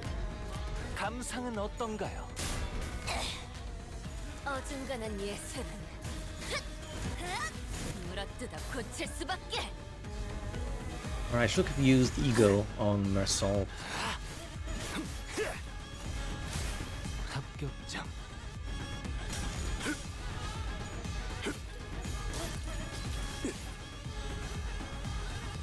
이 순간이 다도 되어내리라.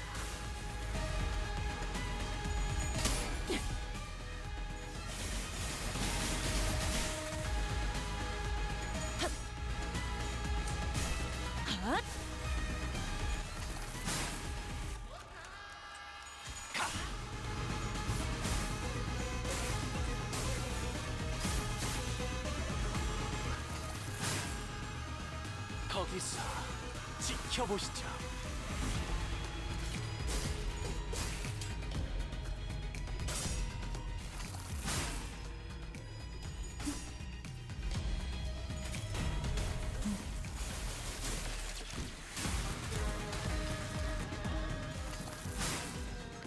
임파스터. 딱히 할 말은 없네요. Minus William 1, I shall bear down on. Okay, give him the ego. 그러시진 않을 거잖아요. Go ham.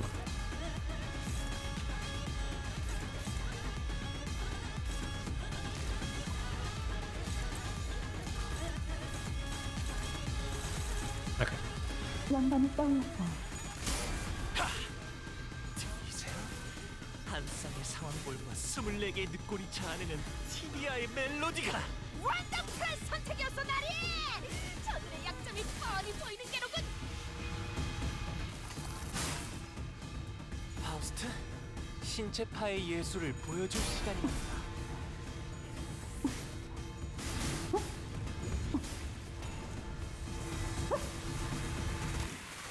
징계팀에서 다 망가뜨린 줄 알았는데 멀쩡한 장비가 남아있었나봐. 망을 쳐먹. Music here is also great. 징계팀 직원이라면 당연한 판단이겠네. 잘했다는 칭찬은 생략하는 게 좋겠지? 이 순간이 다도 되어내리라. 낮도 밤도 치며 숨이 닿도록 배우네. 매뉴얼을 만들어두길 잘했네. 그렇게만 해.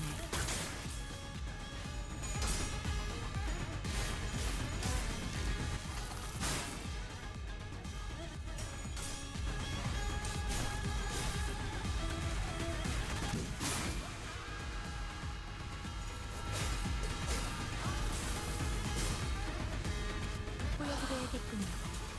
왜냐하면 예술을. 개체가 불리한 조건에 놓여 있습니다. 저희에게 어떤 식으로 활용하면 좋을지 파악하며 임하도록 하죠.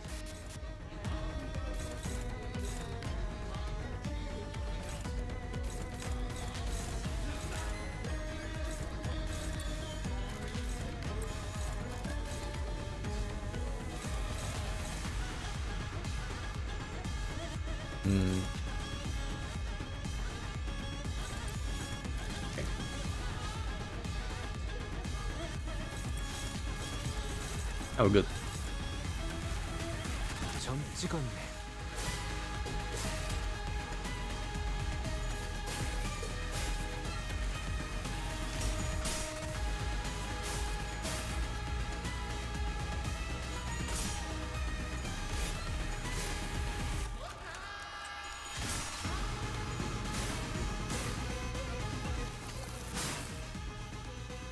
이 순간이 다도 되어내리라.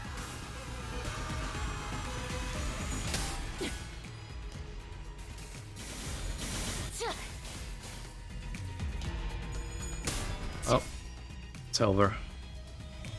Bleed count gone. Or is it? 먹지. Yeah, it's gonna be gone.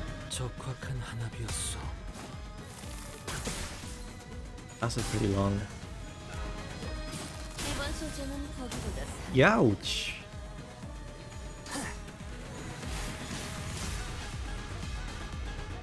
무사히 연명하던 목숨도 오늘로 끝나겠군요. What's like there?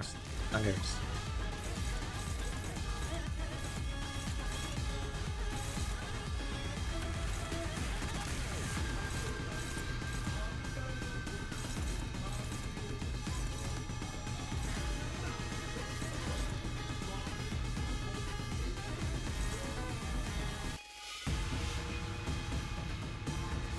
It always flips heads.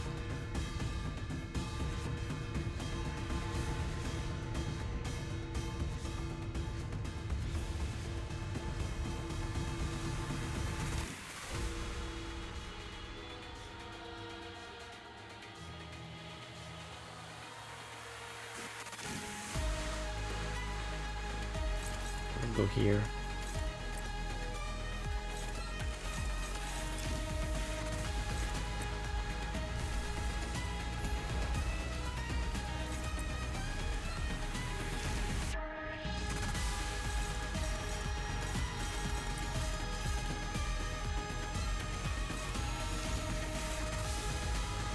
Gosh.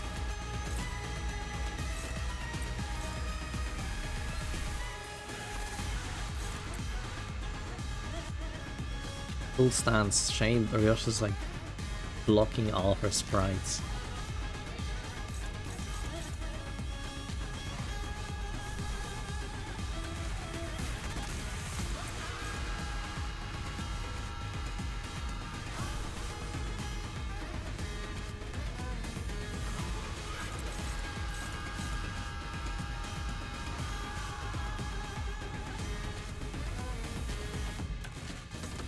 Actually, no. Go for one of these.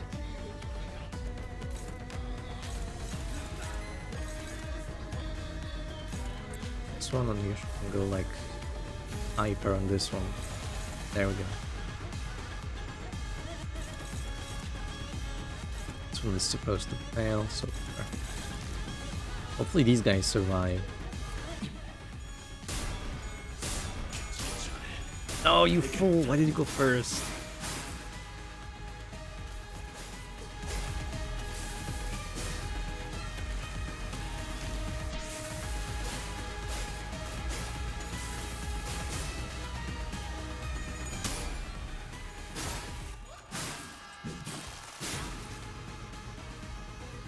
달빛이 밝다. 그 문까지 발진난을 터. Almost staggered. 올바른 방법으로 개체에게 일격을 가했고 이것이 바로 정보의 힘입니다. 이상이 무엇이라 생각하시오?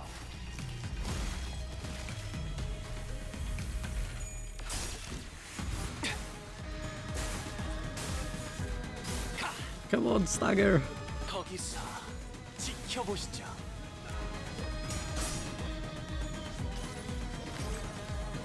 이 전투는 승리할 거예요.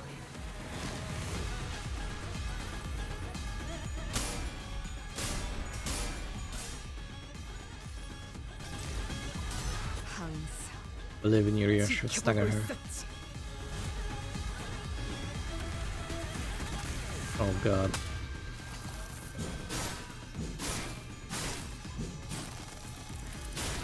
Okay, some people are dead, definitely. Or not! 이걸로 직원들의 목숨이 Well, 조금이나마 더 I don't know how. 인정됐을 거야. 여기서 만족해도 아무도 관리자님을 탓하지 않을 거란 소리지.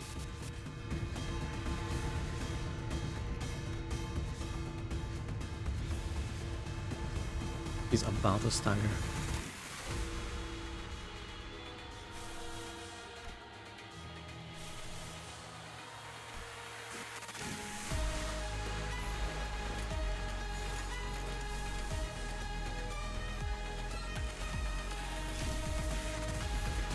Try this ego, maybe you'll get lucky.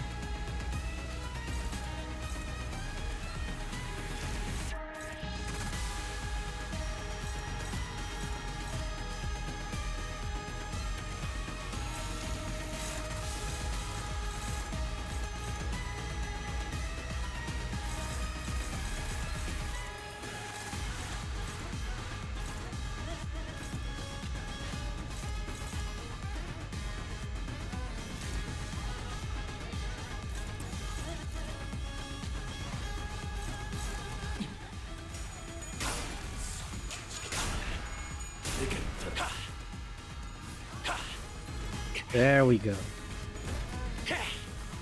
A beautiful stagger that I wanted. Oh, lovely.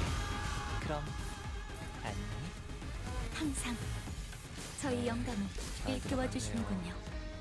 크게 의미 있는 성과는 아니지만요.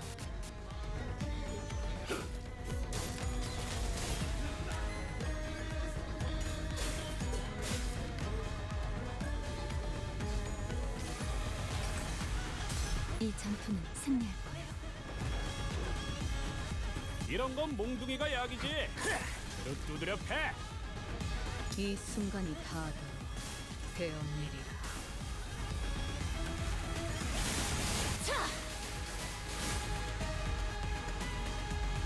Damn it. 그래요.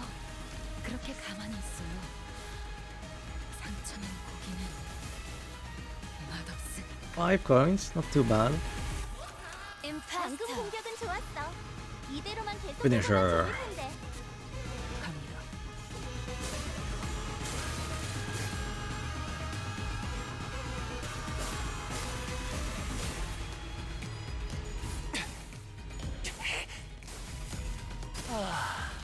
훌륭한 단말만 해요. It's not as powerful as I recall, yet weighed down by the brand. I'm not so far ahead or behind.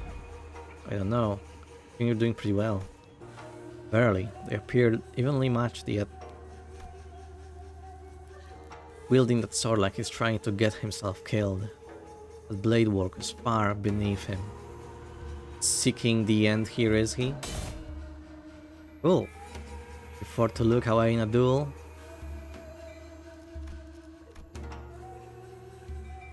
Sick.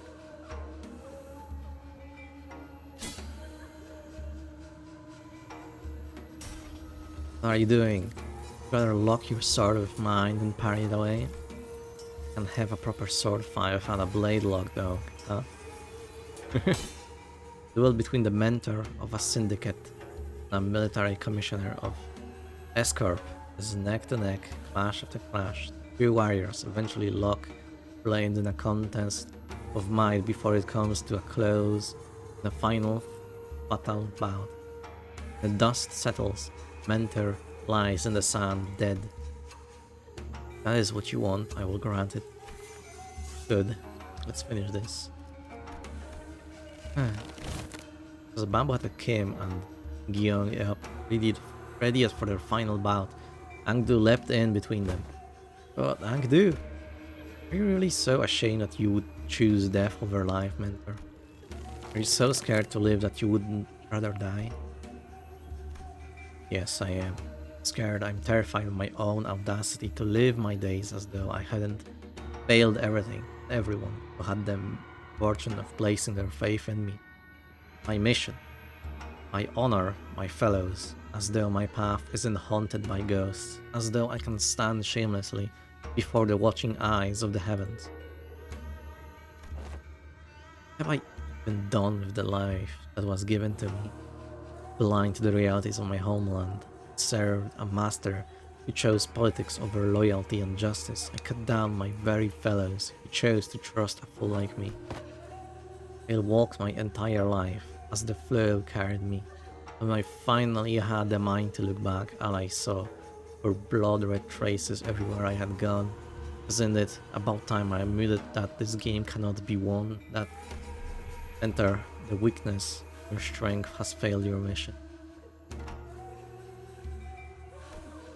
The weakness in your position has failed your honor, and the weakness in your heart had become the fiendish blade that cut down your fellows. Dude, but you were here to talk me to keep on living, but your words pain me so. What weakness of yours is it this time that you would cast away your own creed and life? What other weakness do you use as an excuse today? Stop trying to bear responsibilities asked not of you. Blade lineage was never about responsibility, nor was it about you, sir. Or does your overbearing guilt help you overestimate your importance? What was that saying again? Fellow travelers in the same boat will aid one another, but a single soul demanded that of you. Talk about kicking a man when he's down. I have had enough of that flippant larking. Jesus. I almost said the Twitter word. larking of years. We all have. Do you truly believe that not a single one of us had picked up on the fact that all your levity was a means of relieving yourself of the burden you had cast upon your own shoulders? None of us ever demanded some impossible feat from you. What was it that you've always said to describe yourself? That you are but a butchering blade that wields not itself, still wielding by willing hands. My mentor. I know not what kind of shame or responsibilities a mere tool has, do you? It's because I fail to see any. If the shame does not subside still, then shroud your face with that bamboo hat of yours and live on. Live on so that you may repay your debts. Out of blades, out of arrows. Even the heart that sought death lies defeated at your feet. There is no stone left for my next gambit. There is nothing more. Indeed, perhaps there was some merit in your words that I must retreat from this silly game of stones and become a fiend of blades. Enter? That is what I said. Interesting. When did you hear that poem? Yes, when I inverted a bamboo hat is like an unladen ship. Angdu and Imgyang were knocked away from bamboo hat him as though bounced off by an invisible force. Kim raises his gaze to meet the empty air as though someone were there. A hollow laughter escaping his lips. We know who he's talking to. Oh, no way! The voice. But your last move was not a good one indeed. Did wish to become a blade, and what did you do? Forge me into an indiscriminate one. Cleaves blindly into friend and foe bow. It seems that in your excitement you have cornered yourself with that last move. Well, as it seems that I have had an opportunity to retrace our past move. Allow me to try something different this time.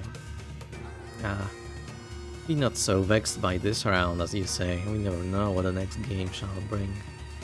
I appreciate and will treasure the other bits of your advice.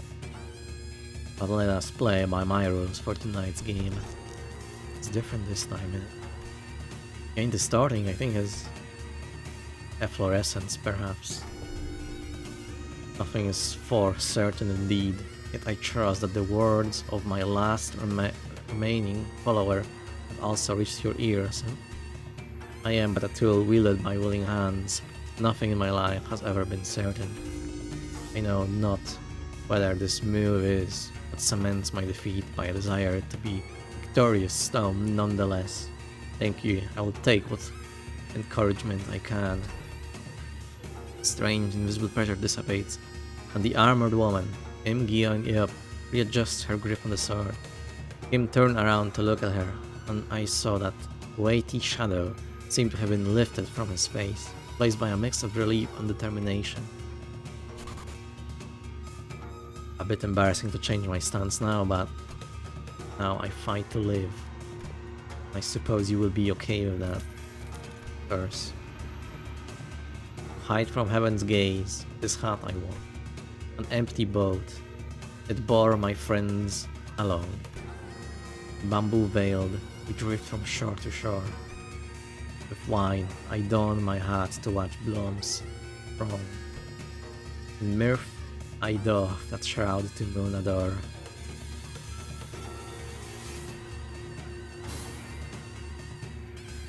So this bamboo hat to veil my brow. To winds and rain, a rage I shall not throw. Hi to me, bamboo-hatted one. Speak your name, for I find your outfit dubious of character. I am he who was mentored. These effects are cool. Mention the lineage of blades to its premature end. I am he who has sought to bring salvation to the downtrodden to no avail. What to call a man who has failed to disburden himself of the world? How to name a man who has failed to bear the weight of the world? There is none. So call me Bamboo-Hatted Kim. bamboo-hatted Kim, treasonous wretch.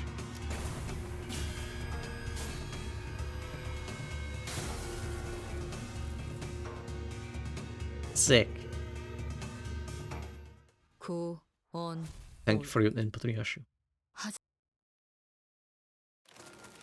Photographs rapidly fold away from reality, perhaps because Kim had successfully managed to face his own past. When the photographs and memories that were overlaid upon the phantoms are pulled away, there remained is a man in dirty ragged clothing. Phantoms of S-Corp slowly lose grip on this world, and soon reveals the phantoms of the distortion that was hidden beneath it. I see residents of the backstreets in their blissful highs from taking the canned experiences. A man who's watching them with disapproval. Why is everyone running away from all this? A baker always surrounded by the smell of freshly baked bread.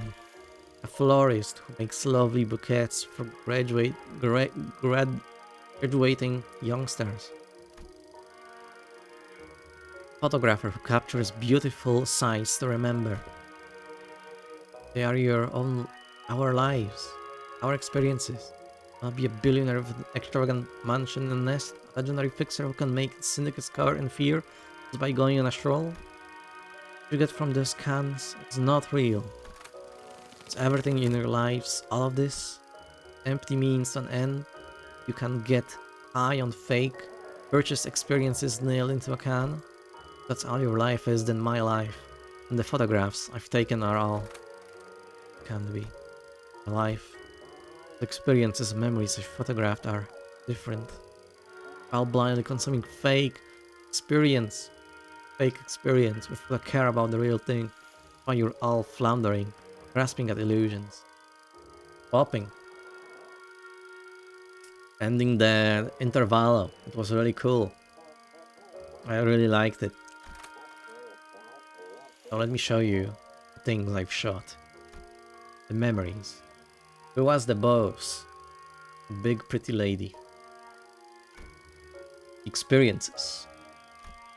The reality of your lives.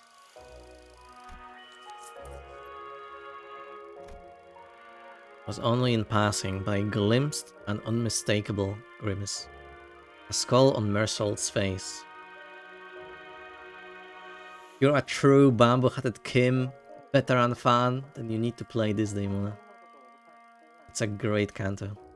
Interval, I mean.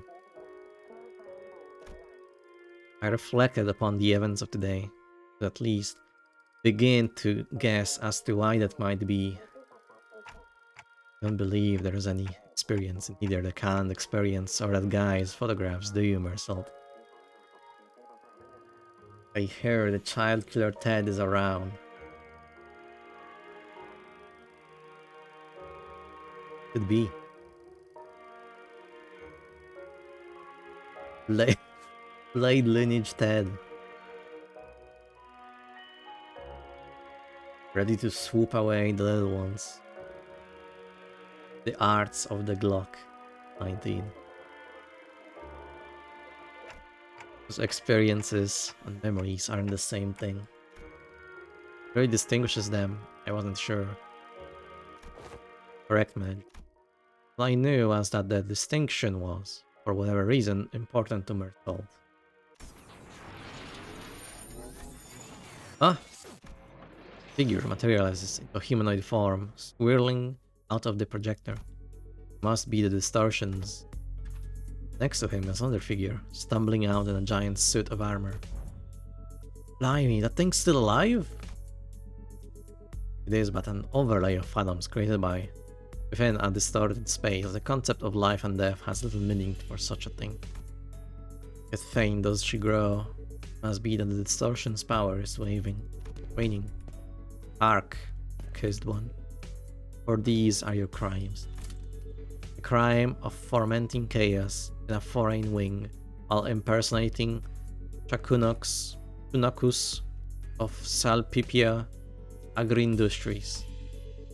The crime of exploiting the suffering Salpipia Agri-Industries, downtrodden as a mere veil for one's own phantoms.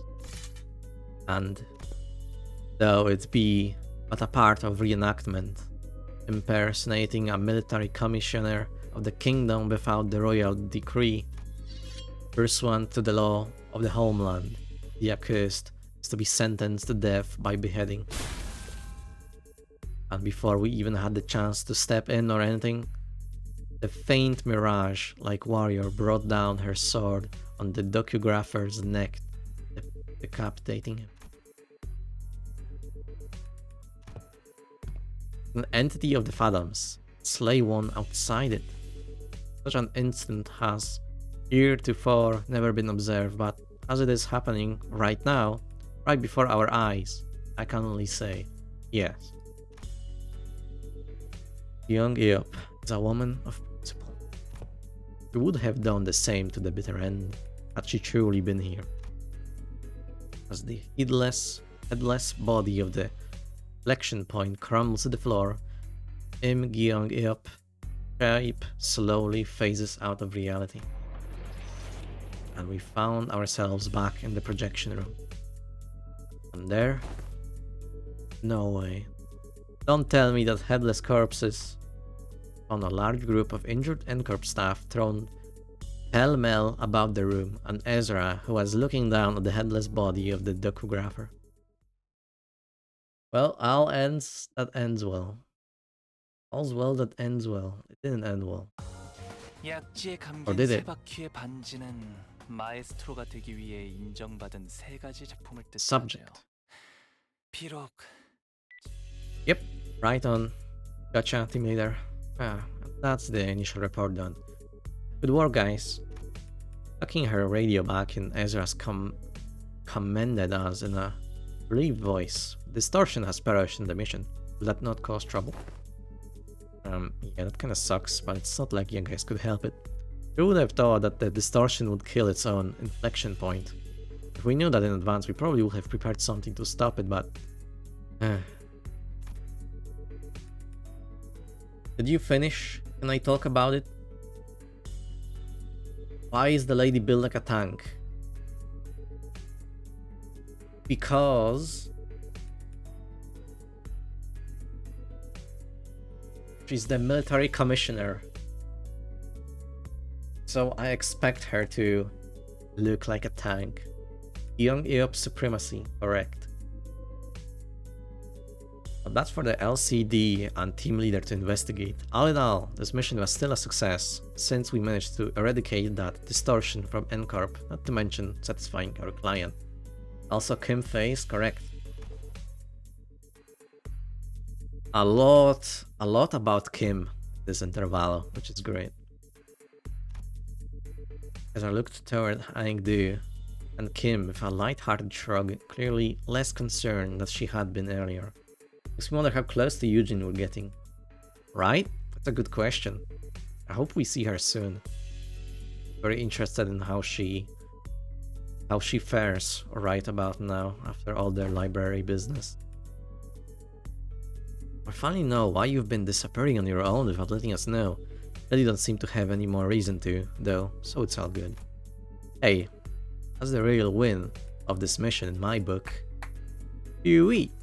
Point is, we did it. We did the thing. It's done. Gosh. I swear, I'm never doing one of these without the team leader ever again. Seriously, I got this close to losing it more than a few times. Genuinely, a few Walpurgis in the future could be shown. Could be, yeah. I wonder what's the next Walpurgis gonna be, because last one we had was Lobko, right? So now will be Ruina. Will be some familiar faces. The Republic looking after her. LCD juniors had kept her stress and high stung throughout the mission. I hadn't noticed it, but her brows had finally relaxed, blinking back to the chipper Ezra I was more familiar.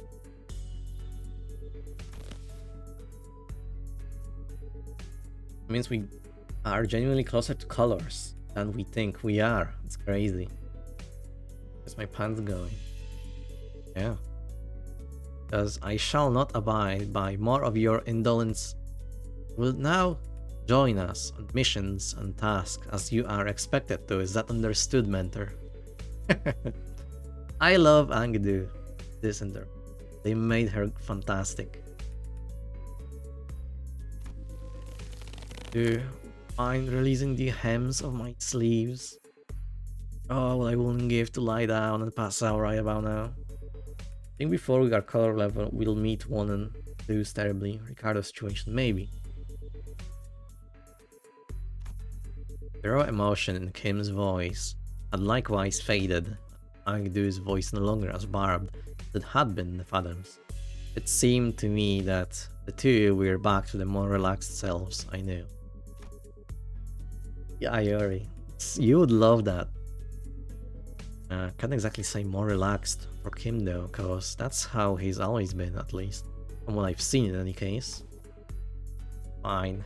You are released. Giving me a good, heart shake. Feels so good. Say Angdu, I'm afraid they may have gone overboard with upgrading your arm. If you're ham released, allow me to reiterate that. Stop! Makes me wonder how strong Kim is. He is pretty strong. Almost a color. Almost a grade 1, I mean. Or well, a color. Would work as well. My heart finds peace as well as I watch them bicker. Everyone doing okay? Yes, Executive Manager. Our forces have only suffered minor injuries that do not require you to go through the trouble of rewinding the clock. Hang on, mate. I've got a dislocated shoulder. I can pop that right back into place for you. Allow me. Take care of similar injuries in the field. Yeah, and guess what happened the last time I let you do that? You rotated my bloody arm the wrong way and turned the bones in my shoulder into little chips. Sweated. I can rewind that. By now, I've already grown used to the pain of rewinding the sinner's injuries. A dislocated shoulder shouldn't be a big deal. I have ought to ask thee a clarification, if thou wilt. Yeah. Dost thou recall how, as we battled the N-Corps pin frame team, the foes have taken photographs of us? And they are those who were sent to identify and capture the ones who had violated a taboo pursuit. As we stood in their path, 'tis no mystery why they had to come to blows. Yet I find it to be most perplexing. Wherefore did they take so many photographs of us? Or to take photos to report their locations? Recording footage is taboo in NCORP, meaning they can't install security cameras here. Only option for keeping a consistent record when tracking down a case or a person is by photographs. Time words hold water, yet puzzling. Most puzzling. For I recall with clarity that from a certain point they had begun photographing us with renewed obsession. Oh hey, that sounds like a question for Marcel. Given how often I had to rely on the information Marcel had provided me in this mission, I think I've gotten enough practice on how to phrase my questions the right way and build the answers I need from him. I couldn't get him to tell us his own judgments on matter, but he seems to have a near photographic memory of what's seen. Marcel, do you remember how many pictures of us the NCORP staff took? I do. 56 times. A lot of pictures. You actually remember the exact number of times they shot us? I do. It's always so neat seeing his memory in action. So did you get the chance to see which one of us got the most photographs taken? I did. Oh, who is it? Who is it? Oh, is it me? I make for a fine model if I do say so myself. No, it wasn't you. It was me. Ah. Huh? Why? I mean, the most statically likely reason that it was you. It was at that moment that I heard the sound of pebbles crunching on their boots, approaching us louder and louder. What the heck? NCORP. Oh, dang it. Are you here because we beat up some of your guys? Listen here, we had to because of the distortion, see? It is as she says. It's skirmish was an unfortunate consequence of combating the distortion phenomenon. Limbus Company provides a customer damage compensation program in case of such unforeseen events. Instead of engaging us in battle, please elect to contact the emergency response team at our headquarters as your first. Yes, we fully understand the circumstances surrounding the battle. We intend to submit an expeditious request for damage compensation as you have recommended. But we are here on different business. So if you would be so kind as to let us speak. Different business? They are here to arrest me, manager. Hold on, Mersol. Let's hear them out. Wait, what? Mersol did not resist. He walked past us and joined the group of NCorp employees. Please confirm that you are Mersol, formerly One Who Nails, and a former member of the maintenance and management team at the Grand Megasin Sisyphe headquarters. Confirmed. By the decree of the Giants, you have been expelled from NCorp. Imprisonment as the penalty for non-compliance. Pursuant Article 12 of the eviction regulations, you have also been informed that remaining in NCorp's district for more than 6 hours may subject you to immediate arrest. Please confirm that your memory pertaining to the above incident has not been expunged, and you are of sound mind to recall it entirely. Confirmed. Very well then. In keeping with the regulations, I hereby notify you that you are now subject to arrest and transport. Place your hands behind your back and please offer no resistance. I am required to inform you that resistance may incur further penalties. Wait, stop! What the hell is going on? Wait, forget all that. Did you know this would happen, Mersault? Who stood calmly with arms behind his back as the NCorp employees handcuffed him, nodded placidly in my direction. I did, manager. Why the heck didn't you warn? It was less a question, more a reflex, but I didn't need to hear his reply to no. Right. I never asked, did I? Did not. I did say you should have warned us way earlier, but you just reply, I will follow those instructions going forward, right? Yes, I would. Subject now in custody. From this moment onward, you are considered suspect and will be transported to NCorp headquarters for your trial. As for the rest of you, would you be the organization the suspect is a part of? Organize your arse! What in the bloody hell do you think you are about to antagonize NCorp? The absence of a reasonably justifiable cause, such as a contract engaging in battle with the city's corporate entities, is strongly discouraged. Yeah? And we're just supposed to twiddle our thumbs while they drag him away? Must be another piece of information they neglected to tell me. Yeah, another development that was set in stone. Despite her calm and collected explanation, I could tell that this was not a pleasant situation for Faust, either, as she was sending an uncomfortable glance at the NCorp's employee. So where are you taking it? A ritual will be scheduled for the execution of the exile's sentence. Replied dispassionately as they took Mersault into custody. We looked back at them, not knowing what to do or say. The late afternoon sun pricked at us like 1,000 hot needles. Mersault, now in cuffs, gazed at us with an expression that would not have seemed out of place on any ordinary day. That's just how it ends.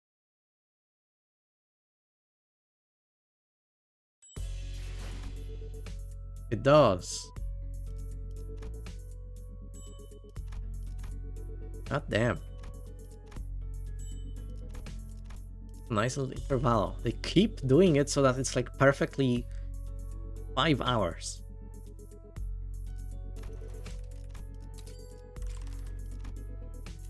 Let's get the Honglu.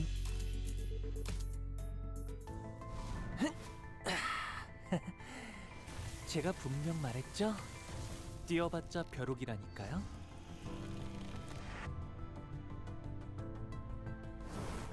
Cool. Get the full banner. Rest will be grinded.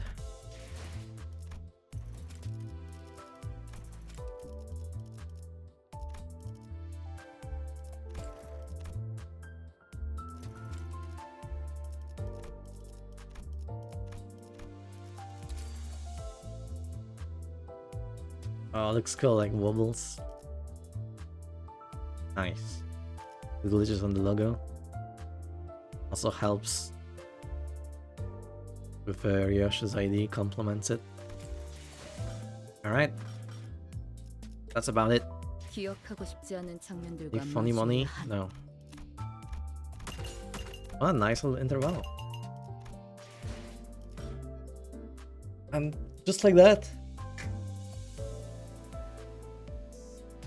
I am free to browse Twitter once more. Alright, that's gonna be it for today's stream.